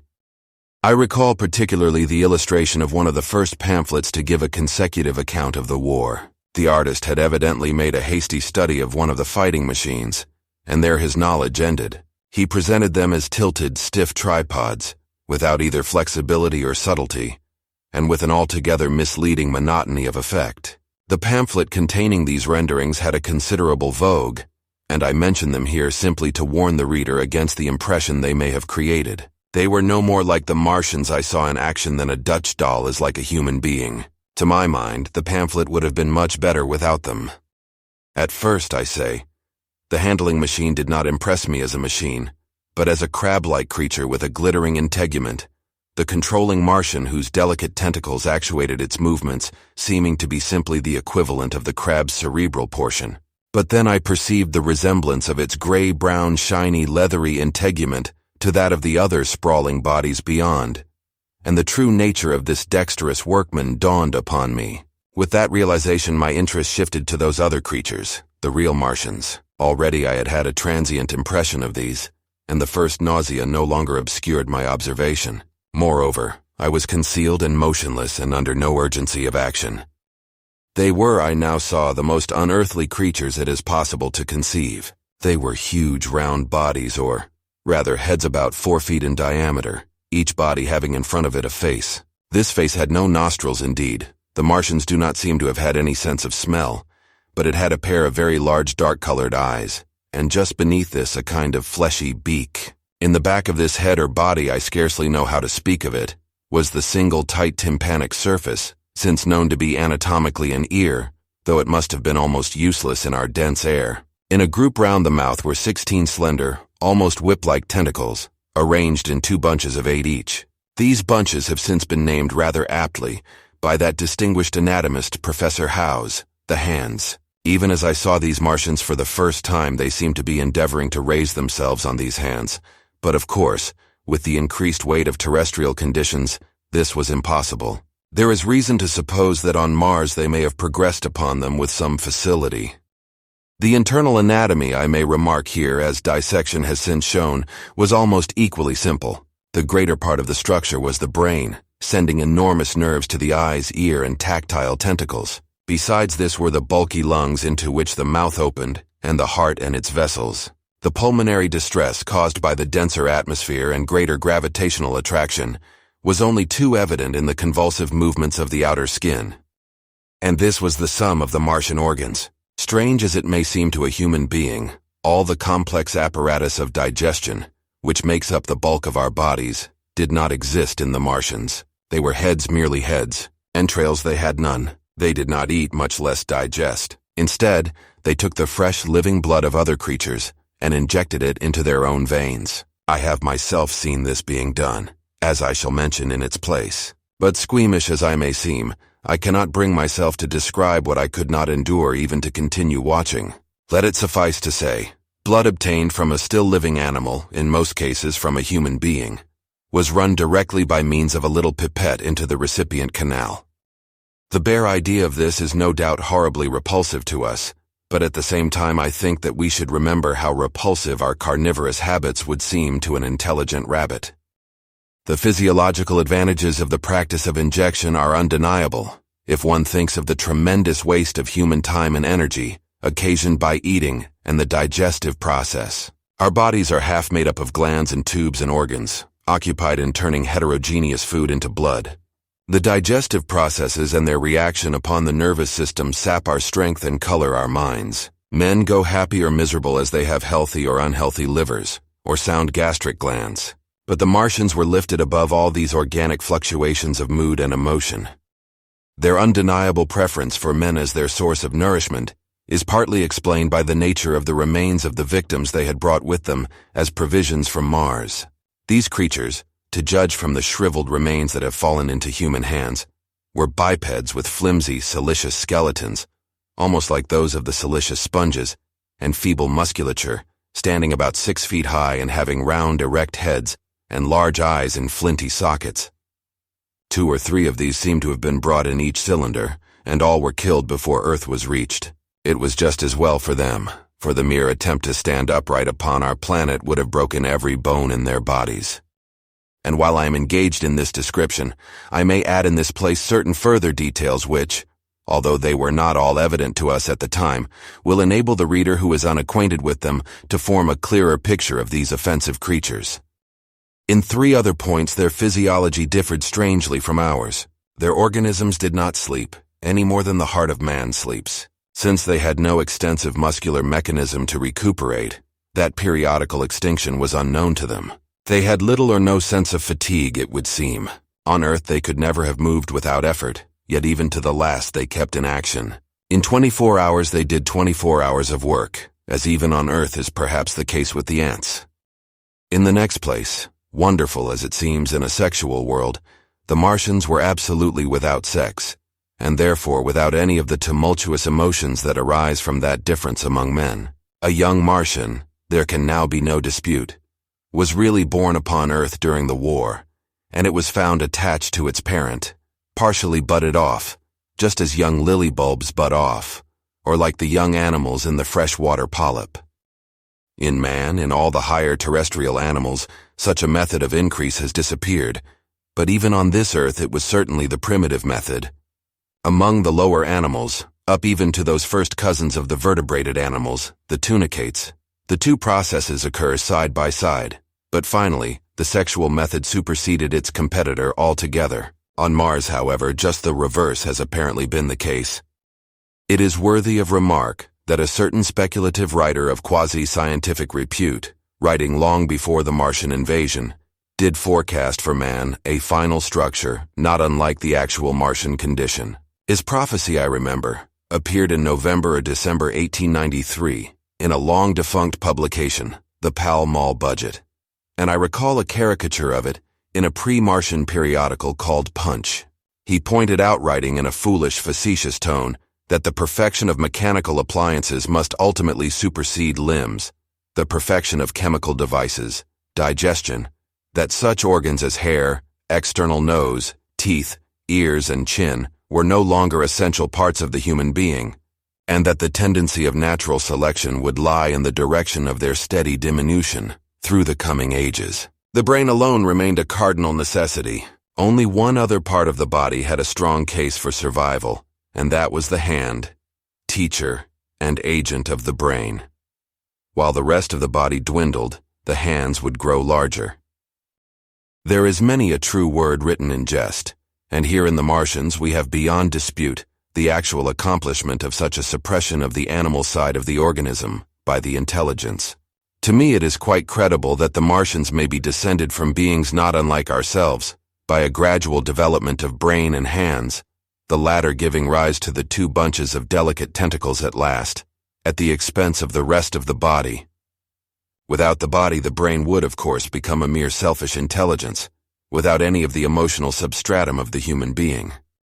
The last salient point in which the systems of these creatures differed from ours was in what one might have thought a very trivial particular. Microorganisms, which cause so much disease and pain on Earth, have either never appeared upon Mars or Martian sanitary science eliminated them ages ago. 100 diseases, all the fevers and contagions of human life, consumption, cancers, tumors, and such morbidities, never enter the scheme of their life. And speaking of the differences between the life on Mars and terrestrial life, I may allude here to the curious suggestions of the red weed. Apparently the vegetable kingdom in Mars, instead of having green for a dominant color, is of a vivid blood-red tint. At any rate, the seeds which the Martians, intentionally or accidentally, brought with them gave rise in all cases to red-colored growths. Only that known popularly as the red weed, however, gained any footing in competition with terrestrial forms. The red creeper was quite a transitory growth, and few people have seen it growing.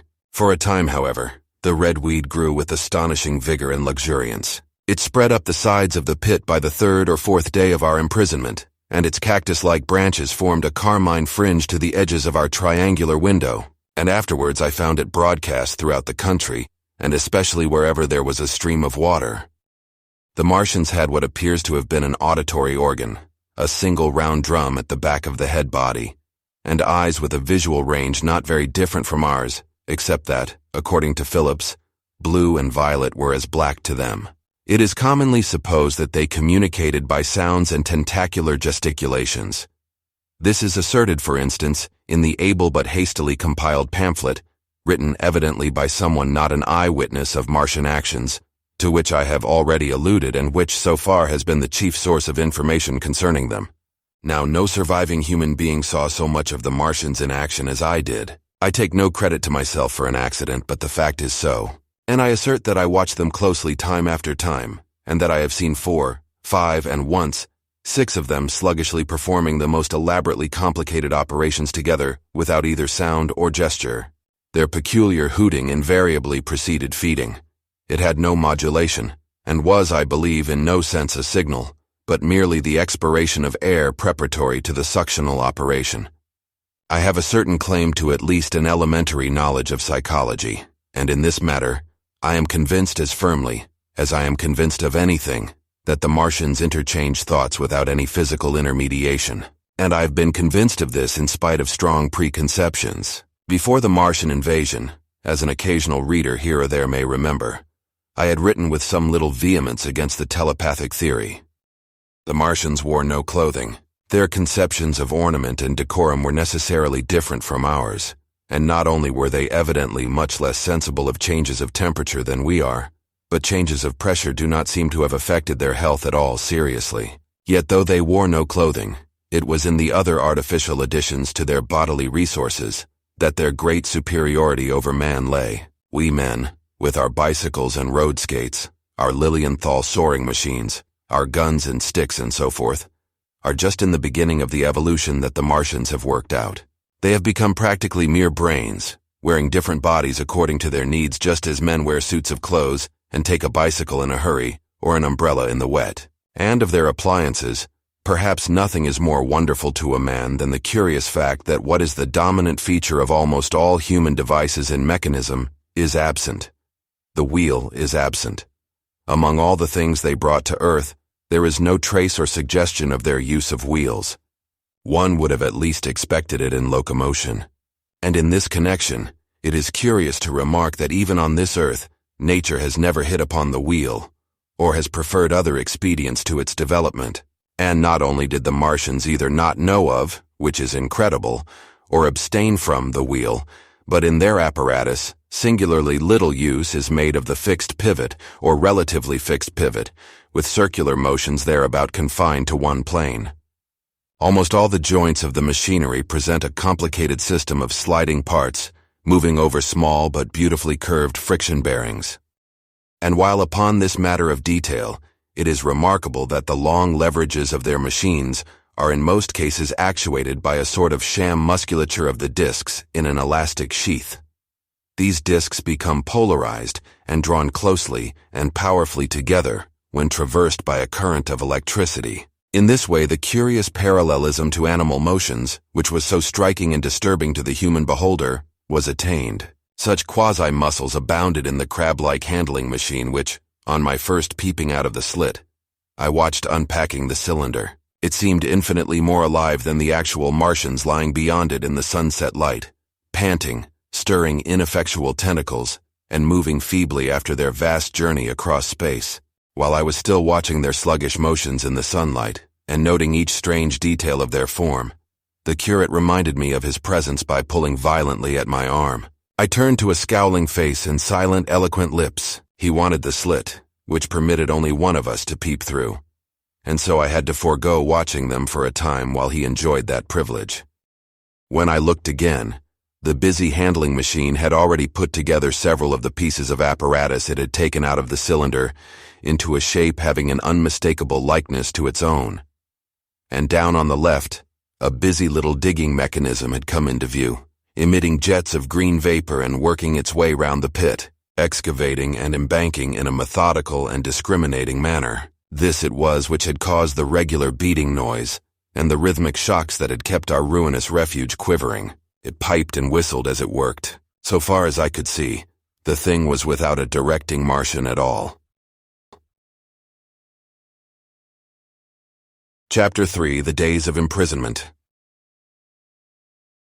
The arrival of a second fighting machine drove us from our peephole into the scullery, for we feared that from his elevation the Martian might see down upon us behind our barrier. At a later date we began to feel less in danger of their eyes, for to an eye in the dazzle of the sunlight outside our refuge must have been blank blackness. But at first, the slightest suggestion of approach drove us into the scullery in heart-throbbing retreat. Yet terrible as was the danger we incurred, the attraction of peeping was for both of us irresistible, and I recall now with a sort of wonder that, in spite of the infinite danger in which we were between starvation and a still more terrible death, we could yet struggle bitterly for that horrible privilege of sight. We would race across the kitchen in a grotesque way between eagerness and the dread of making a noise, and strike each other, and thrust and kick, within a few inches of exposure. The fact is that we had absolutely incompatible dispositions and habits of thought and action, and our danger and isolation only accentuated the incompatibility. At Halliford I had already come to hate the curate's trick of helpless exclamation, his stupid rigidity of mind. His endless muttering monologue vitiated every effort I made to think out a line of action, and drove me at times, thus pent up and intensified, almost to the verge of craziness. He was as lacking in restraint as a silly woman. He would weep for hours together, and I verily believe that to the very end, this spoiled child of life thought his weak tears in some way efficacious, and I would sit in the darkness unable to keep my mind off him by reason of his importunities. He ate more than I did, and it was in vain I pointed out that our only chance of life was to stop in the house until the Martians had done with their pit, that in that long patience a time might presently come when we should need food. He ate and drank impulsively in heavy meals at long intervals. He slept little. As the days wore on, his utter carelessness of any consideration so intensified our distress and danger that I had, much as I loathed doing it, to resort to threats, and at last to blows. That brought him to reason for a time. But he was one of those weak creatures void of pride, timorous, anemic, hateful souls full of shifty cunning, who face neither God nor man, who face not even themselves. It is disagreeable for me to recall and write these things, but I set them down that my story may lack nothing. Those who have escaped the dark and terrible aspects of life will find my brutality, my flash of rage in our final tragedy, easy enough to blame. For they know what is wrong as well as any, but not what is possible to tortured men. But those who have been under the shadow, who have gone down at last to elemental things will have a wider charity. And while within we fought out our dark, dim contest of whispers, snatched food and drink, and gripping hands and blows, without, in the pitiless sunlight of that terrible June, was the strange wonder, the unfamiliar routine of the Martians in the pit. Let me return to those first new experiences of mine. After a long time I ventured back to the peephole, to find that the newcomers had been reinforced by the occupants of no fewer than 3 of the fighting machines. These last had brought with them certain fresh appliances that stood in an orderly manner about the cylinder. The second handling machine was now completed, and was busied in serving one of the novel contrivances the big machine had brought. This was a body resembling a milk can in its general form, above which oscillated a pear-shaped receptacle, and from which a stream of white powder flowed into a circular basin below. The oscillatory motion was imparted to this by one tentacle of the handling machine. With 2 spatulate hands, the handling machine was digging out and flinging masses of clay into the pear-shaped receptacle above, while with another arm it periodically opened a door and removed rusty and blackened clinkers from the middle part of the machine. Another steely tentacle directed the powder from the basin along a ribbed channel toward some receiver that was hidden from me by the mound of bluish dust. From this unseen receiver a little thread of green smoke rose vertically into the quiet air. As I looked, the handling machine, with a faint and musical clinking, extended telescopic fashion, a tentacle that had been a moment before a mere blunt projection until its end was hidden behind the mound of clay. In another second it had lifted a bar of white aluminium into sight, untarnished as yet, and shining dazzlingly, and deposited it in a growing stack of bars that stood at the side of the pit. Between sunset and starlight, this dexterous machine must have made more than 100 such bars out of the crude clay, and the mound of bluish dust rose steadily until it topped the side of the pit. The contrast between the swift and complex movements of these contrivances and the inert, panting clumsiness of their masters was acute, and for days I had to tell myself repeatedly that these latter were indeed the living of the two things. The curate had possession of the slit when the first men were brought to the pit. I was sitting below, huddled up, listening with all my ears. He made a sudden movement backward, and I, fearful that we were observed, crouched in a spasm of terror. He came sliding down the rubbish and crept beside me in the darkness, inarticulate, gesticulating, and for a moment I shared his panic. His gesture suggested a resignation of the slit, and after a little while my curiosity gave me courage, and I rose up, stepped across him, and clambered up to it. At first I could see no reason for his frantic behavior. The twilight had now come. The stars were little and faint, but the pit was illuminated by the flickering green fire that came from the aluminium making.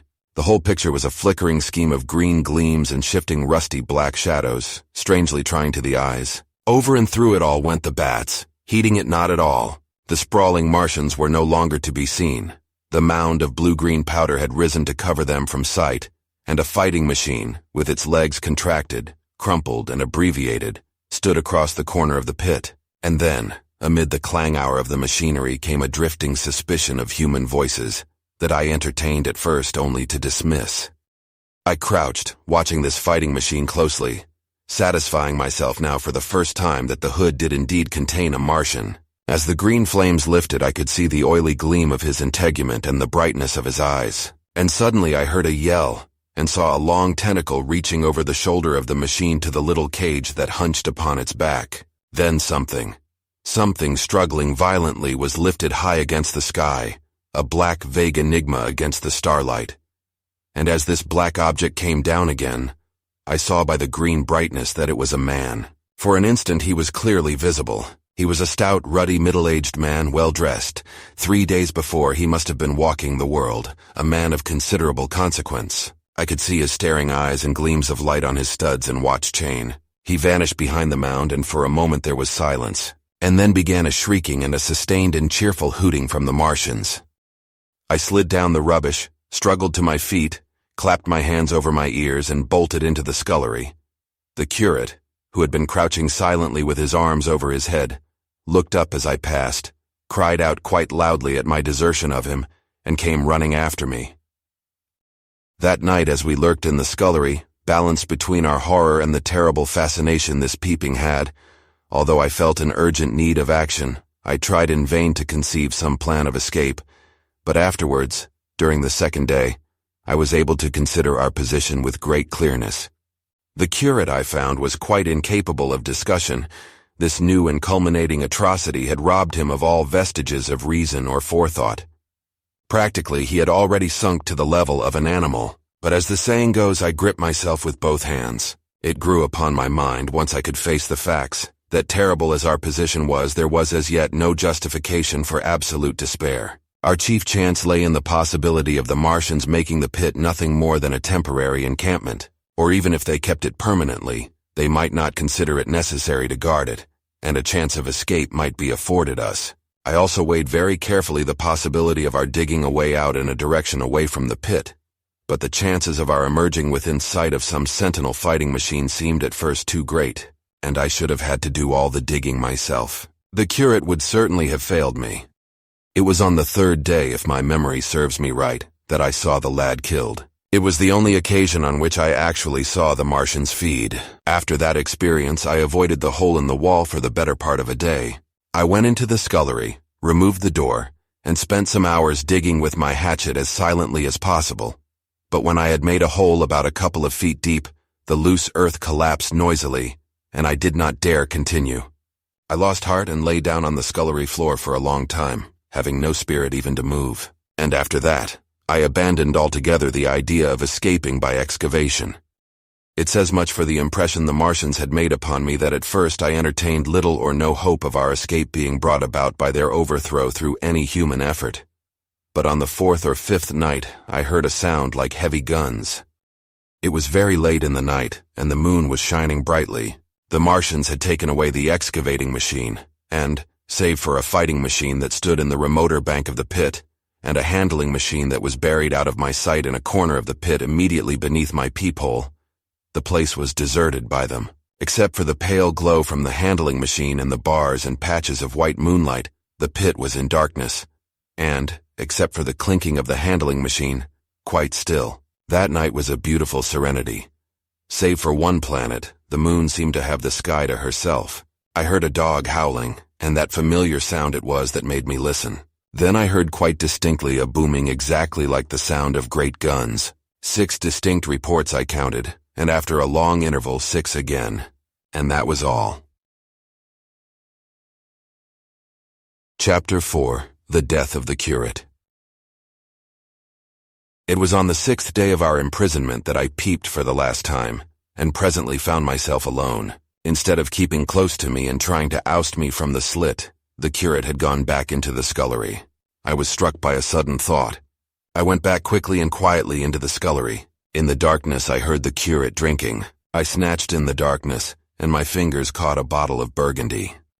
For a few minutes there was a tussle. The bottle struck the floor and broke, and I desisted and rose. We stood panting and threatening each other. In the end I planted myself between him and the food, and told him of my determination to begin a discipline. I divided the food in the pantry into rations to last us 10 days. I would not let him eat any more that day. In the afternoon he made a feeble effort to get at the food. I had been dozing, but in an instant I was awake. All day and all night we sat face to face, I weary but resolute, and he weeping and complaining of his immediate hunger. It was, I know, a night and a day, but to me it seems now an interminable length of time.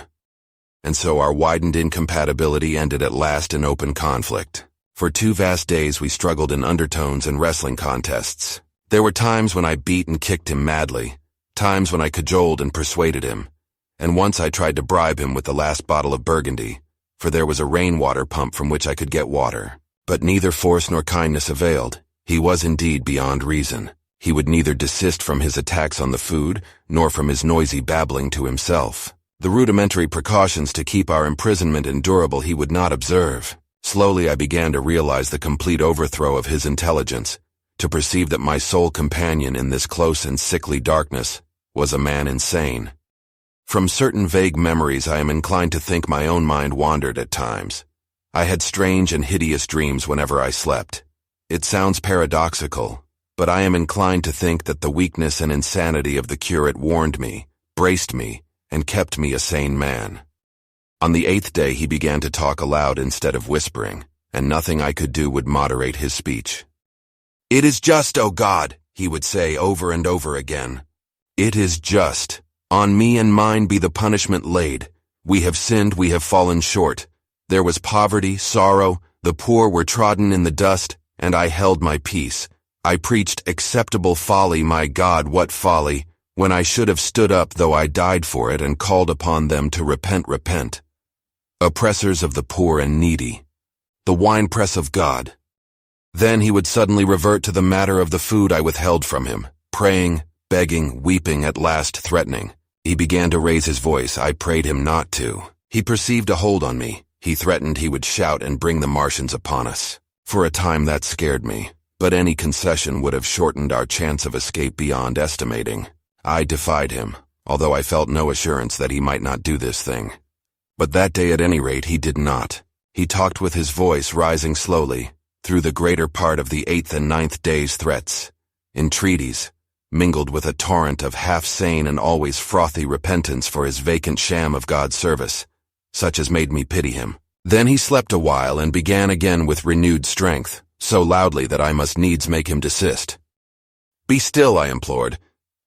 He rose to his knees, for he had been sitting in the darkness near the copper.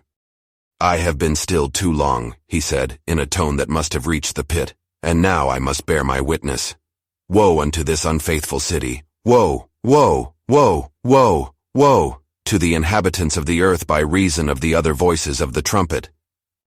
Shut up, I said, rising to my feet and in a terror lest the Martians should hear us. For God's sake! Nay, shouted the curate at the top of his voice, standing likewise and extending his arms. Speak. The word of the Lord is upon me. In 3 strides he was at the door leading into the kitchen. I must bear my witness. I go. It has already been too long delayed. I put out my hand and felt the meat chopper hanging to the wall. In a flash I was after him. I was fierce with fear. Before he was halfway across the kitchen I had overtaken him. With one last touch of humanity, I turned the blade back and struck him with the butt. He went headlong forward and lay stretched on the ground. I stumbled over him and stood panting. He lay still.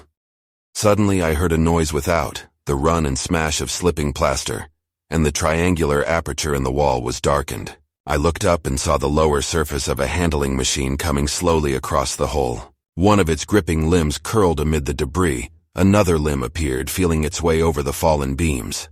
I stood petrified, staring. Then I saw through a sort of glass plate near the edge of the body the face, as we may call it, and the large dark eyes of a Martian, peering, and then a long metallic snake of tentacle came feeling slowly through the hole.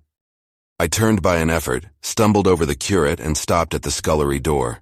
The tentacle was now some way, 2 yards or more, in the room and twisting and turning with queer sudden movements, this way and that. For a while I stood fascinated by that slow, fitful advance. Then with a faint, hoarse cry, I forced myself across the scullery. I trembled violently. I could scarcely stand upright. I opened the door of the coal cellar and stood there in the darkness staring at the faintly lit doorway into the kitchen and listening. Had the Martian seen me? What was it doing now? Something was moving to and fro there, very quietly. Every now and then it tapped against the wall, or started on its movements with a faint metallic ringing, like the movements of keys on a split ring. Then a heavy body I knew too well what was dragged across the floor of the kitchen towards the opening. Irresistibly attracted, I crept to the door and peeped into the kitchen. In the triangle of bright outer sunlight I saw the Martian, in its briareus of a handling machine, scrutinizing the curate's head. I thought at once that it would infer my presence from the mark of the blow I had given him.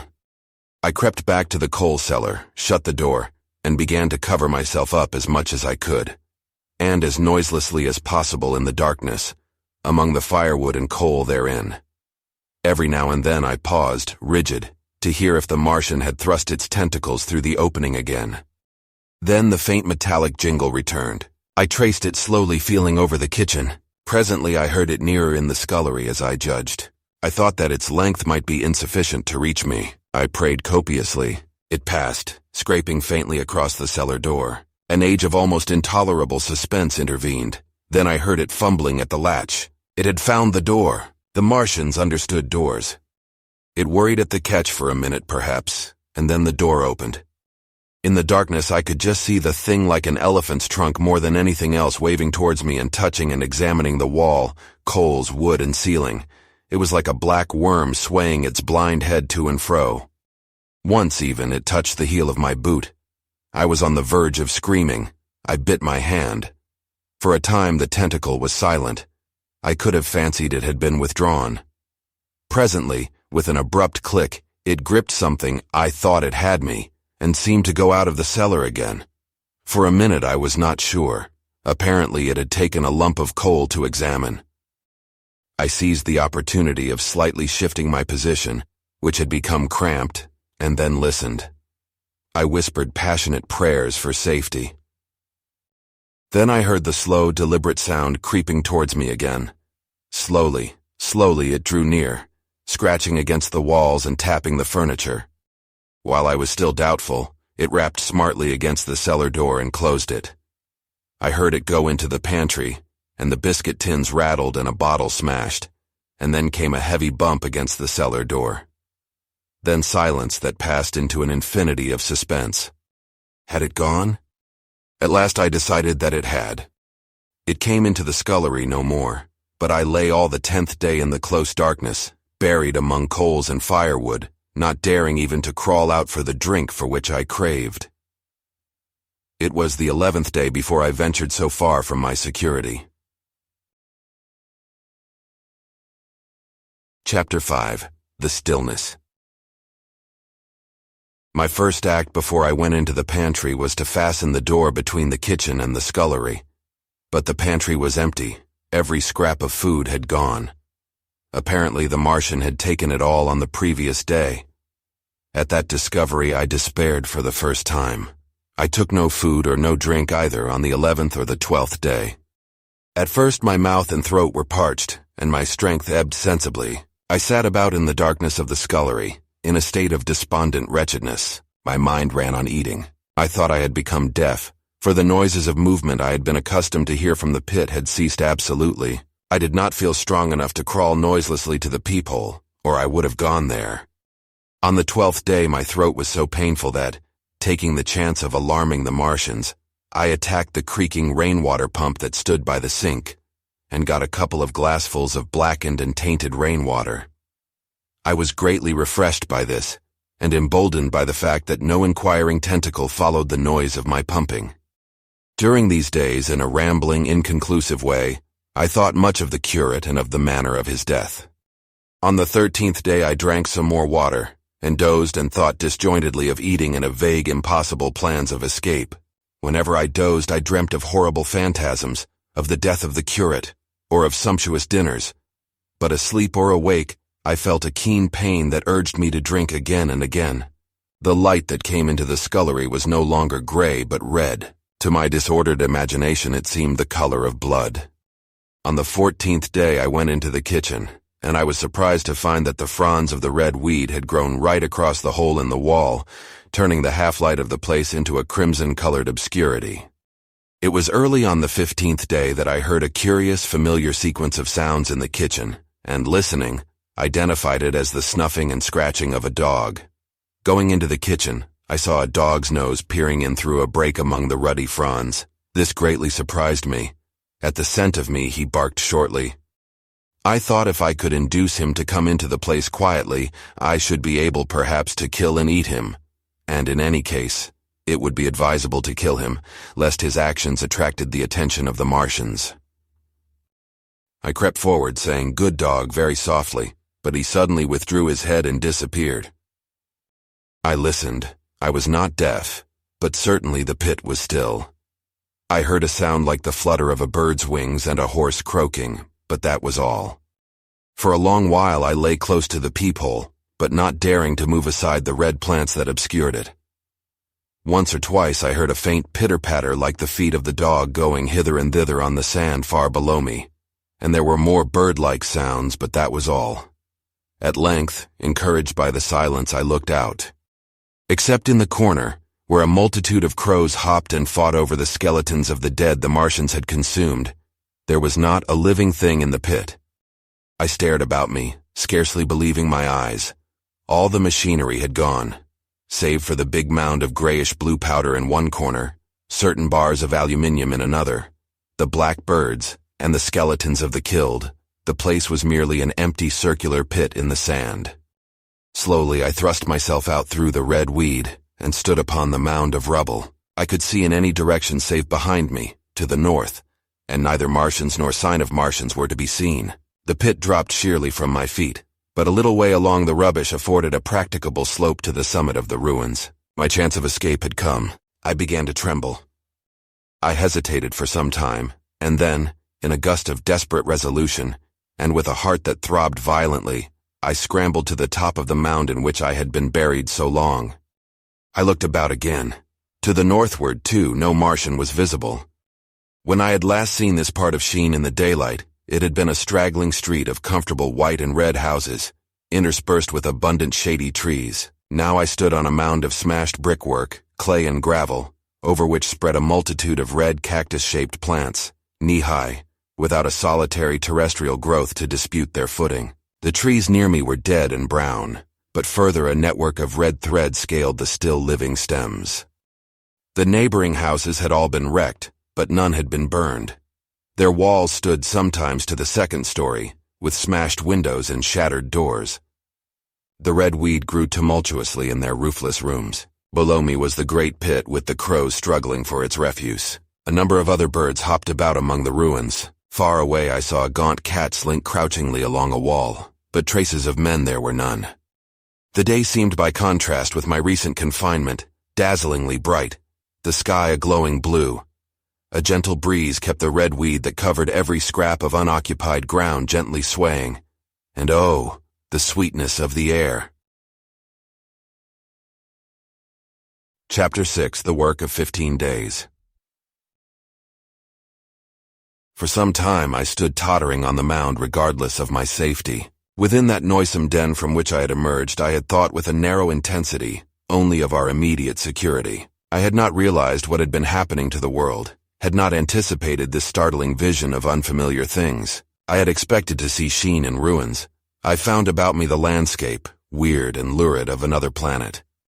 For that moment I touched an emotion beyond the common range of men, yet one that the poor brutes we dominate know only too well. I felt as a rabbit might feel returning to his burrow and suddenly confronted by the work of a dozen busy navvies digging the foundations of a house. I felt the first inkling of a thing that presently grew quite clear in my mind, that oppressed me for many days. A sense of dethronement, a persuasion that I was no longer a master, but an animal among the animals, under the Martian heel. With us it would be as with them, to lurk and watch, to run and hide. The fear and empire of man had passed away. But so soon as this strangeness had been realized, it passed, and my dominant motive became the hunger of my long and dismal fast. In the direction away from the pit I saw, beyond a red-covered wall, a patch of garden ground unburied. This gave me a hint, and I went knee-deep and sometimes neck-deep in the red weed. The density of the weed gave me a reassuring sense of hiding. The wall was some 6 feet high, and when I attempted to clamber it I found I could not lift my feet to the crest. So I went along by the side of it, and came to a corner and a rockwork that enabled me to get to the top, and tumble into the garden I coveted. Here I found some young onions, a couple of gladiolus bulbs, and a quantity of immature carrots, all of which I secured, and scrambling over a ruined wall, went on my way through scarlet and crimson trees towards Q. It was like walking through an avenue of gigantic blood drops, possessed with 2 ideas, to get more food and to limp, as soon and as far as my strength permitted, out of this accursed unearthly region of the pit. Some way farther, in a grassy place, was a group of mushrooms which also I devoured, and then I came upon a brown sheet of flowing shallow water, where meadows used to be. These fragments of nourishment served only to whet my hunger. At first I was surprised at this flood in a hot, dry summer, but afterwards I discovered that it was caused by the tropical exuberance of the red weed. Directly this extraordinary growth encountered water, it straightway became gigantic and of unparalleled fecundity. Its seeds were simply poured down into the water of the Wey and Thames, and its swiftly growing and titanic water fronds speedily choked both those rivers. At Putney, as I afterwards saw, the bridge was almost lost in a tangle of this weed, and at Richmond, too, the Thames water poured in a broad and shallow stream across the meadows of Hampton and Twickenham. As the water spread, the weed followed them, until the ruined villas of the Thames Valley were for a time lost in this red swamp, whose margin I explored, and much of the desolation the Martians had caused was concealed. In the end, the red weed succumbed almost as quickly as it had spread, a cankering disease due, it is believed, to the action of certain bacteria presently seized upon it. Now, by the action of natural selection, all terrestrial plants have acquired a resisting power against bacterial diseases. They never succumb without a severe struggle. But the red weed rotted like a thing already dead. The fronds became bleached and then shriveled and brittle. They broke off at the least touch, and the waters that had stimulated their early growth carried their last vestiges out to sea. My first act on coming to this water was, of course, to slake my thirst. I drank a great deal of it and, moved by an impulse, gnawed some fronds of red weed, but they were watery and had a sickly, metallic taste. I found the water was sufficiently shallow for me to wade securely, although the red weed impeded my feet a little. But the flood evidently got deeper towards the river, and I turned back to Mortlake. I managed to make out the road by means of occasional ruins of its villas and fences and lamps, and so presently I got out of this spate and made my way to the hill going up towards Roehampton and came out on Putney Common. Here the scenery changed from the strange and unfamiliar to the wreckage of the familiar. Patches of ground exhibited the devastation of a cyclone, and in a few score yards I would come upon perfectly undisturbed spaces, houses with their blinds trimly drawn and doors closed, as if they had been left for a day by the owners, or as if their inhabitants slept within. The red weed was less abundant. The tall trees along the lane were free from the red creeper. I hunted for food among the trees, finding nothing, and I also raided a couple of silent houses, but they had already been broken into and ransacked. I rested for the remainder of the daylight in a shrubbery, being in my enfeebled condition too fatigued to push on. All this time I saw no human beings and no signs of the Martians. I encountered a couple of hungry-looking dogs, but both hurried circuitously away from the advances I made them. Near Roehampton I had seen 2 human skeletons, not bodies, but skeletons picked clean, and in the wood by me I found the crushed and scattered bones of several cats and rabbits, and the skull of a sheep. But though I gnawed parts of these in my mouth, there was nothing to be got from them. After sunset I struggled on along the road towards Putney, where I think the heat ray must have been used for some reason. And in the garden beyond Roehampton, I got a quantity of immature potatoes, sufficient to stay my hunger. From this garden one looked down upon Putney and the river.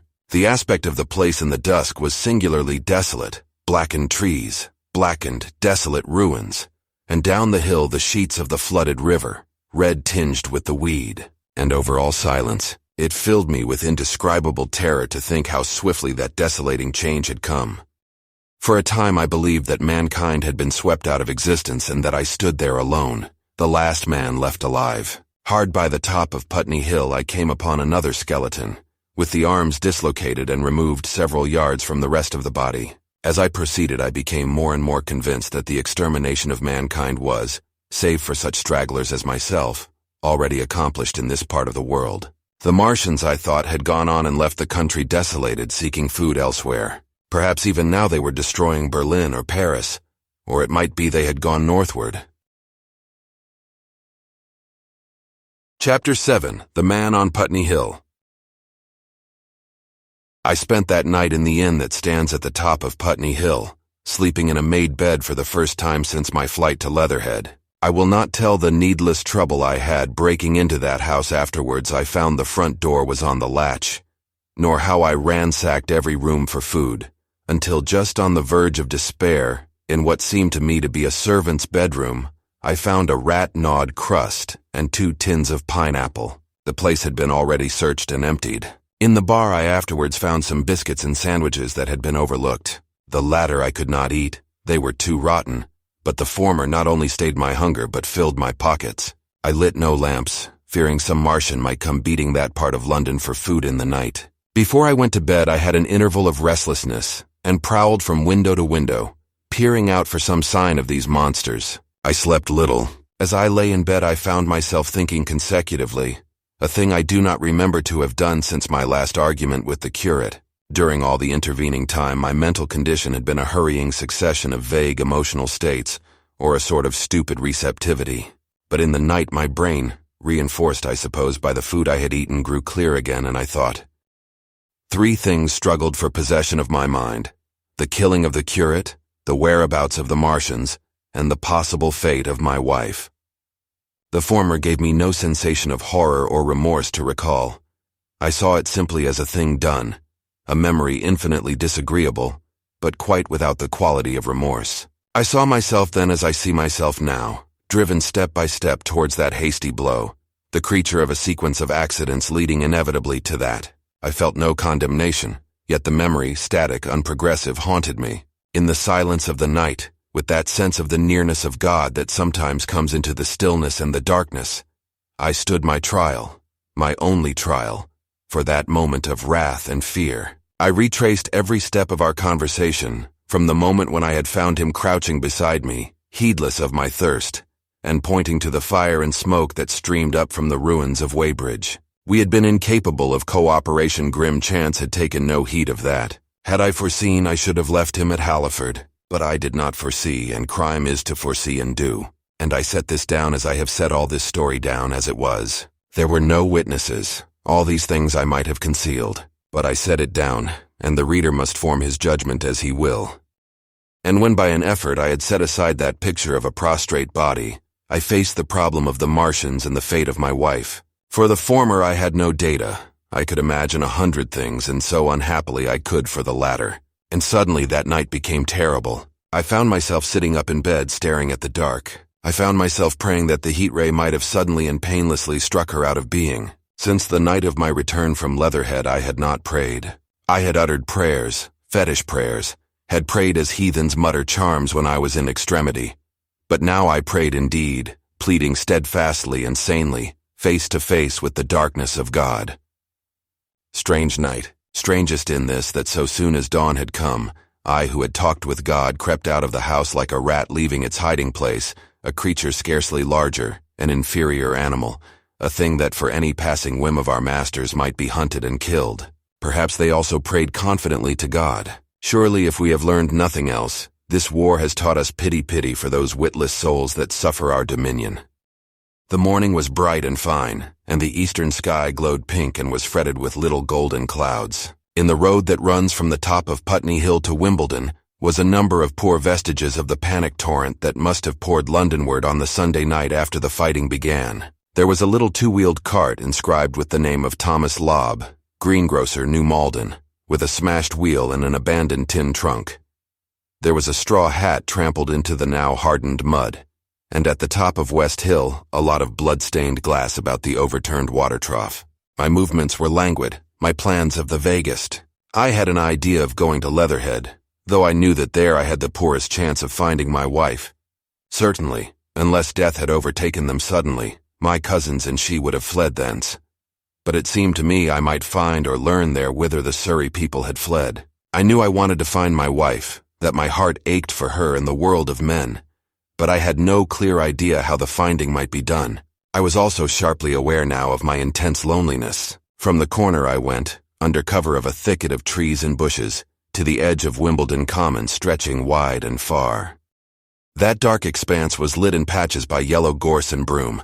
There was no red weed to be seen, and as I prowled, hesitating on the verge of the open, the sun rose, flooding it all with light and vitality. I came upon a busy swarm of little frogs in a swampy place among the trees. I stopped to look at them, drawing a lesson from their stout resolve to live. And presently, turning suddenly with an odd feeling of being watched, I beheld something crouching amid a clump of bushes. I stood regarding this. I made a step towards it, and it rose up and became a man armed with a cutlass.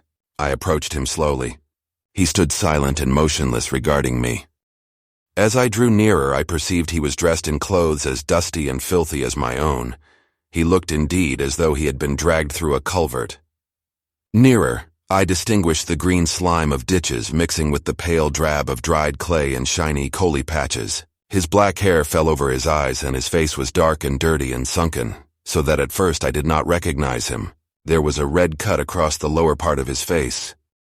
"Stop!" he cried, when I was within 10 yards of him, and I stopped. His voice was hoarse. "Where do you come from?" he said. I thought, surveying him. "I come from Mortlake," I said. "I was buried near the pit the Martians made about their cylinder.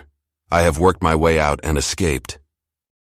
There is no food about here, he said. This is my country. All this hill down to the river and back to Clapham and up to the edge of the common. There is only food for one. Which way are you going? I answered slowly. I don't know, I said. I have been buried in the ruins of a house 13 or 14 days. I don't know what has happened. He looked at me doubtfully, then started and looked with a changed expression. I've no wish to stop about here, said I. I think I shall go to Leatherhead, for my wife was there. He shot out a pointing finger. It is you, said he, the man from Woking, and you weren't killed at Weybridge. I recognized him at the same moment. You are the artilleryman who came into my garden. Good luck, he said. We are lucky ones, fancy you. He put out a hand and I took it. I crawled up a drain, he said. But they didn't kill everyone. And after they went away, I got off towards Walton across the fields. But it's not 16 days altogether, and your hair is gray. He looked over his shoulder suddenly. Only a rook, he said. One gets to know that birds have shadows these days. This is a bit open. Let us crawl under those bushes and talk. Have you seen any Martians? I said, since I crawled out. They've gone away across London, he said. I guess they've got a bigger camp there. Of a night, all over there, Hampstead Way, the sky is alive with their lights. It's like a great city, and in the glare you can just see them moving. By daylight you can't, but nearer I haven't seen them. He counted on his fingers. 5 days. Then I saw a couple across Hammersmith Way carrying something big. And the night before last, he stopped and spoke impressively. It was just a matter of lights, but it was something up in the air. I believe they've built a flying machine and are learning to fly. I stopped on hands and knees, for we had come to the bushes. Fly! Yes, he said, fly. I went on into a little bower and sat down. It is all over with humanity, I said. If they can do that, they will simply go round the world. He nodded. They will, but it will relieve things over here a bit. And besides, he looked at me. Aren't you satisfied it is up with humanity? I am. We're down. We're beat. I stared. Strange as it may seem, I had not arrived at this fact. A fact perfectly obvious so soon as he spoke. I had still held a vague hope. Rather, I had kept a lifelong habit of mind. He repeated his words. We're beat. They carried absolute conviction. It's all over, he said. They've lost one, just one. And they've made their footing good and crippled the greatest power in the world. They've walked over us. The death of that one at Weybridge was an accident. And these are only pioneers. They kept on coming. These green stars. I've seen none these 5 or 6 days, but I've no doubt they're falling somewhere every night. Nothing's to be done. We're under. We're beat. I made him no answer. I sat staring before me, trying in vain to devise some countervailing thought. This isn't a war, said the artilleryman. It never was a war, any more than there's war between man and ants. Suddenly I recalled the night in the observatory. After the 10th shot, they fired no more at least until the first cylinder came. How do you know? Said the artilleryman. I explained. He thought. Something wrong with the gun, he said. But what if there is? They'll get it right again. And even if there's a delay, how can it alter the end? It's just men and ants. There's the ants builds their cities, live their lives, have wars, revolutions, until the men want them out of the way, and then they go out of the way. That's what we are now, just ants. Only. Yes, I said. We're eatable ants. We sat looking at each other. And what will they do with us, I said. That's what I've been thinking, he said. That's what I've been thinking. After Weybridge, I went south thinking. I saw what was up. Most of the people were hard at it, squealing and exciting themselves. But I'm not so fond of squealing. I've been in sight of death once or twice. I'm not an ornamental soldier, and at the best and worst, death. It's just death. And it's the man that keeps on thinking comes through. I saw everyone tracking away south. Says I, Food won't last this way. And I turned right back. I went for the Martians like a sparrow goes for man. All round, he waved a hand to the horizon. They're starving in heaps, bolting, treading on each other. He saw my face and halted awkwardly. No doubt lots who had money have gone away to France, he said. He seemed to hesitate whether to apologize, met my eyes, and went on. There's food all about here. Canned things in shops, wines, spirits, mineral waters, and the water mains and drains are empty. Well, I was telling you what I was thinking. Here's intelligent things, I said. And it seems they want us for food. First, they'll smash us up ships, machines, guns, cities, all the order and organization.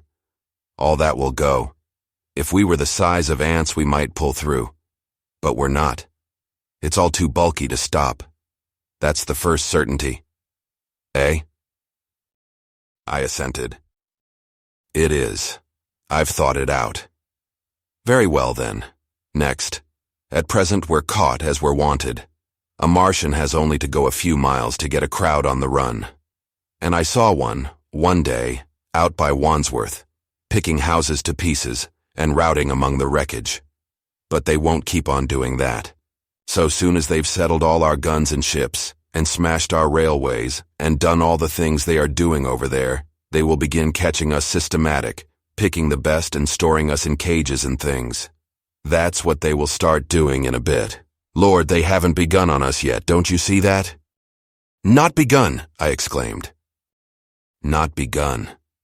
All that's happened so far is through our not having the sense to keep quiet, worrying them with guns and such foolery, and losing our heads, and rushing off in crowds to where there wasn't any more safety than where we were. They don't want to bother us yet. They're making their things, making all the things they couldn't bring with them, getting things ready for the rest of their people. Very likely that's why the cylinders have stopped for a bit, for fear of hitting those who are here. And instead of our rushing about blind, on the howl, or getting dynamite on the chance of busting them up, we've got to fix ourselves up according to the new state of affairs. That's how I figure it out. It isn't quite according to what a man wants for his species, but it's about what the facts point to, and that's the principle I acted upon. Cities, nations, civilization, progress, it's all over. That game's up, we're beat. But if that is so, what is there to live for? The artillerymen looked at me for a moment. There won't be any more blessed concerts for 1,000,000 years or so. There won't be any Royal Academy of Arts, and no nice little feeds at restaurants. If it's amusement you're after, I reckon the game is up. If you've got any drawing room manners or a dislike to eating peas with a knife or dropping H's, you'd better chuck 'em away. They ain't no further use. You mean? I mean that men like me are going on living for the sake of the breed. I tell you, I'm grim set on living. And if I'm not mistaken, you'll show what insides you've got too before long. We aren't going to be exterminated. And I don't mean to be caught either, and tamed and fattened and bred like a thundering ox. Ugh, fancy those brown creepers. You don't mean to say... I do. I'm going on under their feet. I've got it planned. I've thought it out. We men are beat. We don't know enough. We've got to learn before we've got a chance. And we've got to live and keep independent while we learn. See? That's what has to be done. I stared, astonished, and stirred profoundly by the man's resolution. Great God, cried I, but you are a man indeed. And suddenly I gripped his hand. Eh? He said with his eyes shining. I've thought it out, eh? Go on, I said. Well, those who mean to escape their catching must get ready. I'm getting ready. Mind you, it isn't all of us that are made for wild beasts, and that's what it's got to be. That's why I watched you. I had my doubts. You're slender. I didn't know that it was you see, or just how you'd been buried. All these, the sort of people that lived in these houses and all those damn little clerks that used to live down that way, they'd be no good. They haven't any spirit in them. No proud dreams and no proud lusts. And a man who hasn't one or the other. Lord, what is he but funk and precautions? They just used to skedaddle off to work. I've seen hundreds of 'em, bit of breakfast in hand, running wild and shining to catch their little season ticket train, for fear they'd get dismissed if they didn't. Working at businesses they were afraid to take the trouble to understand. skedaddling back for fear they wouldn't be in time for dinner, keeping indoors after dinner for fear of the back streets, and sleeping with the wives they married. Not because they wanted them, but because they had a bit of money that would make for safety in their one little miserable skedaddle through the world. Lives insured and a bit invested for fear of accidents, and on Sundays, fear of the hereafter. As if hell was built for rabbits. Well, the Martians will just be a godsend to these. Nice roomy cages, fattening food, careful breeding, no worry. After a week or so chasing about the fields and lands on empty stomachs, they'll come and be caught cheerful. They'll be quite glad after a bit. They'll wonder what people did before there were Martians to take care of them. And the bar loafers and mashers and singers, I can imagine them. I can imagine them, he said, with a sort of somber gratification. There'll be any amount of sentiment and religion loose among them. There's hundreds of things I saw with my eyes that I've only begun to see clearly these last few days.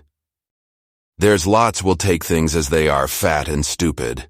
And lots will be worried by a sort of feeling that it's all wrong, and that they ought to be doing something. Now whenever things are so that a lot of people feel they ought to be doing something, the weak, and those who go weak with a lot of complicated thinking, always make for a sort of do-nothing religion, very pious and superior, and submit to persecution and the will of the Lord. Very likely you've seen the same thing. It's energy in a gale of funk and turned clean inside out. These cages will be full of psalms and hymns and piety, and those of a less simple sort will work in a bit of, eroticism. He paused. Very likely these Martians will make pets of some of them, train them to do tricks, who knows, get sentimental over the pet boy who grew up and had to be killed. And some, maybe, they will train to hunt us. No, I cried, that's impossible, no human being. What's the good of going on with such lies, said the artilleryman. There's men who'd do it cheerful. What nonsense to pretend there isn't. And I succumbed to his conviction. If they come after me, he said, Lord, if they come after me, and subsided into a grim meditation. I sat contemplating these things. I could find nothing to bring against this man's reasoning.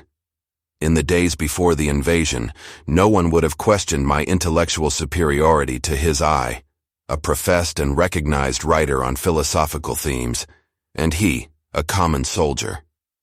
And yet he had already formulated a situation that I had scarcely realized. What are you doing? I said presently. What plans have you made? He hesitated. Well, it's like this, he said. What have we to do? We have to invent a sort of life where men can live and breed and be sufficiently secure to bring the children up. Yes, wait a bit, and I'll make it clearer what I think ought to be done. The tame ones will go like all tame beasts. In a few generations they'll be big, beautiful, rich-blooded, stupid rubbish. The risk is that we who keep wild will go savage degenerate into a sort of big savage rat. You see, how I mean to live is underground. I've been thinking about the drains. Of course, those who don't know drains think horrible things. But under this London are miles and miles, hundreds of miles and a few days' rain. And London empty will leave them sweet and clean. The main drains are big enough and airy enough for anyone. Then there's cellars, vaults, stores, from which bolting passages may be made to the drains.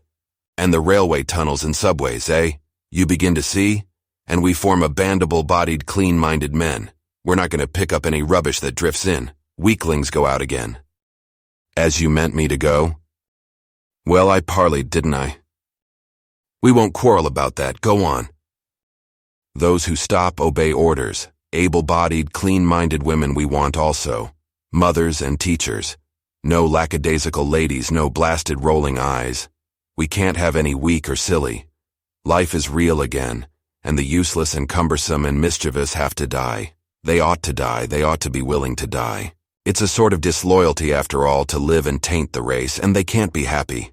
Moreover, dying's none so dreadful. It's the funking makes it bad. And in all those places we shall gather. Our district will be London, and we may even be able to keep a watch and run about in the open when the Martians keep away. Play cricket, perhaps. That's how we shall save the race. Eh? It's a possible thing, but saving the race is nothing in itself.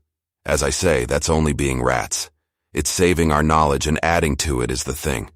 There men like you come in. There's books, there's models. We must make great safe places down deep, and get all the books we can. Not novels and poetry swipes, but ideas, science books. That's where men like you come in. We must go to the British Museum and pick all those books through. Especially we must keep up our science, learn more. We must watch these Martians. Some of us must go as spies. When it's all working, perhaps I will. Get caught, I mean. And the great thing is, we must leave the Martians alone. We mustn't even steal. If we get in their way, we clear out. We must show them we mean no harm. Yes, I know. But they're intelligent things, and they won't hunt us down if they have all they want, and think we're just harmless vermin. The artilleryman paused and laid a brown hand upon my arm. After all, it may not be so much we may have to learn before. Just imagine this. 4 or 5 of their fighting machines suddenly starting off. Heat rays right and left, and not a Martian in 'em. Not a Martian in 'em. But men.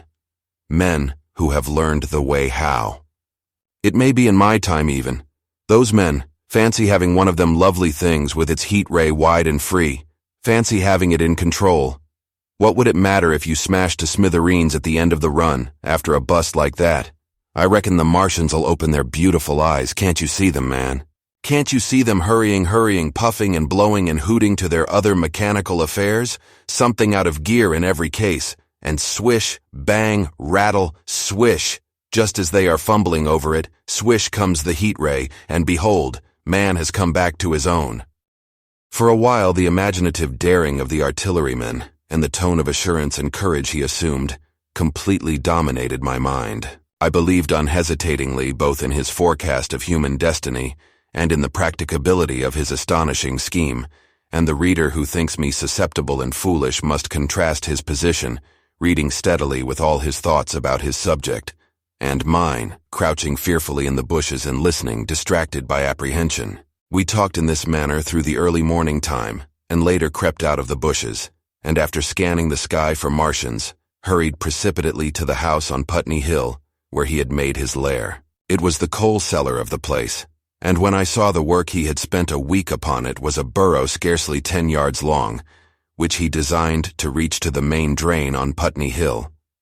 I had my first inkling of the gulf between his dreams and his powers. Such a hole I could have dug in a day, but I believed in him sufficiently to work with him all that morning until past midday at his digging. We had a garden barrow and shot the earth we removed against the kitchen range. We refreshed ourselves with a tin of mock turtle soup and wine from the neighboring pantry. I found a curious relief from the aching strangeness of the world in this steady labor. As we worked, I turned his project over in my mind, and presently objections and doubts began to arise.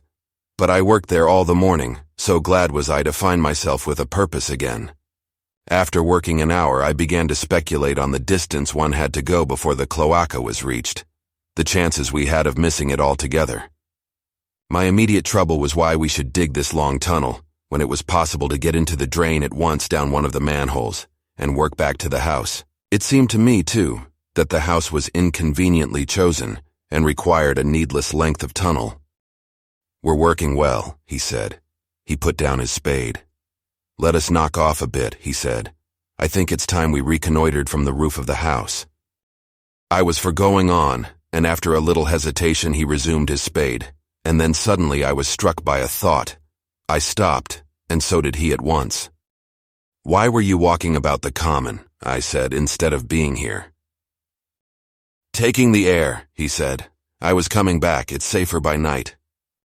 "But the work?" "Oh, one can't always work," he said, and in a flash I saw the man plain. He hesitated, holding his spade. "We ought to reconnoiter now," he said, "because if any come near they may hear the spades and drop upon us unawares." I was no longer disposed to object. We went together to the roof and stood on a ladder peeping out of the roof door. No Martians were to be seen, and we ventured out on the tiles and slipped down under shelter of the parapet. From this position a shrubbery hid the greater portion of Putney, but we could see the river below, a bubbly mass of red weed, and the low parts of Lambeth flooded and red. The red creeper swarmed up the trees about the old palace, and their branches stretched gaunt and dead, and set with shriveled leaves, from amid its clusters. It was strange how entirely dependent both these things were upon flowing water for their propagation. About us neither had gained a footing. Laburnums, pink maize, snowballs, and trees of arborvitae rose out of laurels and hydrangeas, green and brilliant into the sunlight. Beyond Kensington dense smoke was rising, and that and a blue haze hid the northward hills. The artilleryman began to tell me of the sort of people who still remained in London. "One night last week," he said, "some fools got the electric light in order, and there was all Regent Street and the circus ablaze, crowded with painted and ragged drunkards, men and women, dancing and shouting till dawn. A man who was there told me. And as the day came, they became aware of a fighting machine standing nearby the Langham and looking down at them. Heaven knows how long he had been there. It must have given some of them a nasty turn. He came down the road towards them, and picked up nearly 100 too drunk or frightened to run away. Grotesque gleam of a time no history will ever fully describe. From that, in answer to my questions, he came round to his grandiose plans again. He grew enthusiastic. He talked so eloquently of the possibility of capturing a fighting machine that I more than half believed in him again. But now that I was beginning to understand something of his quality, I could divine the stress he laid on doing nothing precipitately, and I noted that now there was no question that he personally was to capture and fight the great machine. After a time, we went down to the cellar. Neither of us seemed disposed to resume digging, and when he suggested a meal, I was nothing loath. He became suddenly very generous, and when we had eaten, he went away and returned with some excellent cigars. We lit these, and his optimism glowed. He was inclined to regard my coming as a great occasion. "There's some champagne in the cellar," he said. "We can dig better on this Thames-side Burgundy," said I. "No," said he. "I am host today. Champagne. Great God, we've a heavy enough task before us. Let us take a rest and gather strength while we may. Look at these blistered hands." And pursuant to this idea of a holiday, he insisted upon playing cards after we had eaten. He taught me euchre, and after dividing London between us, I taking the northern side and he the southern, we played for parish points. Grotesque and foolish as this will seem to the sober reader, it is absolutely true. And what is more remarkable, I found the card game and several others we played extremely interesting. Strange mind of man, that, with our species upon the edge of extermination or appalling degradation, with no clear prospect before us, but the chance of a horrible death, we could sit following the chance of this painted pasteboard and playing the joker with vivid delight. Afterwards he taught me poker, and I beat him at 3 tough chess games. When dark came, we decided to take the risk and lit a lamp. After an interminable string of games, we supped, and the artilleryman finished the champagne. We went on smoking the cigars. He was no longer the energetic regenerator of his species I had encountered in the morning. He was still optimistic, but it was a less kinetic, a more thoughtful optimism. I remember he wound up with my health, proposed in a speech of small variety and considerable intermittence.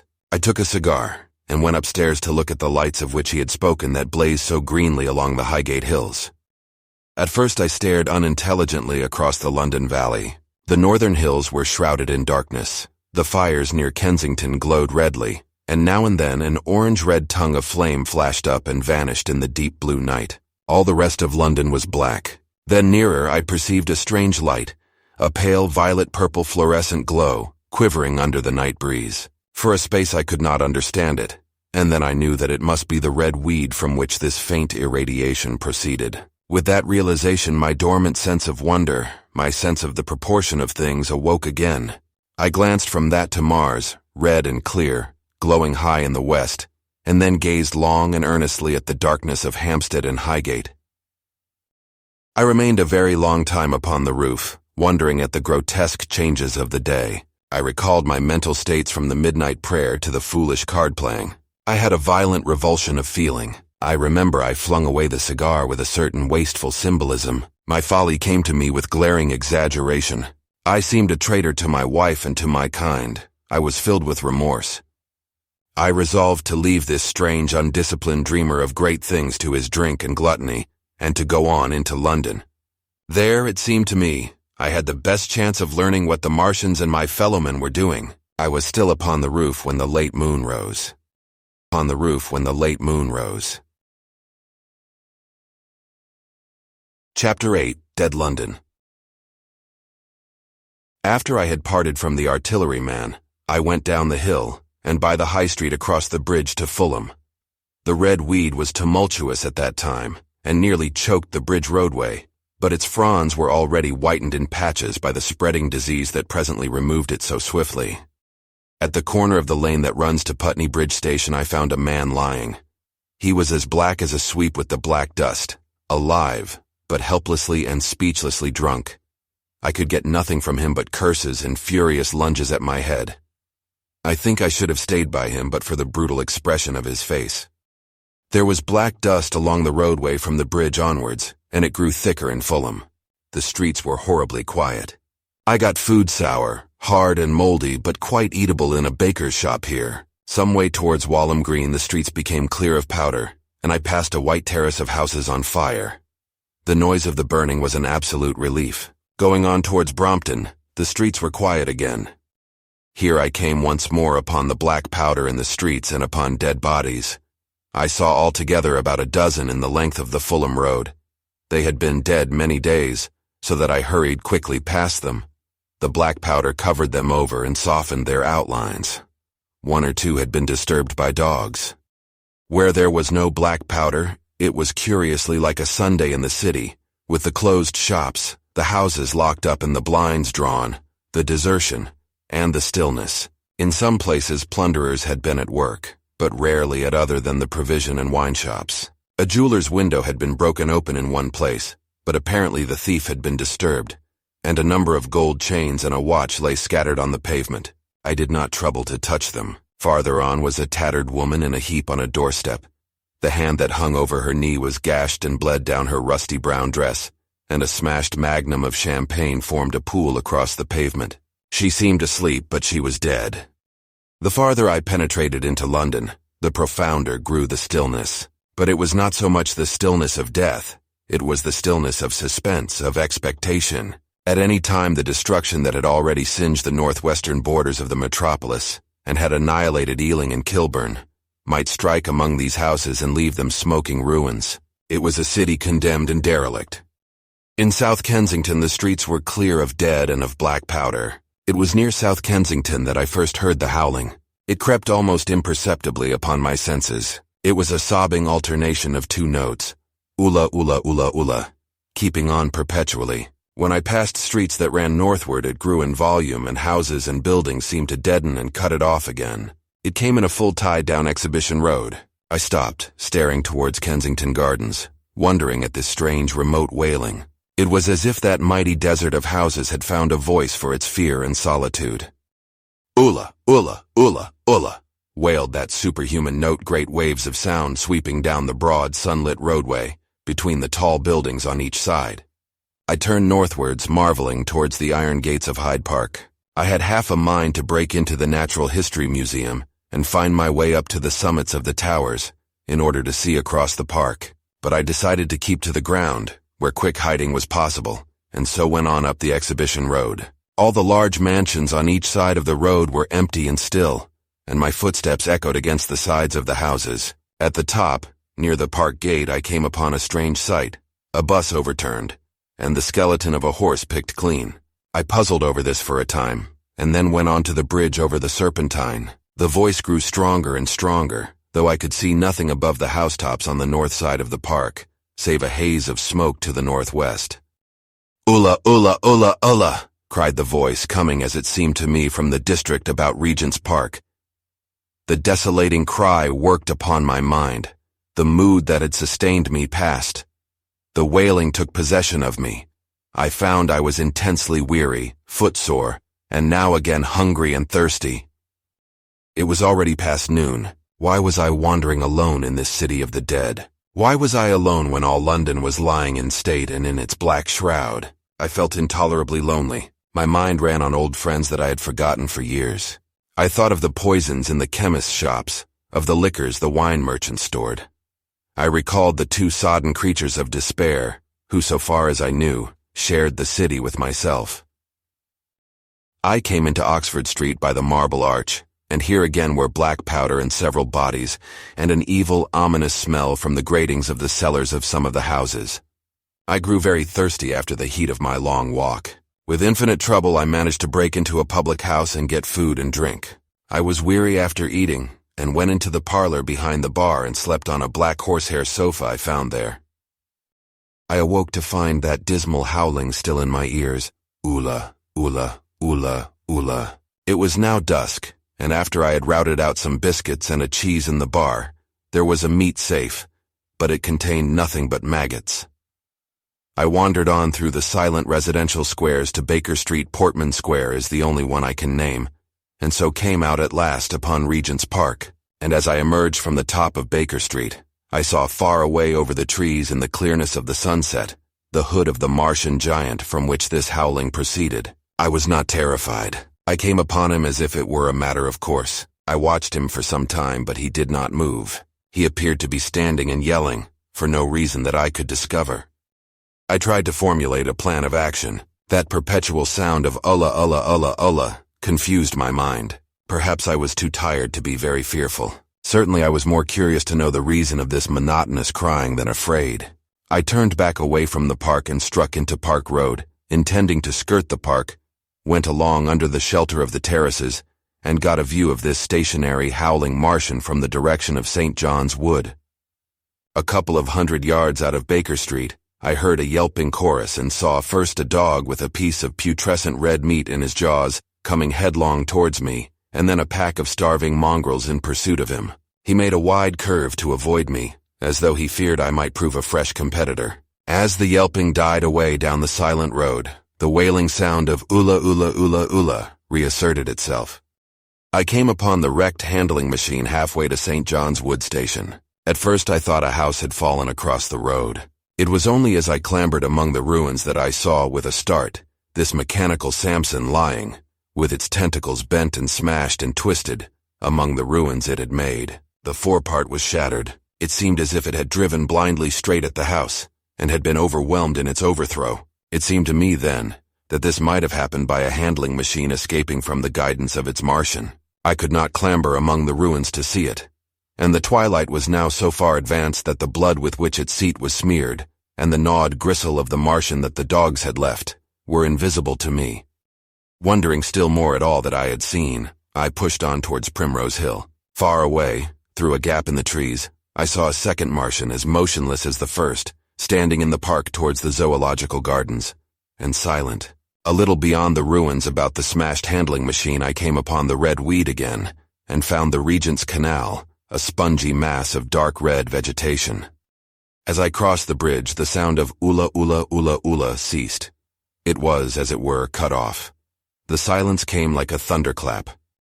The dusky houses about me stood faint and tall and dim. The trees towards the park were growing black. All about me the red weed clambered among the ruins, writhing to get above me in the dimness. Night, the mother of fear and mystery, was coming upon me. But while that voice sounded, the solitude, the desolation, had been endurable. By virtue of it, London had still seemed alive, and the sense of life about me had upheld me. Then suddenly a change, the passing of something I knew not what, and then a stillness that could be felt, nothing but this gaunt quiet. London about me gazed at me spectrally. The windows in the White Houses were like the eye sockets of skulls. About me, my imagination found 1,000 noiseless enemies moving. Terror seized me, a horror of my temerity. In front of me, the road became pitchy black as though it was tarred, and I saw a contorted shape lying across the pathway. I could not bring myself to go on. I turned down St. John's Wood Road and ran headlong from this unendurable stillness towards Kilburn. I hid from the night and the silence until long after midnight in a cabman's shelter in Harrow Road. But before the dawn, my courage returned, and while the stars were still in the sky, I turned once more towards Regent's Park. I missed my way among the streets, and presently saw down a long avenue in the half-light of the early dawn the curve of Primrose Hill. On the summit, towering up to the fading stars, was a third Martian, erect and motionless like the others. An insane resolve possessed me. I would die and end it, and I would save myself even the trouble of killing myself. I marched on recklessly towards this Titan, and then, as I drew nearer and the light grew, I saw that a multitude of black birds was circling and clustering about the hood. At that, my heart gave a bound, and I began running along the road. I hurried through the red weed that choked St. Edmund's Terrace. I waded breast-high across a torrent of water that was rushing down from the waterworks towards the Albert Road, and emerged upon the grass before the rising of the sun. Great mounds had been heaped about the crest of the hill, making a huge redoubt of it. It was the final and largest place the Martians had made, and from behind these heaps there rose a thin smoke against the sky. Against the skyline an eager dog ran and disappeared.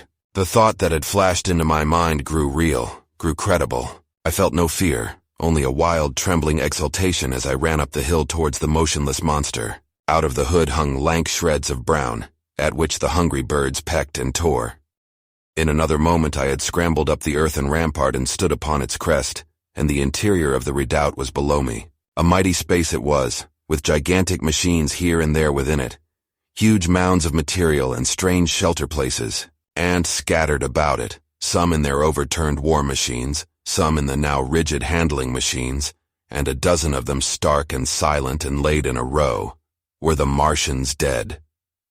Slain by the putrefactive and diseased bacteria against which their systems were unprepared. Slain as the red weed was being slain. Slain, after all man's devices had failed, by the humblest things that God, in his wisdom, has put upon this earth. For so it had come about, as indeed I and many men might have foreseen had not terror and disaster blinded our minds. These germs of disease have taken toll of humanity, since the beginning of things taken toll of our pre-human ancestors, since life began here.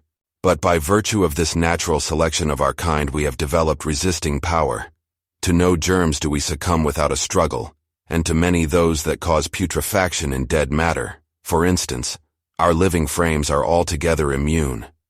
But there are no bacteria in Mars, and directly these invaders arrived, directly they drank and fed, our microscopic allies began to work their overthrow. Already when I watched them they were irrevocably doomed, dying and rotting even as they went to and fro. It was inevitable. By the toll of 1 billion deaths man has bought his birthright of the earth, and it is his against all comers.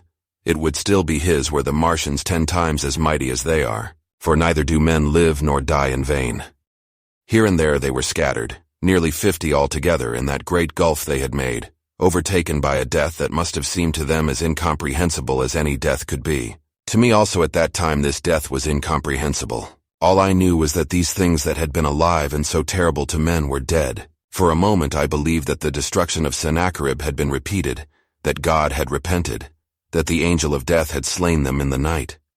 I stood staring into the pit, and my heart lightened gloriously, even as the rising sun struck the world to fire about me with his rays. The pit was still in darkness.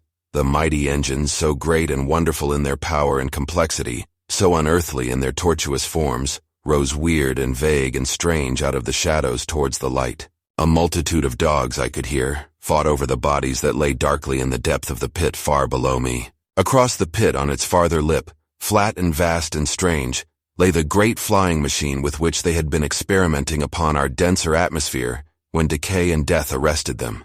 Death had come not a day too soon. At the sound of a cawing overhead, I looked up at the huge fighting machine that would fight no more forever, at the tattered red shreds of flesh that dripped down upon the overturned seats on the summit of Primrose Hill.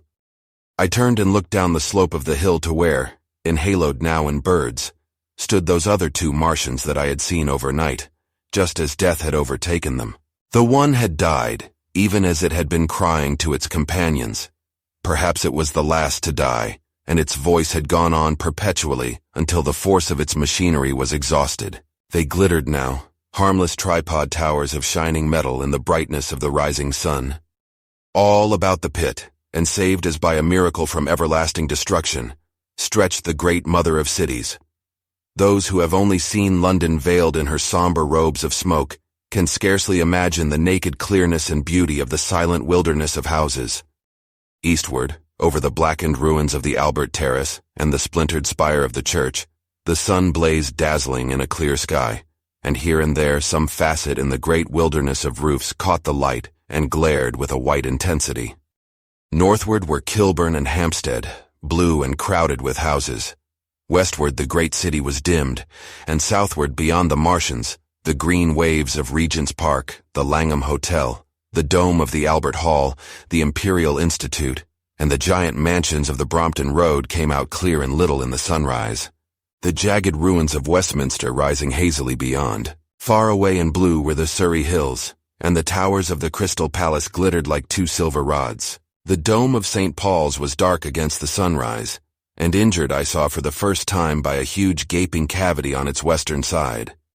And as I looked at this wide expanse of houses and factories and churches, silent and abandoned, as I thought of the multitudinous hopes and efforts, the innumerable hosts of lives that had gone to build this human reef, and of the swift and ruthless destruction that had hung over it all, when I realized that the shadow had been rolled back, and that men might still live in the streets, and this dear vast dead city of mine be once more alive and powerful, I felt a wave of emotion that was near akin to tears.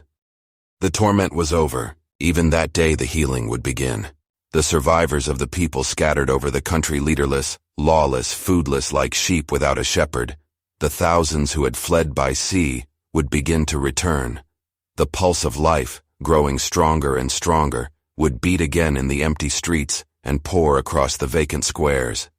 Whatever destruction was done, the hand of the destroyer was stayed. All the gaunt wrecks, the blackened skeletons of houses that stared so dismally at the sunlit grass of the hill, would presently be echoing with the hammers of the restorers and ringing with the tapping of their trowels. At the thought I extended my hands towards the sky and began thanking God. In a year, thought I, in a year. With overwhelming force came the thought of myself, of my wife, and the old life of hope and tender helpfulness that had ceased forever. Chapter 9. Wreckage. And now comes the strangest thing in my story. Yet perhaps it is not altogether strange. I remember clearly and coldly and vividly all that I did that day until the time that I stood weeping and praising God upon the summit of Primrose Hill. And then I forget. Of the next 3 days I know nothing. I have learned since that, so far from my being the first discoverer of the Martian overthrow, several such wanderers as myself had already discovered this on the previous night. One man, the first, had gone to St. Martin's-le-Grand, and while I sheltered in the cabman's hut, had contrived to telegraph to Paris. Thence the joyful news had flashed all over the world. 1,000 cities, chilled by ghastly apprehensions, suddenly flashed into frantic illuminations. They knew of it in Dublin, Edinburgh, Manchester, Birmingham, at the time when I stood upon the verge of the pit. Already men, weeping with joy as I have heard, shouting and staying their work to shake hands and shout, were making up trains, even as near as Crewe, to descend upon London. The church bells that had ceased a fortnight since suddenly caught the news, until all England was bell-ringing. Men on cycles, lean-faced, unkempt, scorched along every country lane shouting of unhoped deliverance, shouting to gaunt, staring figures of despair. And for the food, across the Channel, across the Irish Sea, across the Atlantic, corn, bread, and meat were tearing to our relief. All the shipping in the world seemed going Londonward in those days. But of all this I have no memory. I drifted a demented man. I found myself in a house of kindly people, who had found me on the third day wandering, weeping, and raving through the streets of St. John's Wood. They have told me since that I was singing some insane doggerel about the last man left alive. Hurrah, the last man left alive.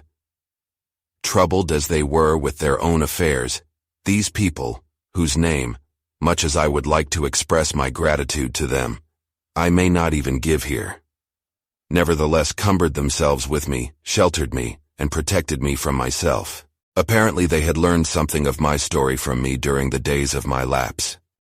Very gently, when my mind was assured again, did they break to me what they had learned of the fate of Leatherhead.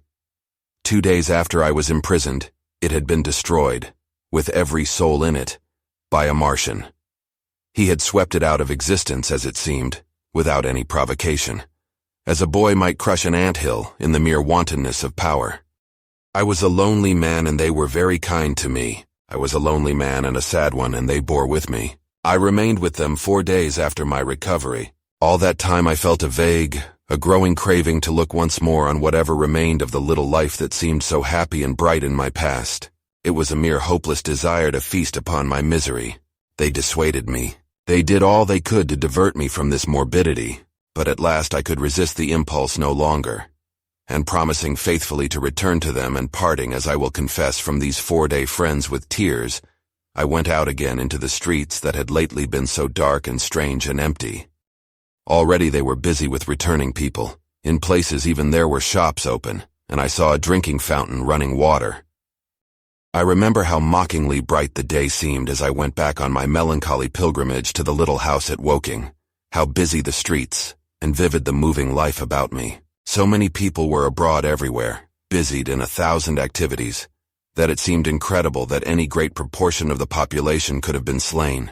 But then I noticed how yellow were the skins of the people I met, how shaggy the hair of the men, how large and bright their eyes, and that every other man still wore his dirty rags. Their faces seemed all with one of two expressions, a leaping exultation and energy or a grim resolution.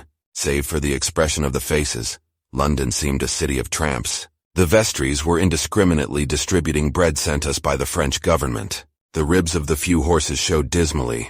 Haggard special constables with white badges stood at the corners of every street. I saw little of the mischief wrought by the Martians until I reached Wellington Street, and there I saw the red weed clambering over the buttresses of Waterloo Bridge. At the corner of the bridge, too, I saw one of the common contrasts of that grotesque time, a sheet of paper flaunting against a thicket of the red weed, transfixed by a stick that kept it in place. It was the placard of the first newspaper to resume publication, the Daily Mail. I bought a copy for a blackened shilling I found in my pocket. Most of it was in blank, but the solitary compositor who did the thing had amused himself by making a grotesque scheme of advertisement stereo on the back page. The matter he printed was emotional. The news organization had not as yet found its way back. I learned nothing fresh except that already in 1 week, the examination of the Martian mechanisms had yielded astonishing results. Among other things, the article assured me what I did not believe at the time, that the secret of flying was discovered. At Waterloo I found the free trains that were taking people to their homes. The first rush was already over. There were few people in the train, and I was in no mood for casual conversation. I got a compartment to myself, and sat with folded arms, looking grayly at the sunlit devastation that flowed past the windows.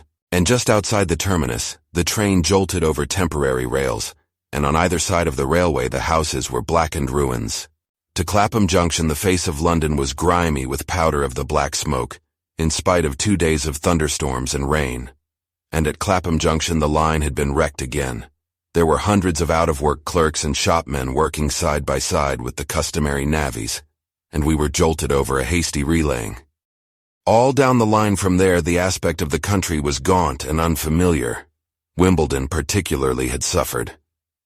Walton, by virtue of its unburned pine woods, seemed the least heard of any place along the line.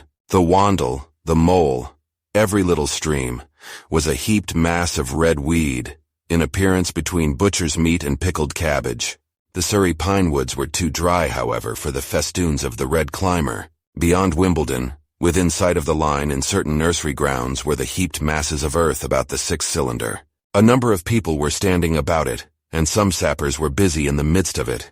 Over it flaunted a Union Jack, flapping cheerfully in the morning breeze. The nursery grounds were everywhere crimson with the weed, a wide expanse of livid color cut with purple shadows, and very painful to the eye. One's gaze went with infinite relief from the scorched grays and sullen reds of the foreground to the blue-green softness of the eastward hills. The line on the London side of Woking Station was still undergoing repair, so I descended at Byfleet Station and took the road to Maybury, past the place where I and the artilleryman had talked to the hussars, and on by the spot where the Martian had appeared to me in the thunderstorm. Here, moved by curiosity, I turned aside to find, among a tangle of red fronds, the warped and broken dog-cart with the whitened bones of the horse scattered and gnawed. For a time I stood regarding these vestiges. Then I returned through the pine wood, neck-high with red weed here and there, to find the landlord of the spotted dog had already found burial, and so came home past the College Arms. A man standing at an open cottage door greeted me by name as I passed. I looked at my house with a quick flash of hope that faded immediately. The door had been forced. It was unfast and was opening slowly as I approached. It slammed again. The curtains of my study fluttered out of the open window from which I and the artilleryman had watched the dawn. No one had closed it since. The smashed bushes were just as I had left them nearly 4 weeks ago. I stumbled into the hall and the house felt empty. The stair carpet was ruffled and discolored where I had crouched, soaked to the skin from the thunderstorm the night of the catastrophe. Our muddy footsteps I saw still went up the stairs. I followed them to my study, and found lying on my writing table still with the selenite paper weight upon it, the sheet of work I had left on the afternoon of the opening of the cylinder. For a space I stood reading over my abandoned arguments. It was a paper on the probable development of moral ideas, with the development of the civilizing process, and the last sentence was the opening of a prophecy. In about 200 years, I had written, "We may expect." The sentence ended abruptly. I remembered my inability to fix my mind that morning, scarcely a month gone by, and how I had broken off to get my daily chronicle from the newsboy. I remembered how I went down to the garden gate as he came along, and how I had listened to his odd story of men from Mars. I came down and went into the dining room. There were the mutton and the bread, both far gone now in decay, and a beer bottle overturned just as I and the artilleryman had left them. My home was desolate. I perceived the folly of the faint hope I had cherished so long. And then a strange thing occurred. "It is no use," said a voice. "The house is deserted. No one has been here these 10 days. Do not stay here to torment yourself. No one escaped but you." I was startled. Had I spoken my thought aloud? I turned, and the French window was open behind me. I made a step to it and stood looking out. And there, amazed and afraid, even as I stood amazed and afraid, were my cousin and my wife, white and tearless. She gave a faint cry. "I came," she said. "I knew. She put her hand to her throat, swayed. I made a step forward and caught her in my arms. Chapter 10, The Epilogue. I cannot but regret, now that I am concluding my story, how little I am able to contribute to the discussion of the many debatable questions which are still unsettled. In one respect, I shall certainly provoke criticism. My particular province is speculative philosophy. My knowledge of comparative physiology is confined to a book or two, but it seems to me that Carver's suggestions as to the reason of the rapid death of the Martians is so probable as to be regarded almost as a proven conclusion. I have assumed that in the body of my narrative. At any rate, in all the bodies of the Martians that were examined after the war, no bacteria except those already known as terrestrial species were found. That they did not bury any of their dead, and the reckless slaughter they perpetrated, point also to an entire ignorance of the putrefactive process. But probable as this seems, it is by no means a proven conclusion. Neither is the composition of the black smoke known, which the Martians used with such deadly effect, and the generator of the heat rays remains a puzzle. The terrible disasters at the Ealing and South Kensington laboratories have disinclined analysts for further investigations upon the latter. Spectrum analysis of the black powder points unmistakably to the presence of an unknown element, with a brilliant group of 3 lines in the green, and it is possible that it combines with argon to form a compound which acts at once with deadly effect upon some constituent in the blood. But such unproven speculations will scarcely be of interest to the general reader, to whom this story is addressed. None of the brown scum that drifted down the Thames after the destruction of Shepperton was examined at the time, and now none is forthcoming. The results of an anatomical examination of the Martians, so far as the prowling dogs had left such an examination possible, I have already given. But everyone is familiar with the magnificent and almost complete specimen in spirits at the Natural History Museum, and the countless drawings that have been made from it. And beyond that, the interest of their physiology and structure is purely scientific. A question of graver and universal interest is the possibility of another attack from the Martians. I do not think that nearly enough attention is being given to this aspect of the matter. At present, the planet Mars is in conjunction, but with every return to opposition, I, for one, anticipate a renewal of their adventure. In any case, we should be prepared. It seems to me that it should be possible to define the position of the gun from which the shots are discharged, to keep a sustained watch upon this part of the planet, and to anticipate the arrival of the next attack. In that case, the cylinder might be destroyed with dynamite or artillery, before it was sufficiently cool for the Martians to emerge, or they might be butchered by means of guns so soon as the screw opened. It seems to me that they have lost a vast advantage in the failure of their first surprise. Possibly they see it in the same light. Lessing has advanced excellent reasons for supposing that the Martians have actually succeeded in effecting a landing on the planet Venus. 7 months ago now, Venus and Mars were in alignment with the Sun. That is to say, Mars was in opposition from the point of view of an observer on Venus. Subsequently, a peculiar luminous and sinuous marking appeared on the unillumined half of the inner planet, and almost simultaneously, a faint dark mark of a similar sinuous character was detected upon a photograph of the Martian disk. One needs to see the drawings of these appearances in order to appreciate fully their remarkable resemblance in character. At any rate, whether we expect another invasion or not, our views of the human future must be greatly modified by these events. We have learned now that we cannot regard this planet as being fenced in and a secure abiding place for man. We can never anticipate the unseen good or evil that may come upon us suddenly out of space. It may be that in the larger design of the universe, this invasion from Mars is not without its ultimate benefit for men. It has robbed us of that serene confidence in the future which is the most fruitful source of decadence. The gifts to human science it has brought are enormous, and it has done much to promote the conception of the commonweal of mankind. It may be that across the immensity of space the Martians have watched the fate of these pioneers of theirs and learned their lesson, and that on the planet Venus they have found a secure settlement. Be that as it may, for many years yet there will certainly be no relaxation of the eager scrutiny of the Martian disk, and those fiery darts of the sky, the shooting stars, will bring with them as they fall an unavoidable apprehension to all the sons of men. The broadening of men's views that has resulted can scarcely be exaggerated. Before the cylinder fell, there was a general persuasion that through all the deep of space no life existed beyond the petty surface of our minute sphere. Now we see further. If the Martians can reach Venus, there is no reason to suppose that the thing is impossible for men. And when the slow cooling of the sun makes this earth uninhabitable, as at last it must do, it may be that the thread of life that has begun here will have streamed out and caught our sister planet within its toils. Dim and wonderful is the vision I have conjured up in my mind of life spreading slowly from this little seedbed of the solar system throughout the inanimate vastness of sidereal space. But that is a remote dream. It may be, on the other hand, that the destruction of the Martians is only a reprieve. To them, and not to us perhaps, is the future ordained. I must confess the stress and danger of the time have left an abiding sense of doubt and insecurity in my mind. I sit in my study writing by lamplight, and suddenly I see again the healing valley below set with writhing flames, and feel the house behind and about me empty and desolate. I go out into the Byfleet Road, and vehicles pass me. A butcher boy in a cart, a cab full of visitors, a workman on a bicycle, children going to school, and suddenly they become vague and unreal, and I hurry again with the artilleryman through the hot, brooding silence.